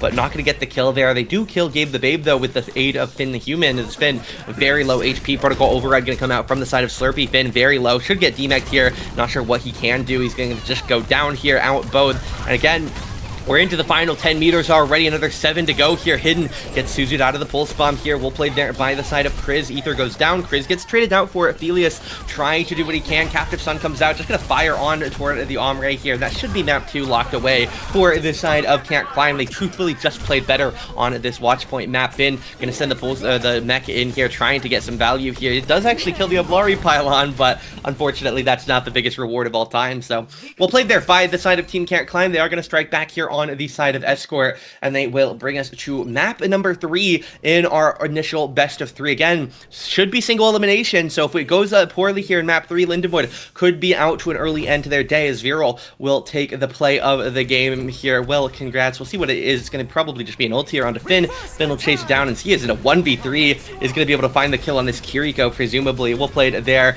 A 1K, maybe an interesting pick for play of the game, but if that's what Blizzard believe was the best play of the game, then by all means, who am I to question the almighty, I guess not really Jeff Kaplan anymore, but we'll have to wait and see. For the moment, we can take a peek back at our map pool here just to get a bit of a bit of info on where we could be going for the side of Lindenwood. Hybrid, the options are a map nobody's played for 3 years, the map everybody plays every day, and another map nobody has played for 3 years. So I'm definitely expecting it to be King's Row, but obviously we'll have to wait and see. I know the rulebook is actually not properly updated, and so we tried to get the hybrid pick last time. Team Can't Climb, they tried to pick King's Row, but again, the rulebook actually wasn't updated properly to properly represent the map pool, so they actually ended up having to, of course, go back and pick Escort, which is the correct map, but we'll see it now. Hybrid going to be the option here. They know Team Can't Climb wanted to play King's Row. The question is, for Lindenwood, do you care? And I wouldn't be surprised if the answer is no, they just play King's Row anyways because it's probably their best map, but we'll wait and see. I know, I believe Cam at some point toward the end of last season said that King's Row being out of the Nace map pool actually could have arguably helped them a little bit, but I'm not necessarily sure what the Numbani scrims look like, so we'll have to wait and see if that something like that is going to be the pick. Numbani giving very big Parisio vibes of, you don't really expect anyone to pick it, but it's technically there in case anybody wants to, but obviously, again, it's by all means an option here. Lindenwood could go into it, especially if they do have maybe some extra practice on it recently in preparation for something like this tournament, but obviously we'll have to wait and see exactly what the call is going to be for Lindenwood. We're going to send things back over to a short little break here, and then we'll be back here hopefully with map 3 not too long.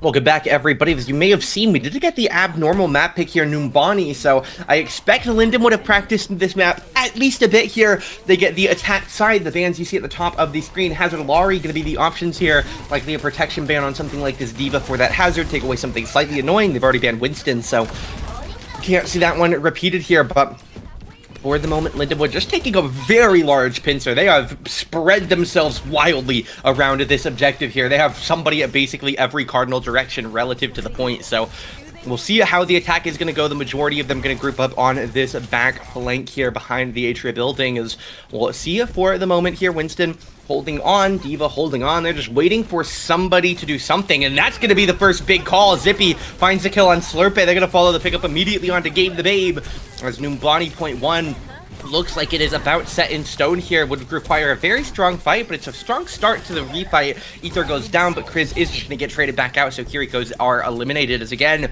best of 3, single elimination, it's 1-1, so Numbani is going to be the big map for both teams here in round number 1 here. Liu Jiang pretty dominantly went toward Lindenwood, as the side of Watchpoint went pretty dominantly toward Team Can't Climb, and fortunately, it looks like we're going with an every other style here, as the Donglers walking through round number 1. Hidden throws himself off the map once that quicker respawn, and again, just stalling a baby Diva, pretty common play to keep them alive as long as you can, really just slows their game down, but we'll see for the moment here. Zippy going to do a little bit of a nade boost onto the high ground, where he's going to get met with his Winston here as they look to find some nice poke, farm up a little bit more. Oh, Viral the one pushing the point right now for the side of the Donglers here, as Lindenwood looking to keep this progress going. Team Can't Climb need to figure something out here. Obviously, you don't have to stop these hybrid points immediately, but definitely could be dangerous to let them get to that final stretch, as then you lose 2 fights and you've lost 2 objectives. So we'll see for the moment here. Winston high ground forcing onto the Diva, as again a nice pick into the Diva here. It's Gabe the Babes. Wu Yang goes down here early, not going to be a great find for that side here, as we'll see Ether getting harassed here by this Tracer on the backside here. Some nice work, but Tanuki has to use the recall as Finn just chasing this down here. We'll see the Winston here working pretty aggressively as we swap over here. Look at Zippy just working on this Diva's HP bar. Has a nade here. Winston going to need a little bit of healing as well, but that bubble helping quite a bit as well. Bomb goes down, and it's a really free ult, but Zippy actually going to end up getting caught by it as well. Look, maybe a little bit shocked there. I don't think necessarily was expecting it, but obviously will end up going down to it. Finn's dead as well, so will be the quick retreat here, and they'll head past the Chancellor Hotel into... We'll see where they're going to go. They could just go back down the road here towards the gallery and the objective, but for the moment here, it will be the call for them. Don't want to try and take anything too tricky pathing-wise, going around something like a massive flank, so they're just going to walk in a straight line to the objective and start pushing it once again. D.Va here taking a bit of damage here, but Finn trying to hide out here, wants to make sure they can get some healing. D.Va going to go for the engage. Suzu comes in, Kitsu Rush comes out from Chris, Pulse Bomb lands on Finn, actually connects onto Viral as well, but here we go. Winston just going to drop the ult, and Brig is getting bullied here. Bit of a sad sight, as we'll see for the moment here. Finn taken down to about 400 HP. That Primal is going to end. Just pops back over to the supports here. Slurpee dead, Ether dead here. A couple of others, of course, trying to work their way back into impact in this fight. As we'll see it for the moment here. Again, Zippy on that loading screen here, trying to wait for the respawn. As it will just be Lindenwood backing away here, and their pace has definitely been slowed down here. So well played by Team Can't Climb again. They lost a lot of that point progress very quickly, but still doing a good job holding this last corner, which obviously appears to have been their intended strategy. So fair play to them here. They don't want to get too aggressive. Obviously, pretty standard gameplay on some hybrids, just to wait, give up some point progress. We see double ultimates coming out here from these hombres here, as they're both firing down to the points here. Looks like D.Va and Lucio going to be the main targets. Hidden, though, going to be the one really suffering here, as Ether gets taken quite low, but again, the shots aren't quite there. Hidden going to get demeched here, and Lucio taking the 1v1 here. He's able to kill Baby D.Va. Alex goes down, Chris goes down, and now Lindenwood should have a pretty free double cap here. Gave the babes Brig, just tanking out. Finn just stands still, holds left click, 3 on the point for max speed. There goes Ombre, it's a team kill, and that is a Mauga. Interesting pick up here for the side of Hidden, as again, in some of my other adventures, I've definitely been seeing a decent bit of Mauga, but interesting to see it come back out here. Obviously, again, we all saw it back in map number 1, but we'll see Hidden going to swap back over to it here as old reliable Mauga. Hold down the buttons, heal up a little bit of HP while you do it. As we'll see Zippy here taking some early damage, but we'll be able to stay alive as Finn actually goes into the counter Mauga here. No more Winston here, as it will get Mauga. As again, everybody's favorite matchup that has never become boring in its lifetime. Always good when Mauga is playable. Everybody enjoys watching it, as they're going to walk at each other and hold left and right click and press the healing button. Look at them go. They are healing HP by shooting bullets. Lovely gameplay as Zippy going to actually go down here to the side of Alex Tanuki. Felius as well has to go for a bit of an escape plan, as the Mauga running in here. Big combos as they will stomp, normally using the ability and fire guns at each other. Very hype gameplay here, as we'll see Finn back away for the moment. Both Maugas still without a perk. Actually, no, Hidden gonna win the race to the first perk here. Big value for him, as we'll see Finn look to re-engage here, waiting for the team here. Hidden is going to be ignited from that fire gun, as Finn trying to wait for the right timer here, maybe looking for their Tracer to find something, or maybe waiting to call it out here. It's going to be double Kitsune here, as it's going to be Hidden charging in here, but now both Cardiac Overdrives coming out here, as Finn actually hasn't yet dropped his. Suzu comes down as we'll cancel the stomp. Gave the babe, though, gets picked off by Felius, as Finn finally going to charge forward here, still working with some healing, obviously, from the back line, as Finn slowly pushing the cart forward here. Mauga has to go into the side here. Pulse Bomb finds Viral, though. Nice find by Alex Tanuki, and now Finn on the run away. Hidden gonna follow him down, and both Maugas use their abilities to engage and disengage as they continue holding the mouse buttons at each other. Unfortunately, neither of them gonna get too much value here. Finn gonna be trying to hold the door here. Cage fight comes out from one. Pulse Bomb comes in. Double cage fight now. This is a big hyper action fight.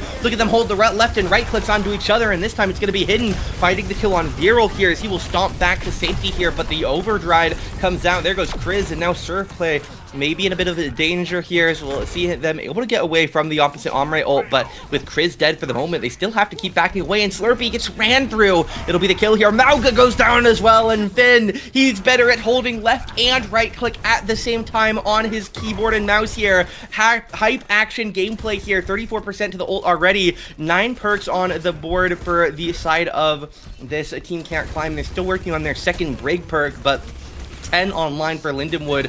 Donglers here. Protocol comes out. B comes out now from the side of Viral to try and counter it. Game the babe goes down again. This Brig getting destroyed here. Slurpee goes down, and Lindenwood should be on track for the triple cap. Chris has to jump on point, but the stomp chases through, and the Mauga is holding the buttons at the other Mauga. Oh my god, cardiac overdrive, as Hidden's gonna get stomped down, and that'll be the triple cap here in the highest octane point of the game. So cool on the 3-0 here for round round 1. 41 seconds on the clock, and Lindenwood are the better Mauga. They proved it in Lijiang, they proved it in Numbani, and my assumption is that Team Can't Climb will not be going back to that one for the rest of the event here, as we'll have to wait and see at the very least the rest of this round. But obviously, if they don't make something good happen in round number 2 here, then the rest of this round could be the rest of the event for them. So we'll have to wait and see. Again, map 3 in a BO3 in a single Elim tournament. The loser of this map is going home with literally nothing, not even a quarterfinals appearance. So we'll wait and see which team can do it. Lindenwood off to a good start. They get the triple cap on Numbani. They have a bit over under a minute left on the clock as well. So definitely going to be in an okay position come overtime if we get there. And it's a composition for Team Can't Climb. That's what they've picked to play here. D.Va, Bastion, Tracer with Cat, Kiriko. I mean, is it just going to be a flying Bastion? Is that the game plan here?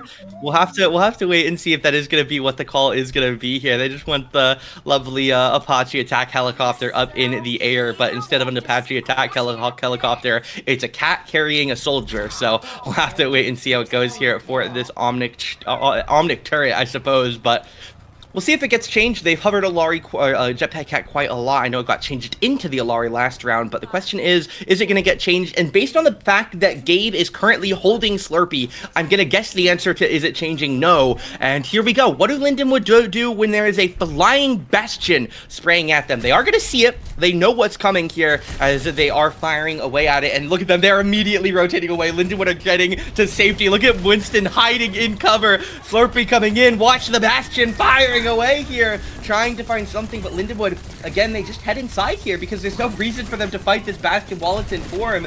The form runs out. Now's our timer to try and take the fight. So it will be Gabe flying him away. Slurpee half HP, and again, the cat giving some nausea to this Bastion. I would hate to be Slurpee here. I'd be getting sick, getting dragged around like this, but Ether, the one in real danger. Slurpee gonna find that kill here in the Bastion. Back in ult form here. It's gonna be a lot of danger here. Alex Tanuki traded out, but the Bastion being dragged into Finn here. He's trying to figure out what's going on. He's not even looking at it. Jump to the point, hide behind a wall, get to cover, Winston, but you are not gonna live for long.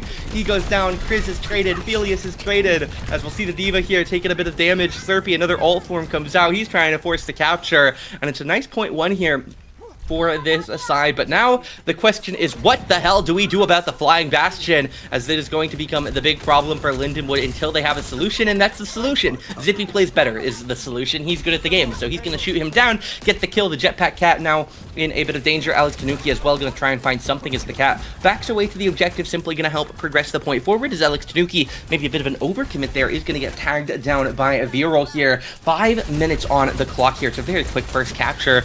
We'll see how it goes here. Lindenwood looking to play a little bit more aggressive and upfront to the car for the moment, but we'll see for the moment here. It is going to be Lindenwood looking to hold on here, trying to keep aggressive here. Pulse Bomb comes out. Felius not going to find too much here.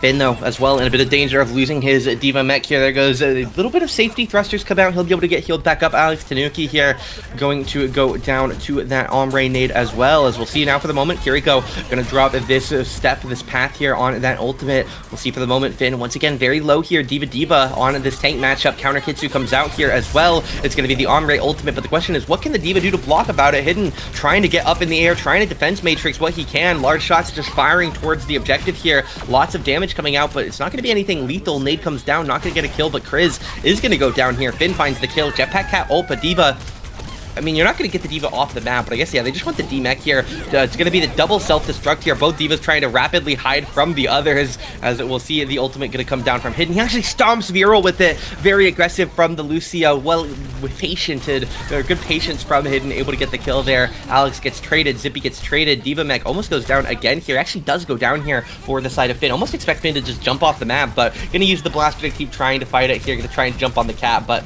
Finn's just going to send himself off the map, take that environmental death, as we'll see it, probably another fight before the second cap comes through for the side of TCC, but we'll see how quick that D.Va is going to be. No, not D.Va. It's going to swap back over to the Winston again. It is back over to the Ombre Tracer for the side of Can't Climb. Of course, they swapped a while ago, so interested to still see the Jetpack Cap I guess they just still want to keep playing this combo with Slurpee, but that's a horrible protocol override here. Pops it, goes into the air, and he's dead before he can fire a shot. Very aggressive on it, wasn't ready for that aggro of Lindenwood. The beat ended up getting wasted in turn. It was used to counter that protocol, but since it got blown up so aggressively, I guess it's not that bad to get the 1-for-1 ult trade here for Team Can't Climb, as it could have been worse. 0.78 meters on the objective as Tracer going to be coming back to join the Tracer Ombre fight, as Felius and Zippy aggroing on to the side of Alex Tanuki, and now the Kiriko going to jump up, making a 3v1 on this Tracer, but you have to head back to the point here. Things are going to get bad. Tracer now on the side of Zippy here, trying to turn over. Siphon Blaster comes out. Recall comes out now, as it will be Alex Tanuki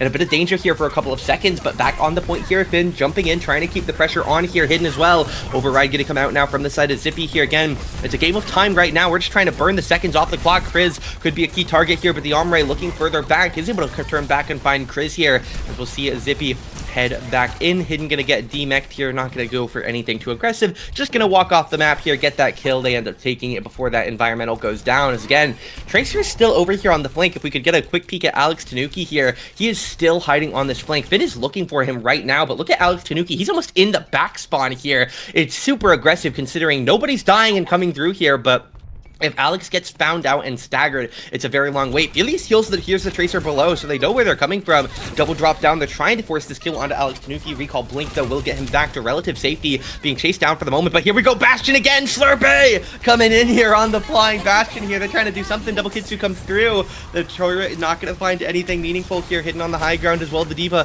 trying to take up a little bit of damage here, as they'll drop down onto the Winston here. 1.64 meters on the objective. Primal Rage available for Finn. A couple of other ults, of course, available on the table as well, as we'll see Hidden will go down to get the quick melee on the side of Ether. Winston trying to fight back in. Alex Tanuki gonna drop it here. It's gonna be the Jetpack Cat ult here, trying to make Finn a turret here, but it is gonna just be the Primal Rage pop. Has to drop him there. Hidden now focusing onto the side of Zippy here, but it's gonna be the Primal trying to come help out, but no, Zippy just gonna go down here. 0.3 meters on the cart, and again, Lindenwood appear to just be playing a game of time here. Beat comes down from Lindenwood though, so they actually looks like they want to commit to this fight here, as for the moment, Chris does go down here, but the problem is this Bastion. It's gonna be a bomb coming out here, trying to force the objective, as they won't be able to capture it. It's going to be the Diva ult for not too much here. Immediately demeched after the remech here. Diva should go down. Jetpack Cat as well in quite a bit of danger here, trying to chase out of the Tracer, but it is able to save JPC for the moment. But there goes Gabe now, as the Diva hiding out here. It's just going to be an even longer respawn now, as Diva gets picked up. Alex Tanuki trying to stagger the point, as Slurpee goes down. Alex goes down. 30 seconds on the clock, and Lindenwood now potentially in a position to get the clean 3-1 victory, but again, stalling time, forcing overtime, putting them as in bad of a spot as you can. Definitely the idea for Lindenwood here. So the question is, do we burn key ultimates like the Zippy protocol in this fight to try and win it 3-1, or do we let them capture and save it for a bigger fight? Arguably, you could even do both. Just use it now, farm up another one for the last fight later if they lose it, and that's going to be the call here. Zippy rips the protocol. They're going to try and win this fight. Bastion ults here. What will he aim for, though, is the question. Going to be 1 on point, 2 on point. Is trying to take down the Winston here, as they will be able to dodge out the majority of it here. It's going to be Hidden on this Mauga. Post bomb, though, takes down Finn to a low enough point that Hidden can close him off, as the Suzu able to keep Hidden's Mauga alive, and it will be the fight loss for Lindenwood here in this Mauga. The question now is, what do we do if we're the tanks? Does Finn swap to the Mauga? Does he go into the Mauga? Does Hidden now swap to Diva to try and get out of the Mauga? A lot of questions here in point number 3. Hidden is going to keep the Mauga, so definitely have to be a little bit careful here if you are the side of Team Can't Climb. The last time you played Mauga on point 3, you could argue either A, Lindenwood just won it hard, or B, the attacking Mauga won it. So potentially Hidden preying on it being an attack-favored Mauga as opposed to a Lindenwood-favored Mauga, but we'll have to wait and see here. Basically the same comps with Slurpee on the Bastion instead of the Ombre. Stomp comes through. Kitsune Rush going to definitely give a nice advantage here. Mauga just going to chase through here, but could be in a bit of danger off of that beaten Kitsu path, as we'll see Lindenwood looking to play the flank on the backside here. It's going to be a little bit of a time play now. 5 seconds away from securing advantage for Lindenwood. 2 seconds. They will have advantage in overtime. The question is, can they stop overtime at all? Kitsu Rush comes out now from Lindenwood. Hidden going to stomp away. Finn holding on to his for the moment here, looking to play it natural, as we'll see the Bastion up on the high ground. Viral trying to chase into him, but again, the Bastion going to be pretty safe here. Tracer's trying to backcap Alex Tanuki. Alex is on the point. Somebody has to get back. Mauga stomping in, and he is going to contest it. 0.93. Able to take down Gabe the Babe, and now with 20 seconds on the clock, these could be some important deaths going down right now. Alex Tanuki again trying to get it here. Is going to end up realizing it's not going to be able to work here as Mauga has to stomp back onto point here. Finn has to stay on the point here. It's going to be the end of the round. Bastion trying to back away for the moment. Finn, though, can't chase him down for the execute. 0.93 meters. Finn trying to hold on here. Hidden as well on the point right now, but Finn going to be hiding away from the opposite Mauga. Cage fight comes out now, but Finn doesn't have his own cage fight yet. B comes out. Finn going to get his own cage fight. Gotta be trying to use that, but no. Ends up holding on to it here. Bastion ult for 1, for 2. B comes out now as well. Not sure what is going to end out here. It looks like it'll just be a no-time run for the side of Team Can't Climb here, and indeed it will be. They get the triple cap, and we take a peek at the overtime setup.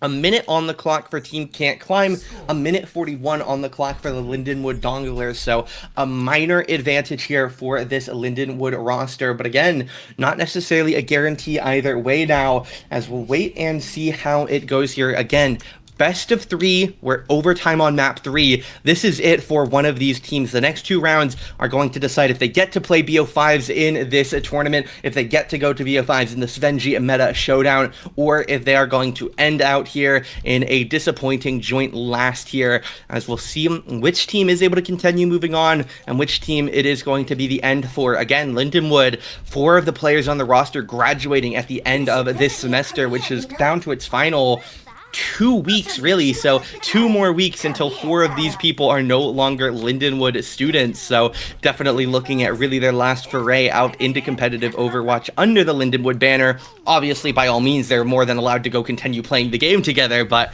under the Lindenwood banner, maybe not necessarily as aggressively true, but we'll wait and see for the moment here if they are able to keep this last competitive tournament going into those quarterfinals, or if it's going to end here on their own map pick of New Body. A minute on the clock, and it's Diva Bastion Cat here for the attacking side of Team Can't Climb.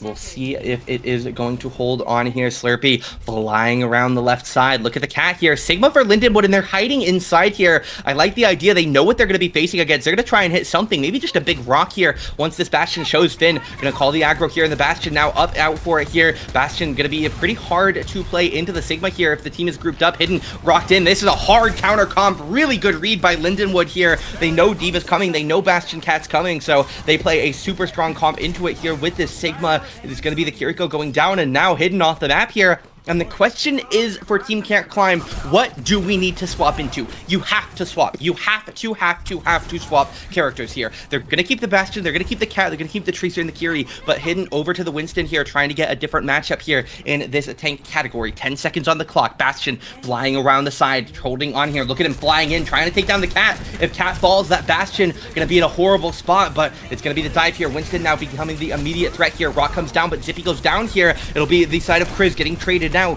It'll be for the moment here. 1 support down for them. Finn trying to stay alive. Hidden, though, goes down as well. And this could be the fight Lindenwood needed here. Slurpee trying to stay alive. The Cat doing a little bit of juggling here, trying to keep them. The rocket a miss here, but Slurpee should surely go down here, trying to take up everything they can. There goes Slurpee, and now it's the Cat versus 3. What can Gabe LeBabe find here? The question seems to be surely nothing. Sombra comes in. That's the round, and Hidden's ball a little bit too slow. And look at Lindenwood. They know their chances of making it deeper have just spiked up. I don't believe they can lose at this point, as again, they didn't get a tick there. There was 0% progress, so Lindenwood either win map 3, they move on to the quarterfinals, or they get stunted for 101 straight seconds, and I guess we go to map 4? I don't know. I mean, we already know the rulebook was wrong in one place, so it wouldn't surprise me if this wasn't properly coded into the rulebook, but obviously the expectation would just be to go to map 4, so we'll have to wait and see. Obviously, the hype or the preferred solution is Linda would just win in the next 101 seconds on their clock, but obviously if it doesn't happen, I'm sure our lovely tournament organizers will quickly get us a solution if there isn't one coded in already, but we'll wait and see here. The defensive composition is again going to be Diva Bastion with the Cat. It just failed pretty aggressively. They got no tick, no progress on the first point. And so the call is, let's do it again here from Team Can't Climb. We'll see if it ends up working out for them. I think it's a very aggressive strategy. Lindenwood playing into the Sigma once again, so potentially either considering this or just see no reason not to try it again after how it performed there. So it is going to be the Sigma here for Finn the Human, Felius on Tracer, Zippy on Omre, Viral Ether on Lucio Kiri as we get ready to go here. The attack for Lindenwood, a minute 40 to find 33%, and that will be it. Jetpack Cat holding the Bastion here, and again, this Bastion is going to be a key person to watch here. Tracer should find them. Felius needs to look a little bit up here. Slurpee could be in a great spot to try and get an unsuspecting flank. The question is, how much will it matter? As they do find him, Slurpee gonna get rocked here, goes into that ult farm, but he will get repositioned. But again, Sigma just gonna back up and hold that kinetic grasp here, blocking up as much of that damage as we can here. Nade comes in, Rock though gonna throw the Diva off, Thrusters trying to hold on for the moment here. As we'll see, Gabe gonna be flying Slurpee around the flank here. Lucio trying to find something, but they'll send back, heal back up, get everybody ready to go again for the next fight. A minute on the clock now, the advantage officially deleted for the side of Lindenwood on the clock, but what have they gotten outside of it? Rock finds Diva, a nice long range throw as Slurpee goes down here. This could be the pick Lindenwood need, but they do lose Ether in the trade here. It'll be Hidden trying to get back here in Lindenwood. Do they want to fight now while Slurpee's dead, or do they need to wait for their Kiriko? Maybe they can find a mediary after the return of Kiriko, but before the return of Bastion. But Finn goes down. Oh no, not what you want to see for Lindenwood. They're going to have to back up here. They can't fight without the Sigma here. Question for Finn, does he like the Sigma? Does he swap it up? At this point, 70% ult. I feel you have to stick to it in case you can get something like a Flux, but 25 seconds on the clock, and a lot of that is going to include running. Viral going to try and head around, get a little bit of info, gauge some info. Slurpee going to get found, but again, you know that Cat is going to be flying him around. Slurpee again, don't know how he's not getting motion sick with how much he's being swung around in the air, but here we go. Turret is burned early here. Finn can just stay stable here. The rest of the team on a good flank position. Slurpee though going to get brought into a very aggressive position, but that turret does come to its end here. 4 seconds on the point. Somebody has to touch here. Tracer going to be the main person here. Felius able to get the contest here. As we'll see, the overtime began here. Linda would need to get 33% in this fight. Alex Tanuki goes down early. Rock gonna send the Diva to the ground for the moment here, but the Suzu comes out, saves him, but Hidden loses mech, and he has no self-destruct to work with here. Chris goes down, and Lindenwood fluxing in here. We'll see what the main target is going to be for the Flux. Hidden could be it. Lurpy, though, gonna find the kill onto Zippy. Ultimate comes out from the Bastion here. Now it's gonna be a progress forward. Look at the top bar there. If Lindenwood get to that yellow tick, they move on to the quarterfinals. This is gonna be Slurpee, the only thing that can stop them here, trying to juggle him around. Slurpee goes down. It's gonna be Tanuki back game, trying to get down to the low ground as well. Nobody else is here, though. Lindenwood just need to kill the Cat, just need to kill the Tracer, and that will be their ticket to the quarterfinals. Recall comes out for Tracer. The Rock not quite gonna connect. The ball, though, surely should get a touch at this point now. Hidden back in time. Another fight gonna come through here. It's gonna be Alex, though, going down there. The stagger comes through. Hidden gonna get the crash down. Tanuki gonna go in here. Or the Kiriko rush gonna come in as well. Hidden now holding on here for the moment here. That'll be the counter Kiriko rush coming out now. Protocol override coming out from Zippy, trying to find something. There goes Hidden there. The ball goes down. Rock comes out here. Vendetta for Slurpee. They're doing whatever they can. Beat for Lindenwood, though. Viral is back in time, and Slurpee goes down to the bomb. Chris goes down, and Lindenwood 4-3 Numbani, and they will take it 2-1. Very, very close there at the end, but it is Lindenwood Donglers able to take it here. Slurpee's play of the game. We'll give him the respect and see it here on this Bastion. Just getting absolutely juggled around. Throws the ult up here. Not even actually with the Cat right now. It's just going to be a natural Bastion play of the game here, as he just gets a lot of random kill credits here into that final capture. Fair play by all means. It was a well-fought fight, but at the end of the day, it's Lindenwood who advanced through round number 1 into the quarterfinals here. We can take another peek back at the initial bracket here. Obviously won't be fully updated in terms of the information available on it, but see the bracket there. Lindenwood Donglers able to triumph over Team Can't Climb in our best of 3. They'll go on to play Team STERIA in the quarterfinals. Obviously still awaiting Fallen Destiny. The Uncles or Hypnos Inverse in that semifinal. On the other side, we'll wish all of the teams up there the best of luck as well as they work their way to make it to one of the medal matches, but we're gonna have to wait and see for the moment. I believe we'll have to wait quite a bit to get into our next actual game of Overwatch. As again, there are still, I believe, potentially around 1 match or 2 to go, and the quarterfinals obviously likely to see Lindenwood play toward the end of that. But obviously, we'll have to wait and see. The end of round 1 is done. I believe we're going to try and get some interviews in here, at least talk to somebody after that game. As again, a lot of downtime here, and it is going to be the last time most of these players play under the Lindenwood banner as a university student. So we're going to send things back to a break. Hopefully, we'll be back in just a few minutes with a quick interview with someone.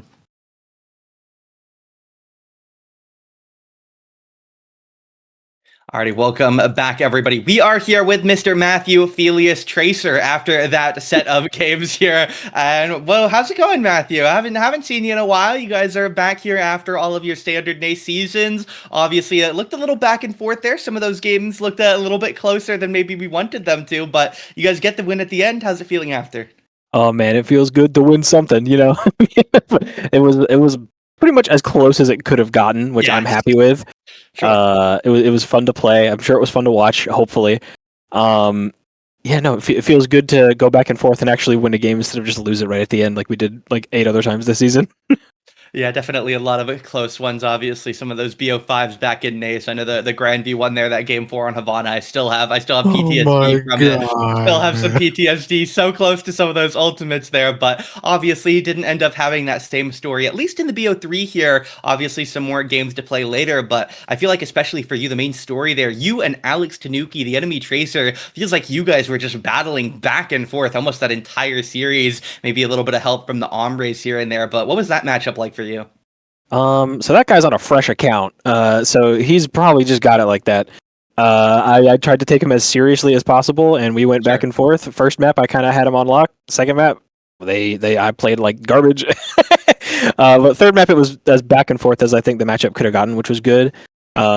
The way that the Lucio's played out was really interesting. He started with his a lot, and I like rotated to match and had to back off a lot because my Lucio wasn't there. But every now and then, Chris Viral would show up, and he would make my life a lot easier. So yeah, it was fun. It was a good time. And I definitely can think of a lot of random fights back in the Lijiang map, especially where the two of you would just jump on someone and they would just die. But in terms of the whole event here, obviously it's a bit of an odd format here. You guys are through the round 1 BO3 with potentially up to 3 best of 5s lined up ahead of you. How are you feeling about the rest of the day, right? You're basically about to graduate. Another 3 of the guys are basically about to graduate. Probably your guys' last time at least playing as Lindenwood students. So what are the expectations like? You guys just playing completely for fun? Could have gotten 2-0, wouldn't have cared, or what's the hope for today? Now we do have a lot of people graduating. It is going to be so sad in 2 weeks on Saturday whenever we have to split up. And definitely competing as Linwood for the last time would be. This is probably the last time. So there's a little. I'm putting a little bit of pressure on myself. Sure. And I know that I'm definitely a lot more content with if we just fall apart and like fail, because there's no better way, I think, or more characteristic way for this roster to flame out than just like great first game, garbage second game.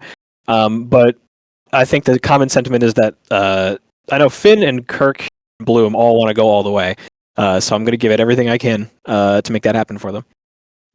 Alrighty, well, it sounds good. Obviously, I'm sure we'll see you guys back again, hopefully later today against Team STERIA. But any other comments you want to throw out there in terms of potentially this being the last time we see you in a post-game interview? I just want to thank everybody who actually came to watch the streams, just in general. We wouldn't have such a lovely production team if we didn't have a great show to put on for people. So very grateful for the support on stream and at home and all that goodness. So thank you guys.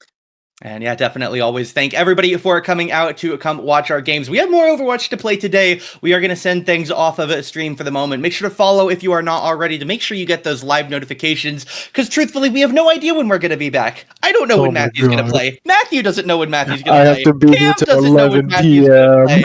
They could potentially get a notification at 3:15 that says, hey, it's your guys' time to play. That notification could just as easily come at 7 p.m. for the next round. So we really have no clue when it's going to be again. We think it's probably around 3 Overwatch best of 5s, because again, the main stream trying to catch every single game on their stream, which it's going to take some time. It really is going to take a little bit of time, but there's nothing we can do about it. Yeah, I mean, that's how they want to run their event. So that's how they're going to run their event. Well, thank you, Mr. Matthew Felius Tracer, for hopping in, spending some time with us. We look forward to seeing you play more Tracer and maybe one fight on something other than Tracer if it gets banned. Hey, if it's got to happen, it's got to happen. I do what I'm told. All right. Well, we appreciate you for hopping in. We're going to send things off stream for now. Again, make sure you follow us so you get the notification when we'll be back, because we don't know when we'll be back. Thank you all for joining us. We'll see you again later. Thank you.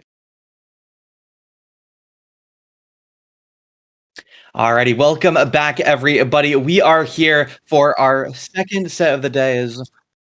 There we go. There we go. Got that fixed up. As we are back for our second set of the day. It's a bit of a long delay, of course, is one of the events of all time. But we're back here in our final match of the quarterfinals here. We are here in the Svenji Meta Showdown. A lot of games have been played since we last saw each other. We can take a peek here at the updated bracket just to get a little bit of info on the lay of the land as to what has happened in the gaps. The Rockhoppers take their round 1 win. University of New Haven, Terps all 2-0s. The Uncles take a 2-1 over Hypnos Inverse. Lindenwood 2-1 over Team Can't Climb. In the quarterfinals, Igloo Rockhoppers take down their Igloo companion 3-1. Terps take down the University of New Haven 3-1. Fallen Destiny and the Uncles, I believe, is currently finishing or has just finished, so not sure exactly what the score of that one was. And then, of course, in match number 9, Lindenwood taking on Team STERIA upcoming here. Of course, Igloo Rockhoppers and Terps already locked in for that first semifinals, and then the winner of Fallen Destiny and the Uncles will take on the winner of the Donglers and STERIA. So we'll have to wait and see exactly who makes it to where. Obviously, if you make semis, you're going to be going to at least that bronze medal match, so 1 or 3 more games left for these two teams playing right now. As we'll have to wait and see. Again, obviously, the admins are spectating and streaming every game on their own respective channels, so obviously, if we do get to that point, maybe going to have a couple of longer breaks once again, or hopefully shorter breaks than what we just had, considering 3 full BO5s were played, including some breaks and some very big back and forths, but not too big of a concern. At the end of the day, we're here to play Overwatch, so we're ready to lock back in. We can take a peek at our map pool as well for the sake of our event here, as we can get ready to go into it. Again, we are now in a best of 5 here. It's the Svenji Meta Showdown map pool. We do go left to right for this event, so we'll see it for the start here. It's going to be on control. We'll see what the map pick is in a second, then to escort and hybrid, and if we make it past a 3-0, we'll go to flashpoint, then push. But for map number 1, we do have the picks in already. I'm trying to scroll back through the chat to make sure that we get everything good to go. Looks like it is STERIA picking blue side on Lijiang Tower. Additionally, Lindenwood are going to open with a Baptiste ban, so definitely some interesting things to note. In terms of interesting things to note, one more thing worth noting, I alluded to it back in the round 1 matchup, but the Svenji Meta Showdown does allow controller players, and those controller players are allowed to use aim assist. I say that again because the team we're playing, we believe 4 of the players are using controllers with aim assist. So again, by all means, it's fair, it's allowed, by all means within the realm of the rules, in a bit of a contrast, I believe, to the common Overwatch leagues we play in. I believe NACE and some of the other leagues and tournaments we've seen on stream have all been keyboard required. So just figured would bring it up here. It's a little bit of an interesting thing just to know in the back of your mind, as again, it is going to be a bit of a stark contrast in terms of our normal matches. We do get STERIA banning away the Ombre here for that side, as so Lindenwood going to be taken off of that Ombre for this one, as we are getting the ready checks for map 1, so hopefully we'll be able to head over to Lijiang in just a moment, but until we actually get that confirmation of sending over, we'll have to wait a moment longer to get into the map again here. We'll wait and see how it goes. Lindenwood back to our full strength roster. Got, of course, all 5 of our players back once again. Saw them this morning. Had a very back and forth game. Map 1 looked great. Map 2... thought so much, and then map 3 very back and forth, but ended up winning in Numbani overtime against a flying jetpack cat bastion combo, which was definitely interesting to see. Maybe we'll see something interesting out of STERIA again here. It's going to be a little bit interesting to see, obviously, a little bit of different characters commonly played in terms of comparing something like a controller to a keyboard, as again, the first character that comes to my mind is Tracer. It can just be very difficult to do some of the big 180 flicks necessary for a Tracer on controller. As a former controller player myself, some characters are just harder to play. Not necessarily impossible, but harder to play. So we'll have to wait and see if they do end up going for any of those interesting characters. Again, we believe 4 of them are on controller, which does leave a non-controller player. Could be a flex DPS, could be something like their tank. Obviously, again, we're going to have to wait to see. Map 1 coming up here, Lijiang Tower.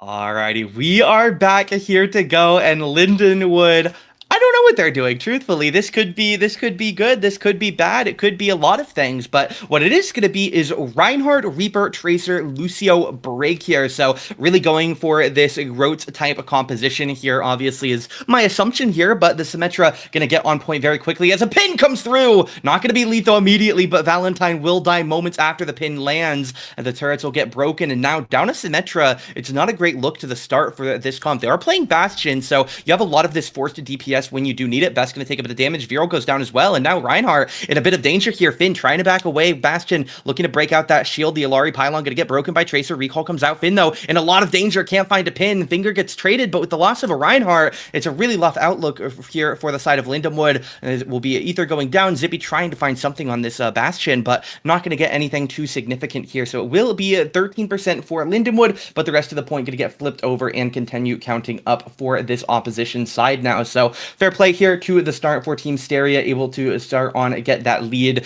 Here in a moment, they'll officially be able to secure that lead. Lindenwood are back and ready to fight here, though. They do have everybody ready to roll. A little bit of an interesting flank coming in for the Tracer as we are getting that Jetpack Cat Bastion combo once again here. Wouldn't have imagined we'd see it again today, yet it is going to be the call here for the side of FNJ and Finger. Alari pylon broken. Should have been broken by the Alari there of best, but ended up being a little slow to it, so we'll have to live with that punished cooldown. Point being contested now. They'll get the call. Reinhardt's going to rotate back over. Big charge comes through, looking for somebody. Bastion on the flank. Going to get grabbed, going to get smacked down, and FNJ, the main DPS, is gone. Finn missing a lot of HP, though. Reaper's going to shadow step over to try and come help get that cat off of it. It will be Finger getting traded out in exchange for Finn, but now the question is, what are we doing about Civ GZ here on this Zarya? Very tanky, going to be a little bit difficult to kill, and they are just walking their way onto the point. Break Reaper going to be looking to play a defensive core here, but I think they realize once they see the rest of the players here, there's not a great way to fight this for Lindenwood right now. Zippy's going to get staggered. Ether will get back to the Lucio and be able to stay alive, and now Finn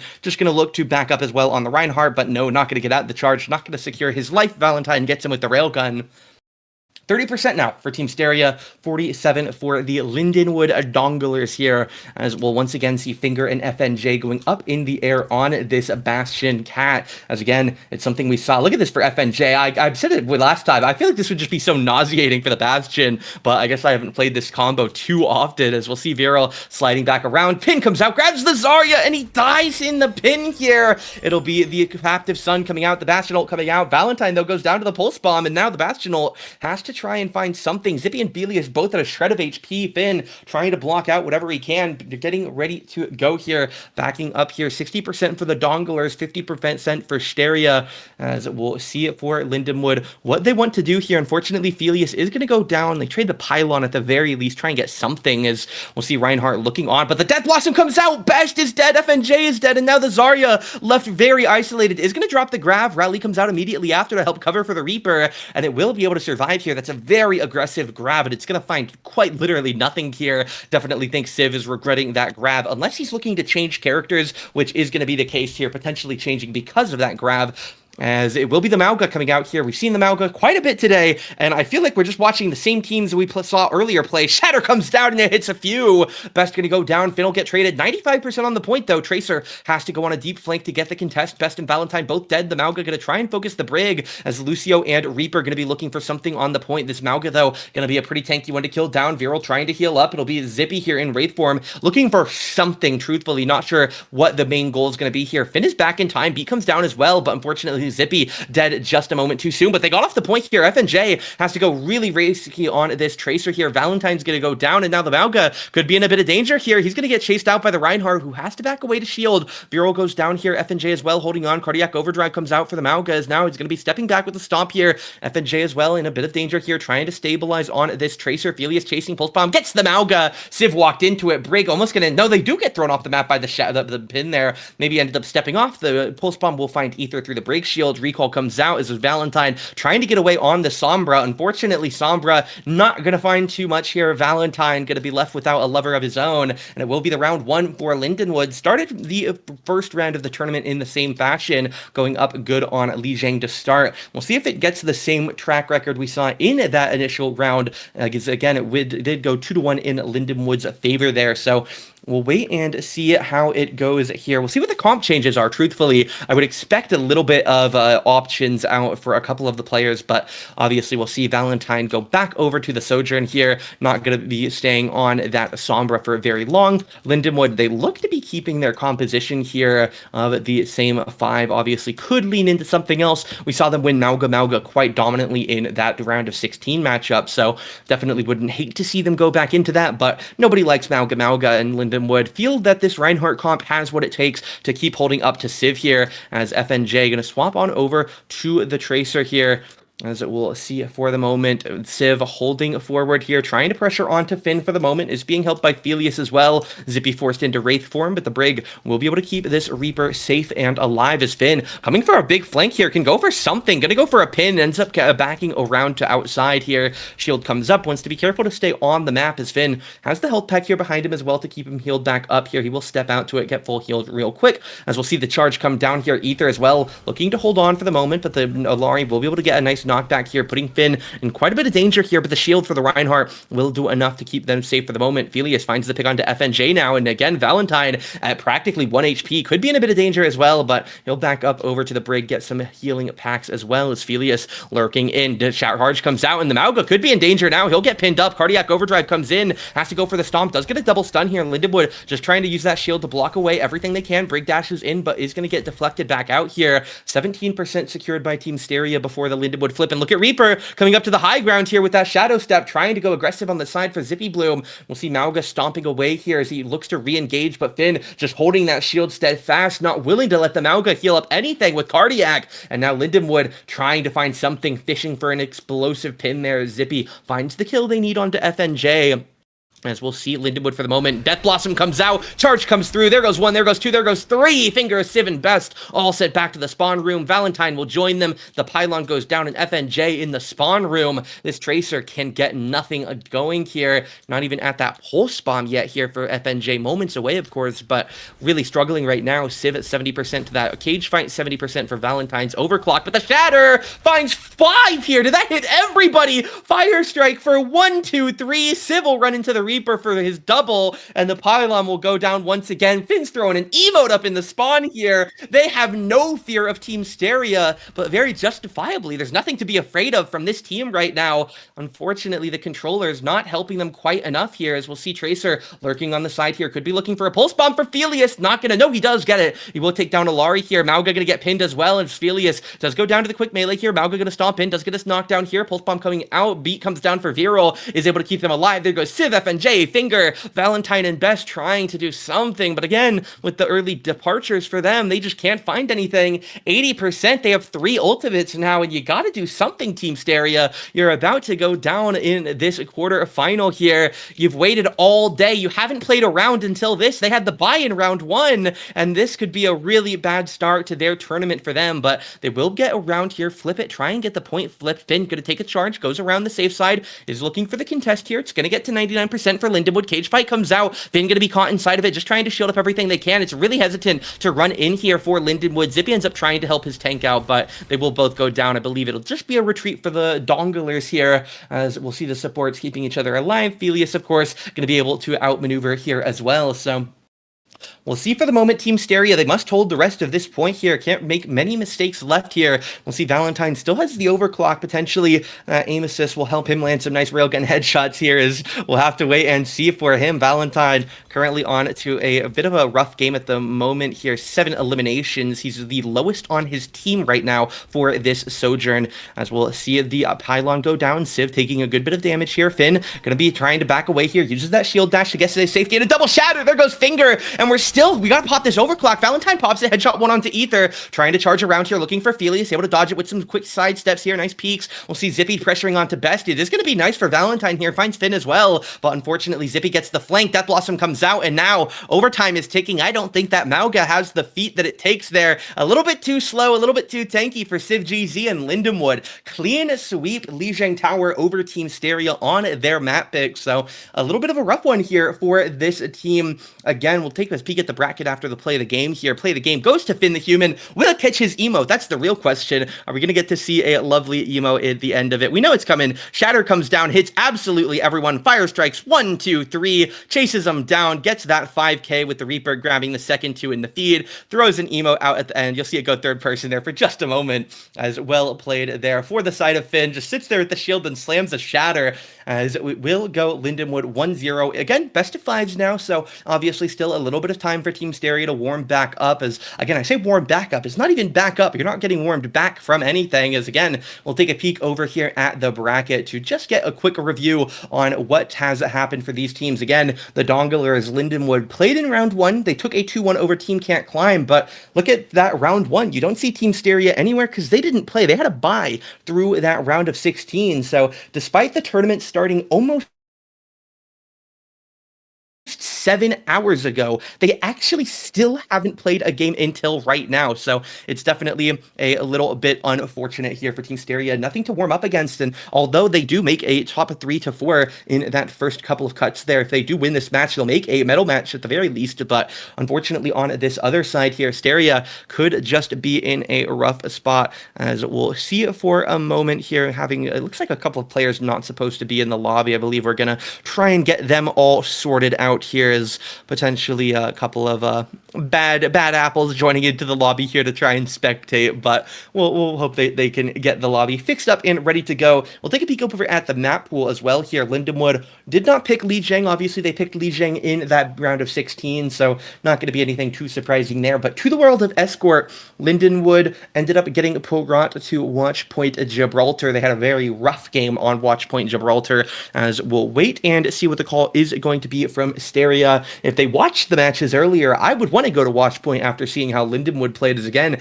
it really did feel like on that map they just got outplayed. But again, on that other side, obviously, maybe a map that they're a little bit stronger in, something like the 66 or the Havana. I definitely think against the Reinhardt, I wouldn't hate going to Havana if you think that's something Lindenwood are considering running again, as I do think that that could potentially be a nice counter map. Just get those long angles, get that high ground, try and knock some players knocked down. As we do get an update here, we did have some players obviously joining during the middle of that game. If we do have another person joining, we are going to get the pause, so just a little bit of a heads up on if we do get a pause, potentially some illicit players trying to join in the lobby. We want to make sure, of course, nobody is getting any cheated information, so we'll make sure that we get the lobby cleaned up if anything bad does happen to it. But for the moment, we await the pick from STERIA. They'll give us a map, they'll give us a side, and then we'll get through our bans here. We'll be back hopefully in no more than 2 or 3 minutes. Map 2 of the day.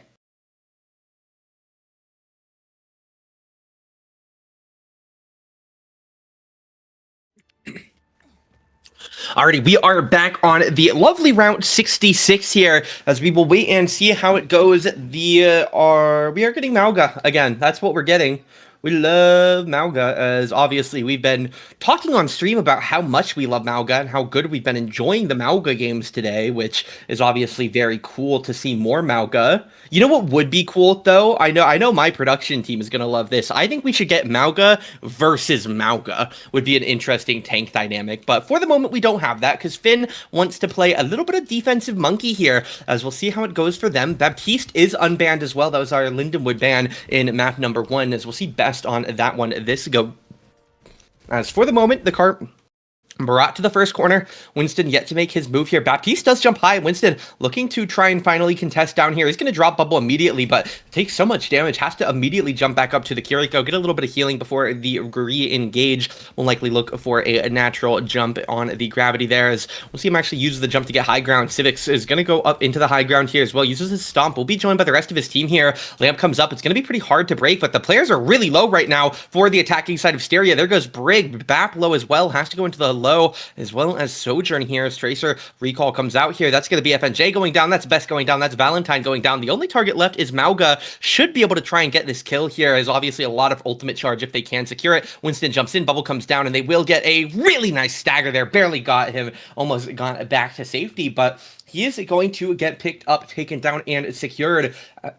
As we'll see for the moment here, Lindenwood looking to head back up to their safe spot. A little bit of roof action, a little bit of hill action here in the lovely mesa of Route 66. As Finn going to jump back up again here, trying to get to safety, staying alive. As Zippy, though, goes down to Valentine here. We'll see it for the moment. The robotic aim able to hold on here for the Sojourn. Civ going to be in a bit of danger as well, as Finn is going to jump away. A very aggro lamp. Pulse Bomb comes down. It hits 3, but unfortunately, they're all covered by that lamp. Lindenwood just couldn't break it in time. If they did, likely a triple kill, but didn't end up finding it here. Civ just going to stay on this aggressive end. Winston has to jump away. Tracer as well, using some of those blinks to secure back to safety here. As a Finger pushing the cart here. Lindenwood look like they're looking for another fight. A couple of ultimates available here for both sides. Override going to come out. Lindenwood want to commit to this fight. Big first shot here. Looking now for the second shot onto the player's low ground. Viral goes down though. Now Lindenwood stuck without too much value from this ultimate here. But there we go. We get FNJ down. He pops his Deadeye as well. Lindenwood contesting the cart. Felius does go down to the shield bash though, which leaves Winston forced to go into the fight here. 9% off Primal.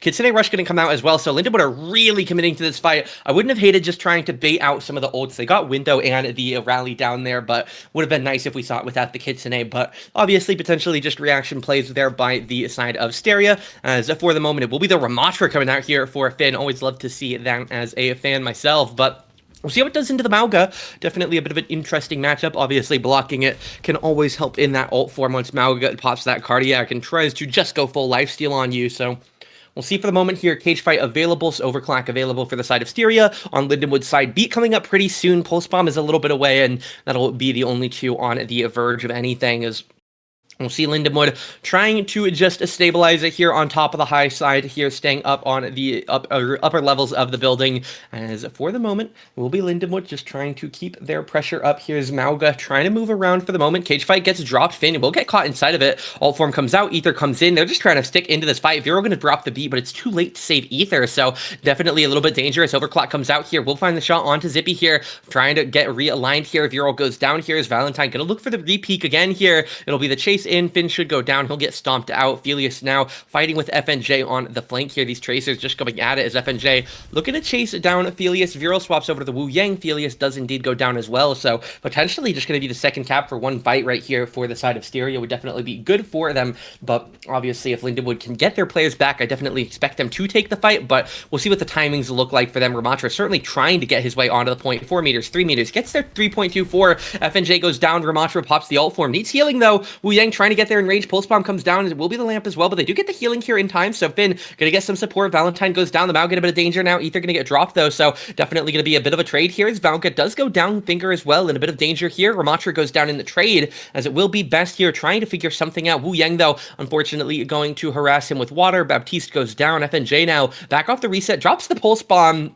It's a very aggro Pulse Bomb because you're in the 1v3, but unfortunately for Lindenwood, Civ looks like he'll be back in time, so that Pulse Bomb likely to get some really good value. Kiriko's here to try and heal everybody up from any of this Mauga chip damage. FNJ as well, looking to re-engage here. FNJ, or Felius in a bit of danger here, trying to stabilize here. A Disruptor shot comes down. Ether will die here. Finn trying to charge forward here for the moment. It'll be Felius's death. Override comes out here for the side of Zippy. Valentine going to be the main target. He does go down to it, but doesn't look like there's a good way. Zippy can't really contest the point here, and no one's with him to do so, so he'll just die out. A bit of a wasted Ombre ultimate there, a little bit rough, but 3 minutes 15 on the clock here. 2 points already secured on the round. It's well done right now from Steria, as we'll see how Lindenwood Donglers would like to try and re-approach this fight here.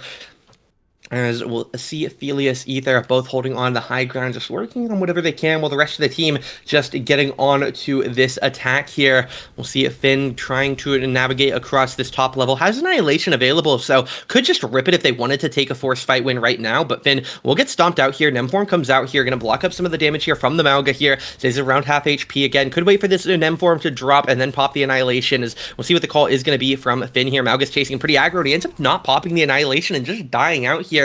Maybe didn't expect that explosive burst the second that it dropped, as Lindenwood here now in a bit of danger here. Mauga's going to chase him down into their spawn, and again, Finn has that ult, so you expect them not to swap here, obviously, as Zippy and Valentine traded out here. Felius, though, goes down in the post, as we'll see for the moment. The Ramatra here trying to hold on. Annihilation available. It looks like her Annihilation going to pop out. Cage Fight as well. It'll be the tidal burst coming out. Finn hasn't yet dropped that Annihilation, and again, he dies before he does here. Definitely holding on to that ultimate for maybe a little bit too long here in a couple of instances now, so Will be a nice round here. STERIA 2 minutes 5 on the clock at the end of their triple cap here. So definitely a lot of time left on the clock to work with. 2 minutes 6 actually, an extra second on there for them. So fair play to the side of STERIA on the attack. We'll see now swapping sides how it is going to go.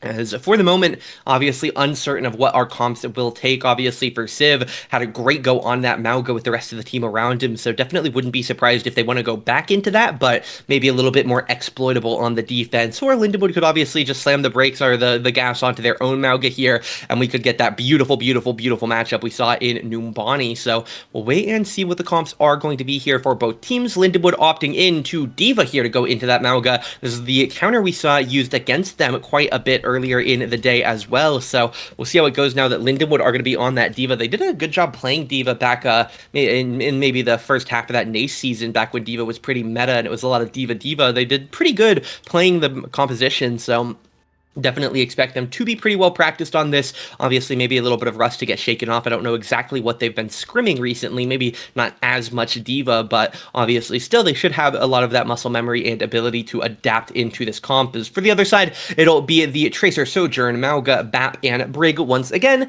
And just to re-round out Lindenwood's comps, Felius over to the Genji, Zippy on the Ombre, Finn on D.Va, Viral's Wu Yang with Aether's Kiri. So definitely not too abnormal here. A couple of interesting changes. Obviously, the Lucio going to get dropped for this D.Va comp, being the Viral pickup there. Disruptor shot, trying to harass him off the high ground here, but it'll mainly just be Finn holding down the cart here with the rest of the team for the moment, throwing some quick melees at it, having a good time here. They're just waiting. Don't want to take too much damage here on the tank, because the nade's doing a good job farming up ult. Look already, Zippy at 25% ultimate, out farming the Baptiste even here, so some really good nades here from the side of Zippy Bloom. As we'll see Finn the Human looking to hold down again, just staying on this car. Civ taken down to about 200 HP, has to back away to get some healing there. Can't really pop cardiac in the current state, but okay, FNJ gonna get absolutely demolished on the side. Felius just one taps that Tracer. Valentine in danger as well, and you almost have to expect STERIA to be in a bit of an interesting spot here, because it feels like they haven't really lost a fight by any means, but they're getting completely walked through on this objective right now. 3 minutes, and it's almost already a cap still. Finn has not gotten off the cart since he got on it. Civ almost goes down here, has to stomp back to the safety of his alliance here, his team. Finger as well going to go down here, has to step off the stairs here as he goes so low in HP, but the healing comes through in time as D.Va backing away here. It'll be Mauga charging forward. Viral though finds FNJ, and it's a horrible round for FNJ here. He's not necessarily even making any Tracer mistakes, but he's gone down twice now, so you have to ask what's going on here for this Tracer, as we'll see Finn go up onto the high ground. Defense Matrix waiting for a little bit of healing here. Civ definitely could be isolated here quite poorly if they get a rough spot or two, but he'll try and keep the line of sight with his supports. But the rest of the team, Lindenwood just dive backline, and Felius goes in, gets a triple kill. He'll finally go down to the disruptor shot, but a huge showing from the Felius side. Spoke with him earlier today, and he said he was going to do the best he can for the sake of his team. He knows some of them really want to make it pretty far in this event, and he has proven it here. Great triple kill from him, goes down, but gets his team the objective as 4.5 minutes lie on the clock now. Again, wonderful triple kill. Not even a blade. That's not a blade. That's just pure Genji skill there from the side of Felius. 3 ultimates, about to be 4 for the side of the Lindenwood Donglers. D.Va mech at 75% as well. On the other side, window available, pulse bomb at 90. FNJ doesn't even have his first pulse bomb yet. Again, a really rough showing right now on this round. He played solid in the first round, but definitely falling a bit behind here. Finally going to get that pulse bomb alongside their BAP window. Rally, cage fight at 90. Blade burst going to come out here. Focused on Best, gets the first kill, as we'll see where Felius wants to take the blade next time. He's going to be going on to the break here. Rally comes out. Felius gets stunned. Deflect going to come out to get him back. Zippy, though, just going to pop the cardiac here, the protocol here. It'll be the cage fight as well, trying to grab them in here, but they can't take down Finger. Civ now trying to fight for his life here, but he will go down at the exchange of Zippy. Valentine and FNJ trying to find something. Nice kill for FNJ onto the Genji, but unfortunately for Valentine, no such fortune here. Civ gives up on the Mauga. Onto the D.Va mirror here. It's definitely a bit risky considering you're behind on perks already, but they feel the D.Va is going to be the best thing to swap to here, so potentially considering something like maybe that Zarya, but obviously ends up going into the D.Va here, as again the bans are going to be the Sigma and the Alari for this round. As we'll see for the moment, Finn going very low here, might actually just pop a bomb here. Indeed he will. Will he go down before it? The healing comes through in time, so no, the lamp gets broken, Best goes down after, so nicely done for Lindenwood here. They're able to turn that bomb, that rough turn, into a kill on the Baptiste, into a kill on the the break, and Lindenwood, it looked like they were surely going to be at least disadvantaged going into overtime after the dominance by STERIA in the opening round, but 4.5 minutes for this final push. STERIA definitely did it in less than 2.5 minutes, so it's definitely a good look right now for Lindenwood, but they definitely need to still find some good success here. And this is what I was talking about. Zarya has been so classically dominant into D.Va that Finn actually says, you know what? I don't need perks. We don't need a good comp here in terms of trying to stay with what we have been playing. So we're just going to play the Zarya because we think it's so much better into D.Va. Obviously, still being able to put bubbles on people like the Genji is definitely going to be nice. There's definitely some highlights here that makes this a good swap for them, but they feel like it's just so strong to go into D.Va here that all of the negatives just don't matter. As Best goes down early here. Finn gonna find that pick up on the Zarya bubble available here, able to get past that pulse bomb with it, as we'll see Finn as well here, just trying to move on forward here. Wave comes down from the Wu Yang, healing Felius up, trying to pressure D.Va out a little bit as well, as Finn will break the D.Va mech here. It's gonna be an ultimate here as Felius gonna get caught by the Wu Yang ult here. We'll see if he can charge forward. Ether goes down at the exchange of Valentine as Finn catching some healing. D.Va taking to about half HP as well. Felius backing away for the moment here. We'll see if he can find anything. Tracer going to become the target here. Almost gets another chance at a one-tap there, but ends up backing away from it for the moment. They'll be getting some healing from the Wu Yang. Above it here, Finn the Human on the Zarya. Halfway toward grab already. Felius has Blade as well, so Lindenwood could definitely look for an engagement here. They're a minute away from losing time advantage, so definitely still have some time to try and win the fight or two that they need to. Genji goes in, Blade comes in, Bubble going to get grabbed up here, go into the air. Blade is going to be taking on here. It's going to be the lamp holding on for the moment. Override comes out. There goes Best now looking on Valentine as well for Felius here. Is going to go down on this trade. If the side of Zippy can find that pick on Valentine, it could definitely look good. Zarya's not able to find it, so Lindenwood go for the engage, and they end up getting a shut down on it. A couple of players just left at a tiny fraction of HP. Valentine, a key one there, was able to hold on there, kill Felius, and Zippy didn't end up looking over there with the ultimate, so definitely a little bit of a rough spot for this moment here, as it will be Finn on the last respawn here, a bit stagger. Unlikely to get the time advantage now for Lindenwood. A nice defense by Team STERIA, but for the moment, we'll hold back on here. It'll be Finn looking to lead the charge here, going forward once again on this Zarya pick here. 85% to grab. Have to be careful not to let it get eaten by the defense matrix. That's the one negative, basically, about this matchup, is you could just lose the entire grab to a DM, but obviously some ways to try and work around that. 95% now to that grab. Valentine goes down to the Ombre Nade Mirror, as Finn does have that grab available here. Could just ship it at some point away from Civ, as again, have to be careful of that defense matrix, trying to block it away here, but not going to get it shot out yet. It will be the set coming out here. It's going to potentially just be the grab here for both supports here. Finn is going to commit to it. They kill out this side, as it will be the grab. Able to now grab D.Va coming out back on it, as it will be Finn actually out of bubbles here. So despite a couple of kills for the Lindenwood Donglers here, they're actually going to fall out at the end of this fight here. Maybe a six-ish meters away from getting this full capture here. Definitely a bit rough for Lindenwood not to get it in that fight right there, but still some time left on the clock to try and make it happen. They just need to not go into overtime for this capture, and they can still be in an okay spot to win this round with how dominantly they took the first few points here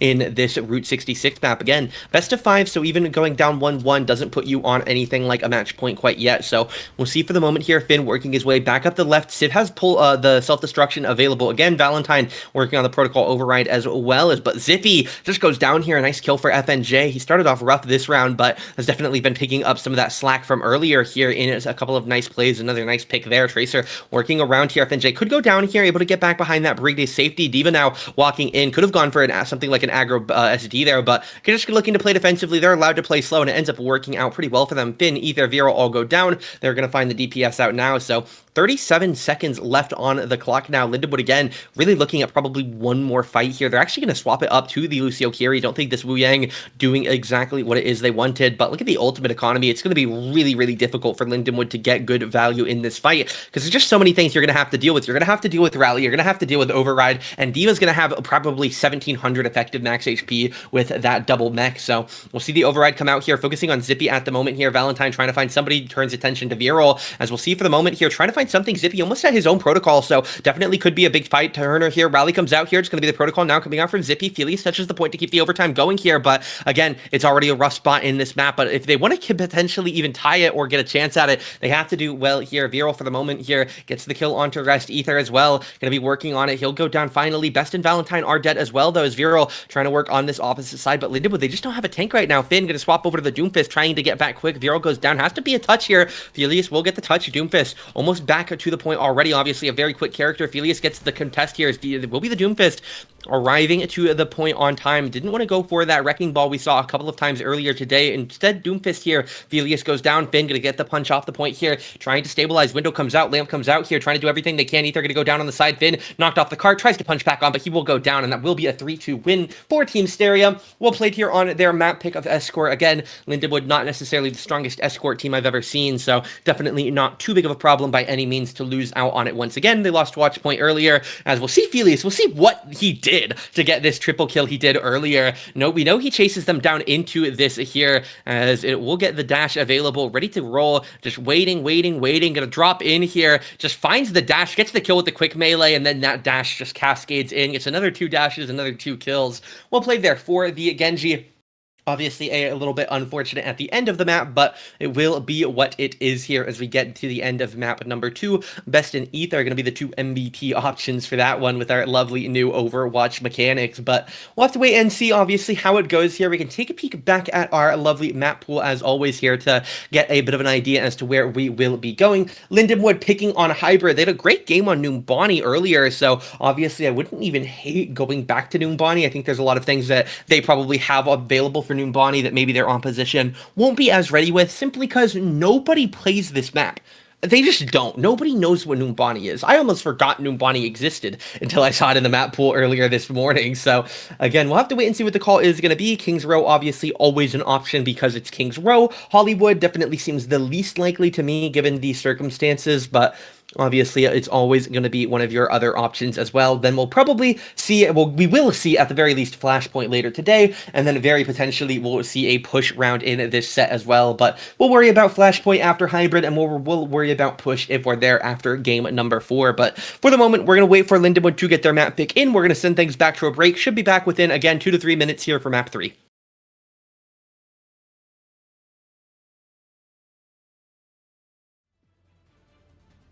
Alrighty, we are back. Welcome in game 3 of our quarterfinals best of 5. It is the Numbani pick for Lindenwood. They opted to attack first, as again, they do get to pick both the map and the side. First ban comes through. It is targeting the Zarya away from Lindenwood, and then Lindenwood, they've suffered from one thing all night, and that has been Bastion Jetpack Cat flying around, being an annoying little pest as Jetpack Cat is, and so they took the cat to the vet for a very fun end-of-life shot here. Hopefully we won't see it again. Hopefully that's a permanent rendition, but obviously we'll have to wait and see. I know Kenny would be very upset if the cat was permanently dead, so we'll have to wait and see if it does make a return. Is Finn going to be on the Winston here alongside a Tracer Ombre Lucio Kiri going up against a Diva Sombra Ombre Bap and Break here. An interesting support line for this side of Team STERIA here is, for the moment, obviously it's been what they've been playing quite a bit, but look at Lindenwood. They're already halfway through the point here. Felius has just been, once again, being his own Jetpack Cat, a little rat in the back line here, just working on the objective. Fair play by all means. Gets up now, progressing 50%.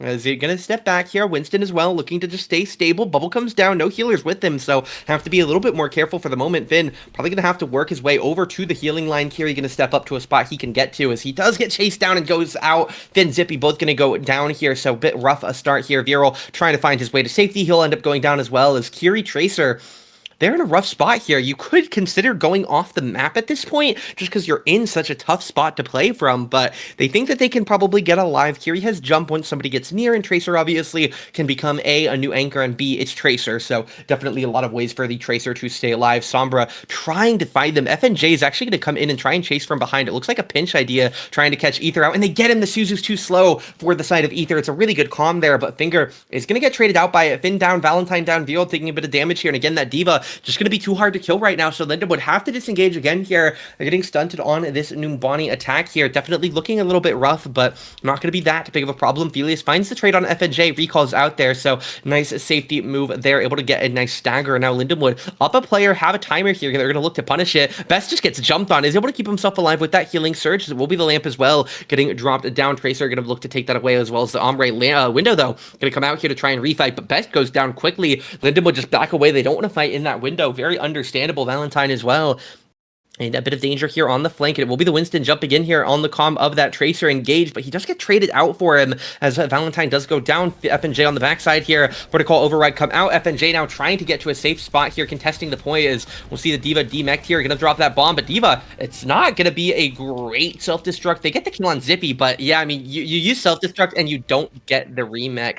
As we do get some updates here. Zippy Bloom there on that Ombre allegedly screamed loud enough that the rest of our on-site production were able to hear it multiple rooms and down a couple of hallways away. So definitely some bit of panic there. Definitely looked a bit panicked trying to get himself behind that little fence there, that little support pillar on that building. But at the end of the day, they get the point. So I don't think he'll be too upset about it here as Civ holding this front line here on this D.Va. I'm a bit surprised to not see the swap coming out here considering the comp, but they feel there's nothing better to go to. They feel that is going to help out. Triple E or double EMP here on the two supports. That is not a Zippy Bloom EMP, you can tell, as well as FNJ trying to work on a forward here. Maybe back to the Tracer for you, my friend, as indeed we both see back to the Tracer for him. I think that all 10 players in the lobby probably support that decision with that one, as again, definitely rough there. We'll see Civ.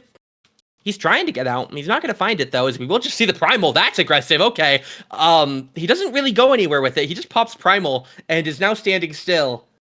I'm trying to gauge from his face if that was a misclick or what happened there. Oh my god, forget the Winston. We have a new tank coming out. Civ is on the Mauga, and he is going to press left and right click. We're back to the new Bonnie special, baby. Those of you who missed map 1 or map 3 in the first round today are missing out on a lot here. Look at the Mauga special. He's holding left click, he's holding right click, and he is burning ammunition here. Unfortunately for Civ, that is not going to matter. He goes down. Cassidy changed for FNJ. He is trying everything here. He is throwing some darts at the wall and seeing if he can make anything stick. As we'll see the nades come out here. Double miss there. Unfortunate for the side of Valentine, trying to farm some ult from long range. And look at Felius. He's having a good time. He's admiring some nature, hiding out, waiting a little bit. Doesn't have pulse bomb, so it's not like he's even ratting for an insta blow, blowing someone up. The ability to instantly blow someone up. Maybe he doesn't have pulse bomb. You get it. As Lindenwood just swapped to the Sigma here. They've seen plenty of rounds of ammunition fly at them on Numbani, and they know what worked in the past. And they said, let's go Sigma, have him eat everything up from this Mauga. Civ, half HP chunked here. Cardiac Overdrive. Not going to be able to get much value into a Sigma here. Civ going to charge forward here, trying to stabilize on this. Is Best going to go down immediately. That lamp not going to provide very much respite here. Finn trying to hold on for the moment. Shield comes down here as the Mauga forced to run away. Cassidy on the right flank working as well, but Civ goes down. Cassidy goes to the high ground here. Gonna be Mauga getting trying on the respawn. Sigma now chasing this Cassidy. Almost gets the stun off the map. Instead, FNJ will jump himself as Orisa swap now. No Wrecking Ball swap now. Again, they're just trying everything they can. No, that's a Mauga now. As interesting to see here for the moment. Finn and Best here trying to get back out here. 0.3 meters on the cart. Mauga gets thrown off for almost all of it. He'll go down though, and Lindenwood, this Sigma pick has done them wonders here. 0.09 will be secured. 2:43 on the clock. It's even better than the opposition on Route 66 here. A fantastic first round from Lindenwood, despite the slow start there. As again, started to get a little bit concerned, but Lindenwood found their footing and were able to firmly plant themselves on top of Team STERIA here. So we'll see how they do now. Swapped around on the defense, of course. STERIA going to be on the attack here. As again, once Lindenwood got that first capture, they were able to find some nice tricks to secure it. Definitely feels like STERIA just fell apart. Feels like they were swapping to a ton. Found almost no ultimate value there. So definitely a rough end to the round for them. Would not love the confidence after it, but we'll see for the moment how it does go for them. Obviously, they had some nice moments, especially in the start of the round. Some nice performances there. So we'll wait and see how it goes once they get on this side of the offense. And they're going to try this most recent iteration of their comp again. They bounced around a little bit, but it's actually going to be Valentine on the Cassidy. So both DPS have now played Cassidy. FNJ is going to go back to the Tracer. Civ going to be back on the Alari. Best off of the Baptiste on to the Alari with Civ on Orisa, not Alari, because Best is on Alari. And then Finger on the Brig once again. I'm not sure what I think about the healing output for a Lari Brig once the healing pylon gets broken by a Tracer, but if that's what they believe in, then I wish the best for them in it. As we'll see how Felius does trying to harass this support down again. Really have a lot of the healing pressed into that pylon, but we'll see for Lindenwood. It's going to be once again Defensive Monkey here. We saw it start on route as we see the side of Tracer, Omre, Lucio, Kiri for the Donglers here. As we'll see the Winston trying to farm some nice early ult charge. Risa, of course, the same for opposite, as we'll see Ether getting some healing out as the rest of the team just going to charge inside here, with the exception of Tracer. Early recall forced out here, as FNJ could be in a bit of danger here. It's going to be the side of Felius chasing him down. We'll see who finds the kill here in this side room, assuming they go to lethal. Orisa trying to find something here on the flank here. Felius again just going to work back up with his team, trying to pressure FNJ, chasing him down bottom. It is going to be the recall coming out from both as Civ chases on. Ether will go down here as Winston jumps up high ground, trying to finish off Finger, but he's going to actually get knocked off here. Civ pretty low, trying to get back to the healers here again. Without the pylon ready and watching, there just isn't that much healing for this lineup, so they really do have to be pretty careful with where they put that pylon. If it gets broken aggressively like that, this could be a really rough spot here. The healing right now is just going to be pretty low. Civ on point as well, going to be missing out on a lot of the access to it. Valentine working as well. Nade going to end up missing on a couple of key targets here. 3 minutes on the clock, but the first tick going to get grabbed here, and this could be the right time for STERIA to commit. Viral goes down, but Valentine and FNJ both going to get traded out. No DPS now. Could try and stop the second tick for Lindenwood. Finn going to jump down on the point to do so. Finger trying to get the pressure. He's going to jump back to the supports. They're going to concede the second tick, it looks like. Felius recalls, but Arisa goes down, so they actually aren't even going to concede that second tick. Well played here from the Donglers here. 2 minutes 40 on the clock now for STERIA. They're going to have 2 ticks that they have to get. Again, that next 33 to 63% means practically nothing now, as again, you do only get the safety at every third, so another few percent there could have helped them out a little bit, but not going to be too big of a problem. They're going to recharge in from the high ground. Pylon comes down once again, as we'll see the knock-off spear for the side of Civ, sending Finn to a rough spot of the map, but again, he's just going to put a nice wall here. Alari and Cassidy both have to back away, so they are able to split up this side of STERIA once again, which ended up being one of their key weaknesses in the last fight, so I'm curious to see what they're going to try and do to regroup here. It's going to be the protocol coming out here as they try and work on taking down this Ombre. Zippy, though, getting a hard focused here. They will end up securing the kill. Tracer actually loses the mirror here for the side of Felius, so FNJ Wolf down there. 3 ultimates available for the side of STERIA, and Lindenwood going to be forced on the retreat here. Minute 50 at the capture, 4:20 after, as we'll see how Lindenwood can do here on this next hold. 3 ultimates available, be coming up soon as well, so not going to be in too much of a rush to get a big swap going on. Can use some ultimates to win some fights as Civ gets the nice stun on Felius, forcing a lethal. Valentine goes down to the nade after, though, so definitely quite a bit of back and forth as Finn going to jump high ground, trying to focus on Finger. He will be able to back away to the Alari, though, for the moment, so not going to be too much pressure. As FNJ, again, though, just going to be a little bit oddly committed here. Ends up losing out to the son of Viral here, as Finn looking to get back on the point here, trying to contest it, stop it from moving whenever we can for free here. Obviously, at this corner is a pretty nice spot to try and just rat out and get some nice stalling, as Viral almost taken down here, but the sharpshooter's not going to be able to find that lethal. Nice nade onto Best there from the side of Zippy as Winston jumps back in. Viral dead, Best dead. Kitsu comes down as it will be the Primal, trying to bring everybody back into the path of this Kitsune to keep that damage up. Best goes down, Zippy dead now as well, as it will be Finn trying to get back around here. Looks like he's targeting Valentine pretty heavily here, but just doesn't have the tools to get that kill forced out right now. He'll jump back to safety here behind a couple of walls. A nice pulse bomb, though, will land onto lethal for Finger, but unfortunately Felius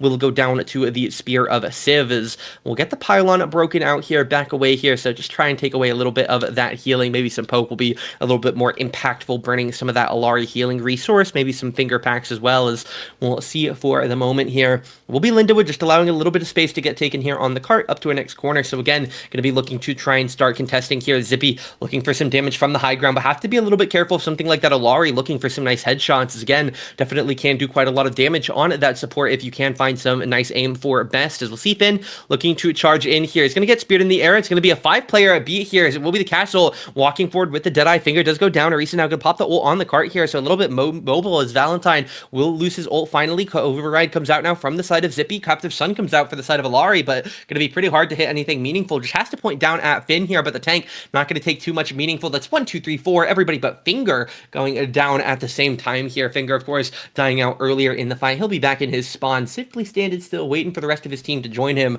as the cart will slowly move backwards here. As 2 minutes on the clock here, they'll get on the move once again here, trying to set up the next attack right now. And again, you don't get too much time when you get the second capture in hybrid, maybe another 90 seconds, I believe, on the clock. So we'll have to wait and see exactly what the call is going to be for Team STERIA here. As again, you're starting to run out of time to get that bonus here, but we'll wait and see the advantage in overtime. Likely to head to the Lindenwood Donglers, assuming they are able to secure the triple cap for Team STERIA, as the second cap almost getting secured there 2 meters away, but Lindenwood contests just in time. Winston will come back as well. Viral does get dropped, but Civ is going to be the trade target here. Finger as well, pretty low. Valentine pretty low. They'll get the kill. Valentine goes down. Ether goes down. FNJ taken low. Has to recall as well. Finger going to get followed through. FNJ as well, dead to the Tesla cannon of Finn.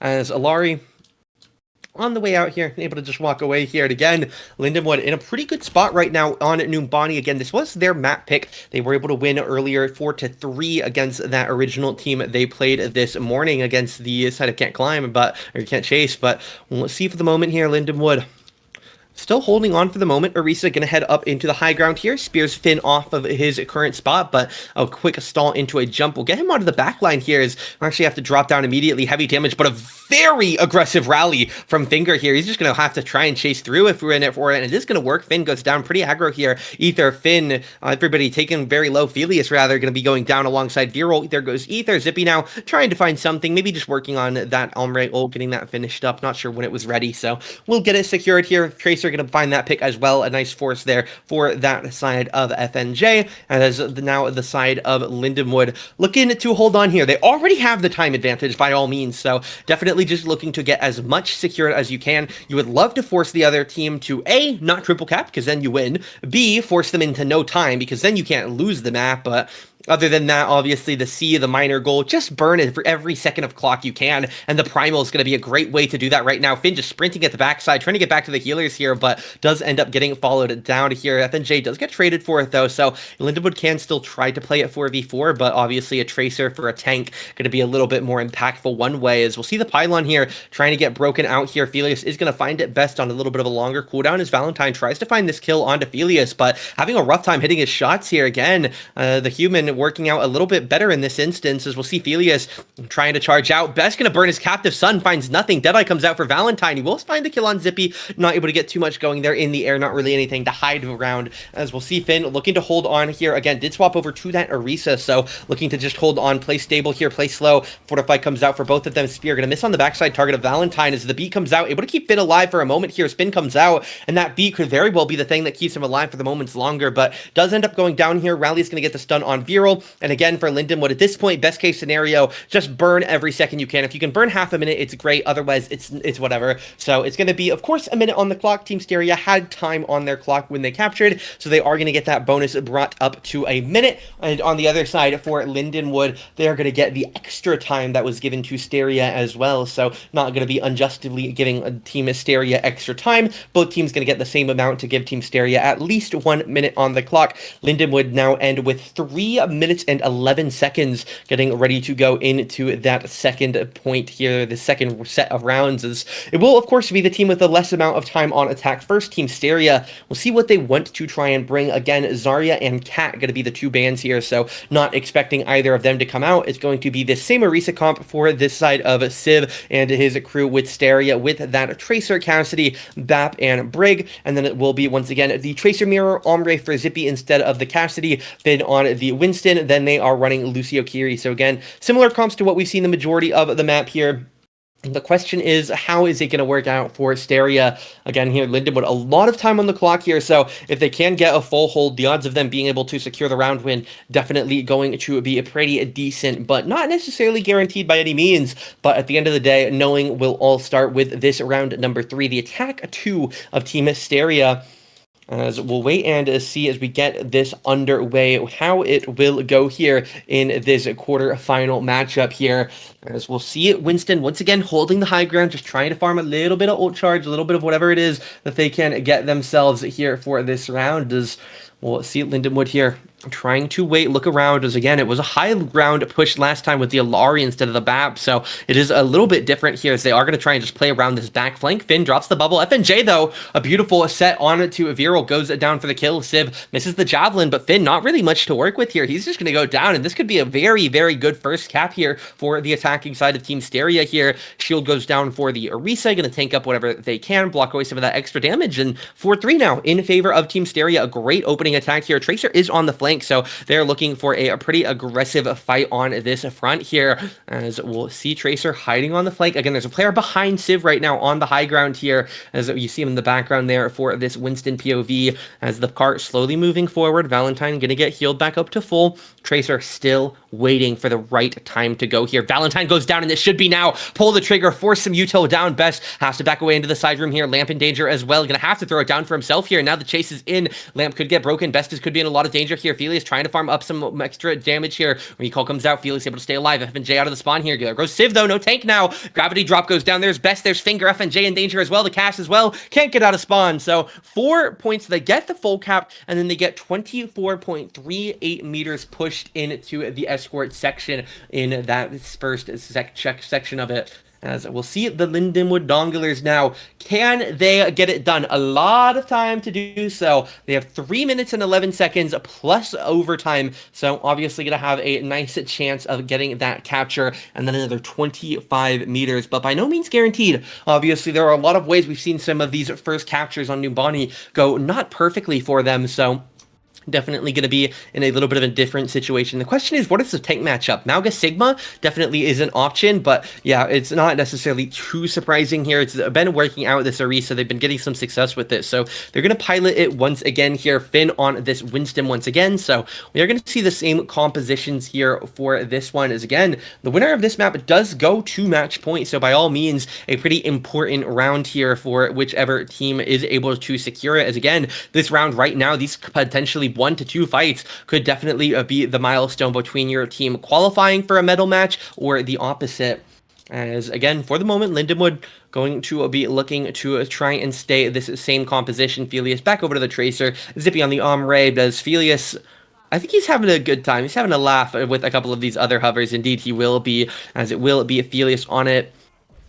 As one tiny thing I'm noticing, Valentine hasn't picked a second perk yet, which I feel definitely has to be air quote incorrect, but it is going to be the fact he hasn't picked a second perk yet. There he goes. He gets it now, I believe. Maybe a little bit of just desync on my end, but 10 perks now secured for both teams. Of course, it is overtime, so you do just kind of get them for free, but we'll see if Felius go down first here. That's an early rough death for the Donglers here. Civ has to pop his Fortify, but is able to get back over to the healers. Here's Baptiste trying to do some work to make sure Civ stays healthy here. Finn working as well. Would love to go for an engage on Finger here, really looking at this backline here. Valentine as well, potentially a weaker target, but Civ in the area going to be a little bit too tough here. Just going to jump bubble back out to safety here. As 2.5 minutes on the clock, still a lot of time for the Donglers to get something going. Finger, a little bit of damage being taken here. Tracer going back onto the flank here, trying to set back up right now for this side of Lindenwood. Ether as well.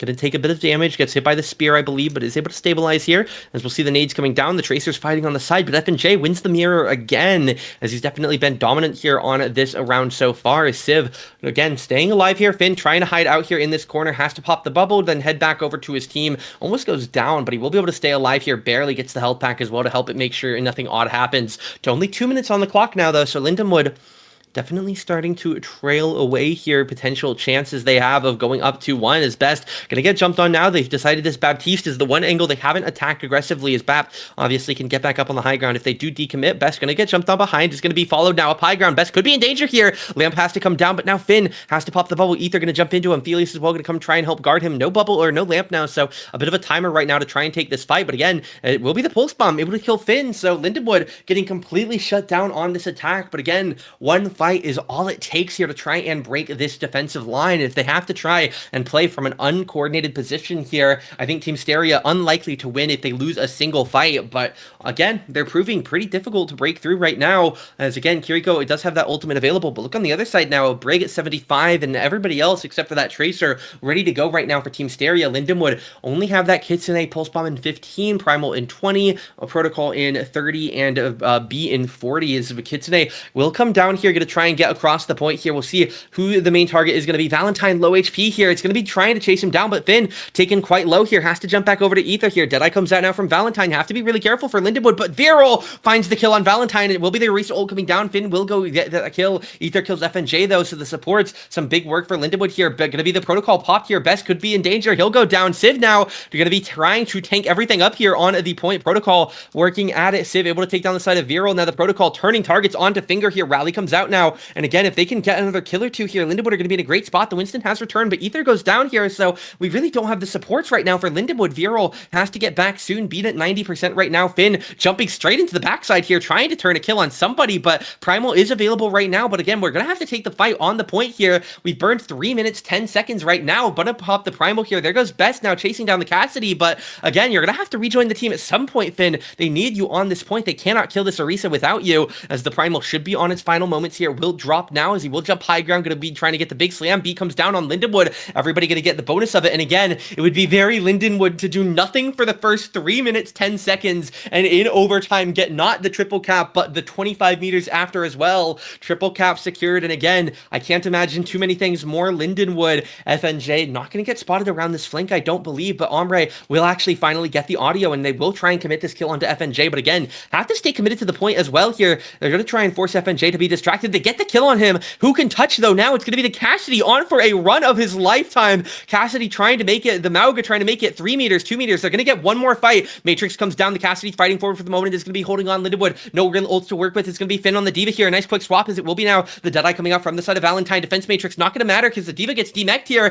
Lindenwood could potentially lose it out here in the final meter. Ether goes down to the Deadeye here. Lindenwood trying to fight back in. Best at low HP here. The side of Ombre is going to be able to take the kill down, but Viral, low HP. Helios Pulse Bomb comes down, finds no one, and Lindenwood are going to lose out on Numbani here. Team killed and secured for Team STERIA. 2-1 in the series for them now. Some really nice work in overtime. They hold for 3 minutes 10, and then they end up getting there just in time to secure it after. Zippy Bloom will get the play of the game. Unfortunately, not the win of the game, though. So we'll see what it ends up being here. It's going to be one of these ultimates, just finds some nice value. Gets credit on the first, works on Civ for a bit, final shot onto Best, and then goes back to work at the tank, and then I believe, yeah, finds the last shot onto FNJ there as well. So a nice play, but unfortunately not going to be enough now for the side of Lindenwood. 2-1 down, match point against them here, as we'll take one peek back at the map pool here. Should be on to some of our favorite game modes next now. Flashpoint coming up for map number 4, Atlas, New Junk, or Saravasa. Lindenwood, I would expect right now to go to Atlas, but obviously there's a couple of options here that Lindenwood definitely could want to go into, and if they win, then it's going to be the push selection for the opposite side, so not going to be too much point worrying about what map Lindenwood would pick for push, because they don't get that right anymore, being down 2-1 here after map 3. We're going to send things back over to a break. Game 4 should be up within a few minutes.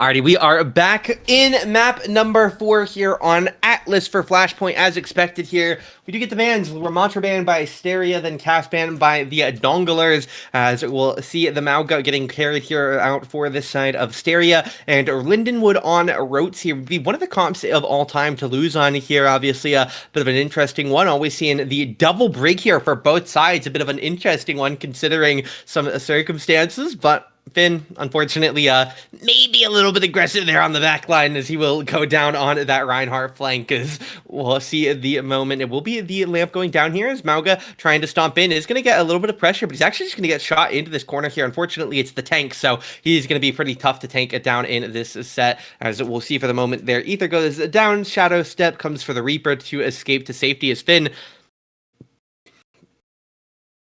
he's trying something. He's trying something there for Finn, as went for the flank in the first fight, went for the back cap in Flashpoint on that one, and unfortunately it's a second bit of a miss there for this Reinhardt. Again, if Lindenwood would lose this map, we're out of the tournament, so definitely going to be hoping to try and get back into it here, but if it does end up going, it is what it is here for, again, the team's last tournament as Lindenwood. As Finn back on the point here, again, going solo here, trying to play very aggro on this Rhodes comp, but being punished very well. Finn has just been blown up all 3 times that he shows solo here. Ether goes down as well, as we'll get the trade onto the side of Valentine for Ether, but we're still down a full tank here, and that Mauga definitely going to be pretty valuable. Should go up 1-0 here for this side of the Team Steria, as we'll wait and see. Mauga chasing around, trying to find a stop, but not going to find anything. Reaper low ground gets the touch, triggers overtime. Finn here in time as well, looking to farm up. Will be the shield to block away the stomp here. Pulse Bomb connects onto Finn here, so definitely in a bit of danger. Death Blossom comes out here. It's the rally to block away the Death Blossom. Finn goes down,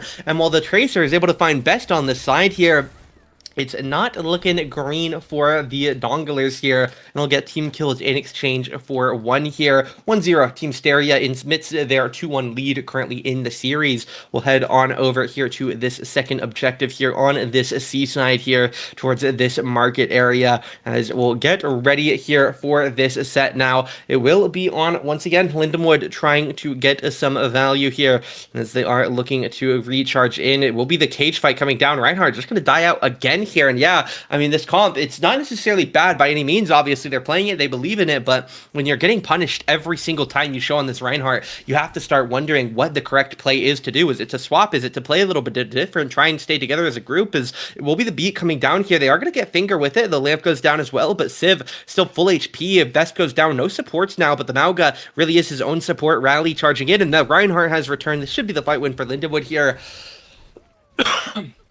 Or at the very least, a nice hold here. They do get the possession of the objective here in exchange for a couple of ults there, so not the worst in the world. Not too many ults right now for the side of Team Steria as well, so we'll see. Unfortunately, the one ult that is there, FNJ, Pulse Bomb takes down Ether here. Shadow Step to the side here for the Reaper. Zippy I'm trying to get to a bit of an odd spot, but again, Finn just going to get blown up here, so will be another death here. There, Felius goes down, as again the 6th death now for Finn. Finn has died alone more times than the enemy team, with 2 deaths on the BAP, 1 death on Brig, and 2 deaths on the Ombre. It adds for a total of 5. Finn now at 6 here, so definitely a bit of a rough game for this composition here, but they believe in it. They want to keep working on it and keep seeing how it goes here. 5 strike for some damage here, as we'll see the charge come down, kind of cross low grounds to this opposite side here, as Finn looking to go on the flank here. Again, this comp definitely wants to be going for big pinch attacks, as we'll see if Finn is going to get executed or who the shot is going to be called on. Mauga pops the Cardiac, but can't really get much. Cardiac,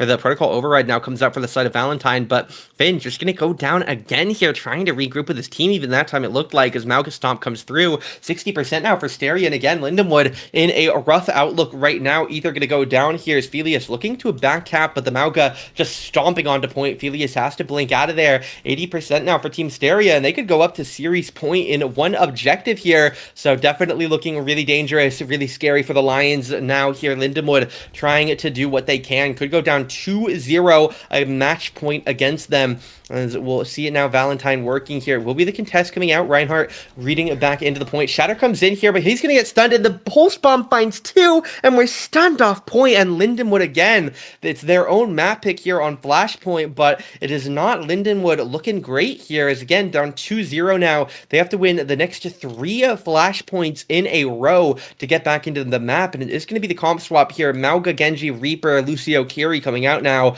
The swaps to align with it. Mauga does immediately find the kill onto Valentine here, so well played for Finn. And Lindenwood, if they do win this map, by all means, I think we can decide who is going to be the better Mauga team, but we'll have to wait and see if they can get a crazy turnaround, because again, it would be a crazy turnaround. They're down 2-0 right now, and it hasn't looked particularly close on this map specifically. Felius backing away. Cage fight is going to secure the kill on Genji, and Lindenwood forced to back away here without their DPS here, so they will just wait out. Obviously, Felius going to get taxied out by Viral. Dashes will help as well in terms of returning to the foray. As we'll see, 15% already grabbed for STERIA here. These points go by quick, so you don't have too much time to laze around here for the Donglers. Mauga up on the high ground here for Civ, having just used that cage fight, will be quite far from another one. FNJ, though, does go down here quite early. Now, Lindenwood are the one with the nice early lead in the fight, but it does look like the fight will actually continue here. Finger going to get dropped on Death Blossom for 1. For 2, Lindenwood going to get the flip here. Surely is the only player left alive is Mauga, and I suppose the Tracer on the reset will still be in the area, considering the character's speed. 52% for STERIA as the flip comes through for Lindenwood.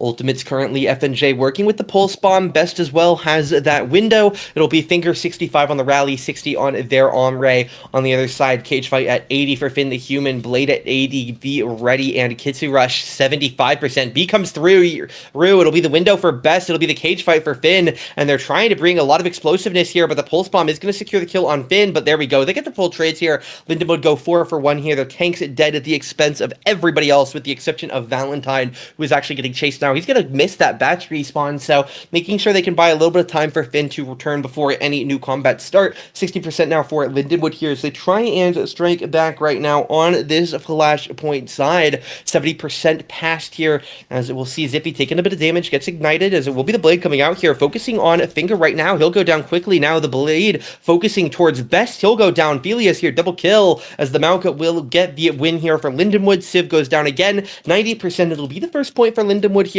And again, this point on its own didn't entirely look too close here. Felius died at the start. It cost them a good bit of time on progress, but once they got their hand on the objective, they did not look weak at all. So definitely interesting to see here if there is going to be any idea, potentially even a swap for someone like Team STERIA, but obviously not necessarily going to be forced into it. They are up 2-1 after all, so a little bit more time to work with, but we'll see now. Finn trying to hold on here, just going to send the charge into the backside now, looking for something. Kitsu Rush comes out for Lindenwood. It will be the cage fight coming out here for Civ, as Finn will go down. Either goes down. That cage fight always going to be a nice find when you can get it done well. Valentine does go down here in the protocol, though. Zippy traded out afterwards, but again, should be first possession to the side of STERIA here. They drop 2 ultimates in exchange for 1, so it is a favored trade for Lindenwood, but obviously if you can't get back in and capture and win the objective, it doesn't matter how you trade, as we'll see it for the moment. Genji looking for a little bit of poke here. Felius wants to work toward that next Blade, but obviously still some room to go here. Viral as well, doing the same for his beat, just trying to get some poke from these nice high back safe levels. As we'll see it for the moment, it will be the Mauga stomping towards each other's backline here. Death Blossom comes out, but Zippy is going to be in a bit of a rougher spot here, trying to get it. Ether goes down to that pulse bomb. Mauga now charging into the backside is going to blow up Zippy. Finn dead as well, and again, that could be one of the key fights in the ending portions of this game that potentially lock away at the semifinals appearance for Team STERIA. Again, their first game of the day. They have not played any Overwatch yet before this series, at least in this event here of this Svenji meta showdown, but we'll see for Lindenwood how it is going to go, trying to get regrouped, trying to get reset here. 80% now on this objective, as we'll see 85% counting toward 90. Lindenwood have to get on, and they can't really be allowed off here, so Finn going to charge their way in here. This could be it, the last fight of this Lindenwood roster here. Zippy going to find the first kill onto Best here. Civ again going to be charging in here, but he's going to have to try and step out here with the stomp. Genji in the area could be looking for the pick, but no, Civ finds the kill onto Felius. FNJ now trying to hide around the point here, so he's going to look onto the back levels here. Recall is available for this Tracer, but he will go down before some value comes out of it here, as Lindenwood win the fight, get the capture, and again, every fight now for the rest of this objective could be the last fight that we see of these 5 players together on this Twitch channel. Maybe we'll figure out something to see them again, but again, very, very possible that this could be it for this Lindenwood roster. If they lose a fight on this objective, Civ charging his way forward, cage fight available. Lindenwood, though, have theirs a little bit quicker here, 95% for Civ. Cage fight gonna catch Civ, has his own ultimate available. Windrow comes out now. Civ could pop his own, but the B comes out here. Civ now gonna not pop his own. Cage fight holds on to it. 50% for Lindenwood. They did use 2 ultimates in the midst of that fight, though, whereas just the window expended by Best. Lindenwood gonna chase them deep into their spawn here, killing everybody but the Brig, I believe. who will now be on their way back to regroup with the team. Tracer, actually, it looks like still lurking. You can kind of see their outline there on the side of the screen, just crouching around, adding their way out. FNJ, again, it's been another day of battles between him and Felius. Had it earlier. Cage fight, though, gonna catch the side of the Mauga here. Death Blossom into the cage fight, takes down a couple of lamps here. Viral and Zippy both go down. Finger gets traded. Felius has to go crazy on this blade to try and save it. Is able to kill Valentine in the protocol. Has to get back to healing, but Best gonna find the shot here. Ether 1 HP. The Mauga has to do everything alone now. It's gonna be Finn to save the team's season here. The ending moments. He goes down. The question is, can anyone else touch? If they cannot, then this is it right here. It will be Viral and Zippy back in time to contest here, but I'm not too sure what they'll get done. Viral goes down, and Zippy now in the 1 versus 5. I don't know what he can do here. He'll go down. The rally to try and catch Felius, able to recall away from that shield bash, but the touch doesn't come through, and that is it for them. Team STERIA take the 3-1 over the Lindenwood Donglers, and they will be eliminated from the Svenji meta showdown here. We'll play 2 Team STERIA, obviously able to get on, and definitely nice not having to take a long time here to get into between their matches, but at the end of the day, they are able to win it regardless of anything else. So well played to them here as they will move on to the semifinals. And for the side of Lindenwood, that will be it. Definitely a little bit unfortunate there, but again, is what it is here. So definitely a little bit unfortunate here to see how the end of the event goes here. Obviously, we'll still wish the best of the luck to all of the teams still competing here. Lindenwood go out in joint 5th, I suppose, there. They make it a little bit into the event, obviously. Won a series earlier in today, and they end again in joint 5th. But at the end, it will be STERIA who are able to make it to the semifinals, where they will go on to either win and make a spot in the gold match, or they will lose and go into, I believe, that 3rd place match. But regardless, for us here at Lindenwood throughout the whole season, as this should functionally be our last Lindenwood stream, we thank you all for joining. We do hopefully, let me go check the day on when we hope to be back with Marvel Rivals. It'll be hopefully on the 4th is what we're currently planning for. Is going to hope that we can get it on the 4th for some Marvel Rivals. We were going to do a match on Saturday, but ended up falling through for the moment. So we'll wait and see when we can get the match coming out for. Obviously, keep an eye out for any official announcements regarding that. We'll try and get maybe some tiny detail out somewhere to get a little bit of advance notice on when that will be, but hopefully we're coming on back on a Monday with some more of the Mosaf Rising contenders in their playoffs.